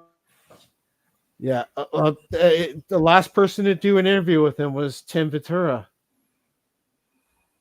You know, the guy who created everyone based the Bassard collector off of for Star Trek. Like legitimately, Okay. Robert Bassard. Like, but that was all based off of Farnsworth, the guy who created the electron gun for television. Before RCA stole it from him. So that's why Simpsons made their nerd's name Farnsworth. Yeah, this is a Bassard, Robert Bassard. Bassard collector, right? Electro confinement fusion. Let's see here. I just want to click on anything that's copywritten.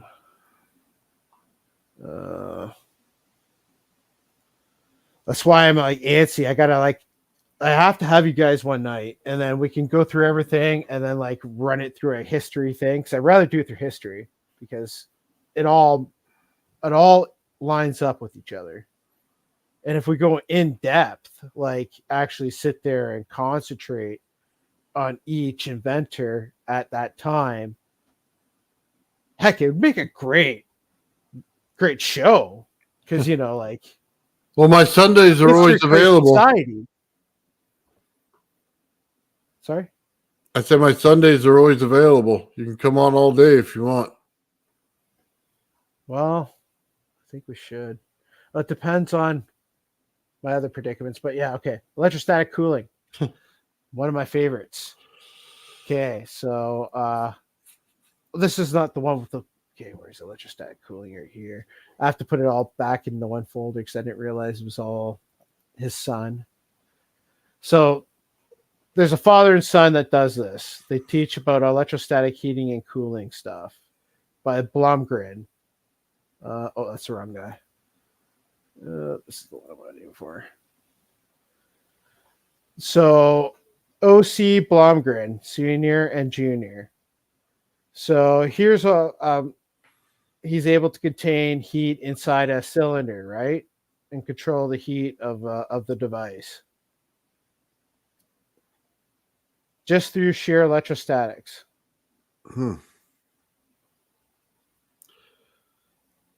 Yeah, Gerald can do that.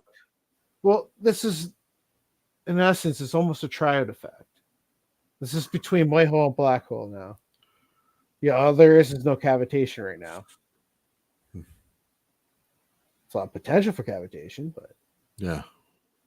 maybe the flame has cavitates. Depends if it's using cavitation fluid. So another thing, I have the patent for well, Jeremy got it, and I'm not going to share it because he said he wasn't ready to share it, but I was just going to show it off anyways. But it was teaching. It's pretty much the Pantone device, but the Thunderbolt one, the actual patent for it. Okay. By Bedini. Very nice. Yeah. So I was going to show that one off, but what he called it was coherent fuels, like coherent matter. Coherent matter is what it's all about. No, but that's the thing. So the whole device is designed to create a coherent matter. Well, coherent fuel that is then detonated into a plasma flame. Oh, I see what you're saying with this. Okay. Right? So the whole trick is cavitation. You create the cavitation bubbles. So a lot of the guys, the best guys so far, which Murray King talked about, was who explained how plasma these EVOs are ionic sound crystals, right? Acoustic crystals, because we're in a standing sound wave being conducted into our shit. So this cavitation is giving off, like, how do I explain this? It turns so anyways, water like a crystal. Because we're cavitating, we have cavitation bubbles within us. We're and stuff like that, and they're taking on the convection. We're capable of being coherent, right? So like these fuels are working in a similar manner where they're like creating this convection current, and not only that, like if you look at Pantone's device, where there's a cusp on his rod, and there's a cusp on the bottom, or sorry, on the top of it, but it's on the bottom in Australia, and that bowl creates convection. So it creates that vortex ring that you see once it pops up above there. And then that vortex ring allows the cavitated ions to cluster into it and create a microscopic, macroscopic, synchronistic, coherent vortex ring, right? Do you know what I'm talking about? Like, because like in Pantone, he explained with his glass reactor that if you had, like, if you looked at it, you saw the ball of lightning in it, and there was a vortex ring inside the cusp. I don't know if I've ever seen one of Paul Pantone's Geet reactors, actually, the video of it working. Oh, you ever seen the glass one? He shows it in his book. He shows it in his book. There's a picture of it. And not only that, like in the Pantone device, he puts an amp meter on one end, and on the other end of the tube there. And because he put in 12 volts, was it 12 volts? I think it was 12 volts, 15 amps. I'm not too sure. But anyways, he put that in, and he ended up getting 120 volts and like 200 amps coming out of it on the other end. So like if you ever seen like fuel cells, right? Fuel cell technology using ammonium crackers and other types of metals that break apart the ammonia into hydrogen and oxygen, and they send it through a fuel cell and collect the electricity from it. This could be done with that. That's fascinating. Because you could literally pump those amps because the amps are trapped within the convection of the molecules, and if you could vent them off and burn some off, though, because you have to burn some off and recycle them in order to make the fuel burn at the same temperature as methane. You have to have steam. Okay, I see what you're saying with that, and that's kind of like how... that. Like how Yeah, that's how Stanley Meyer did it. Yeah. But anyways, that's the trick behind the coherence is that bubbler, and then the one guy Eric I think it was Jenkins. I think that's his name. Anyways, he created this where he put a pond fogger in water to create the cavitation. Yeah, and he said I've heard that. make a little bit of gas, mix a little bit of gas with it or an oil, because what would happen is the oil would go around the convection bubble, right? Because it wants to sit on top of the water, and then what happens is when it ignites, when it's electrostatically charged and ignites, it creates plasma, which then ignites the water, like separates and ignites the water at the same time. That's how he got his patent to go through, because he did it without it and they wouldn't take it. So he said, "Oh, mix a little bit of gasoline in it." Jeez. But anyways, that's the trick between coherent fuels. That's huge, and that's what we gotta make. That's what we gotta start experimenting with right there. Yeah, actually, Old Man Bills, if you want, just hop on the drive for a bit and skim through some of the stuff, because my dog's acting weird. I gotta go put her out again, I'm assuming. Yeah, no worries. I gotta get going here too and just grab a meal, eat dinner and stuff. So let's plan to do the full one. I'll talk to Jeremy here. We'll just do a group email or something and set it up. Yeah, I got to play by ear, but yeah, we'll definitely try to make it happen. Sounds good, brother. Appreciate it. Yeah, I sent you an email explaining some stuff, and yeah, just awesome. I'm sure you understand. For sure. Right on. Much love. All right, guys, we're all signing out for the night. Yeah, might as well share it down. Sounds good. All right, Jared, thank you for coming on, man. I appreciate it. Yeah, dude, I try to get on as when I can, but it's only with during certain times I can. For sure. Life calls. We understand and appreciate you when you can, my friend. All right. Right on. Catch you later, guys. Right on. Later. We'll see you on the next one, Nathan. All right, Bernie. Have a great night. Hey, everybody in the chat, have a great night. Thank you for hanging out with us so late. I appreciate it. Appreciate it.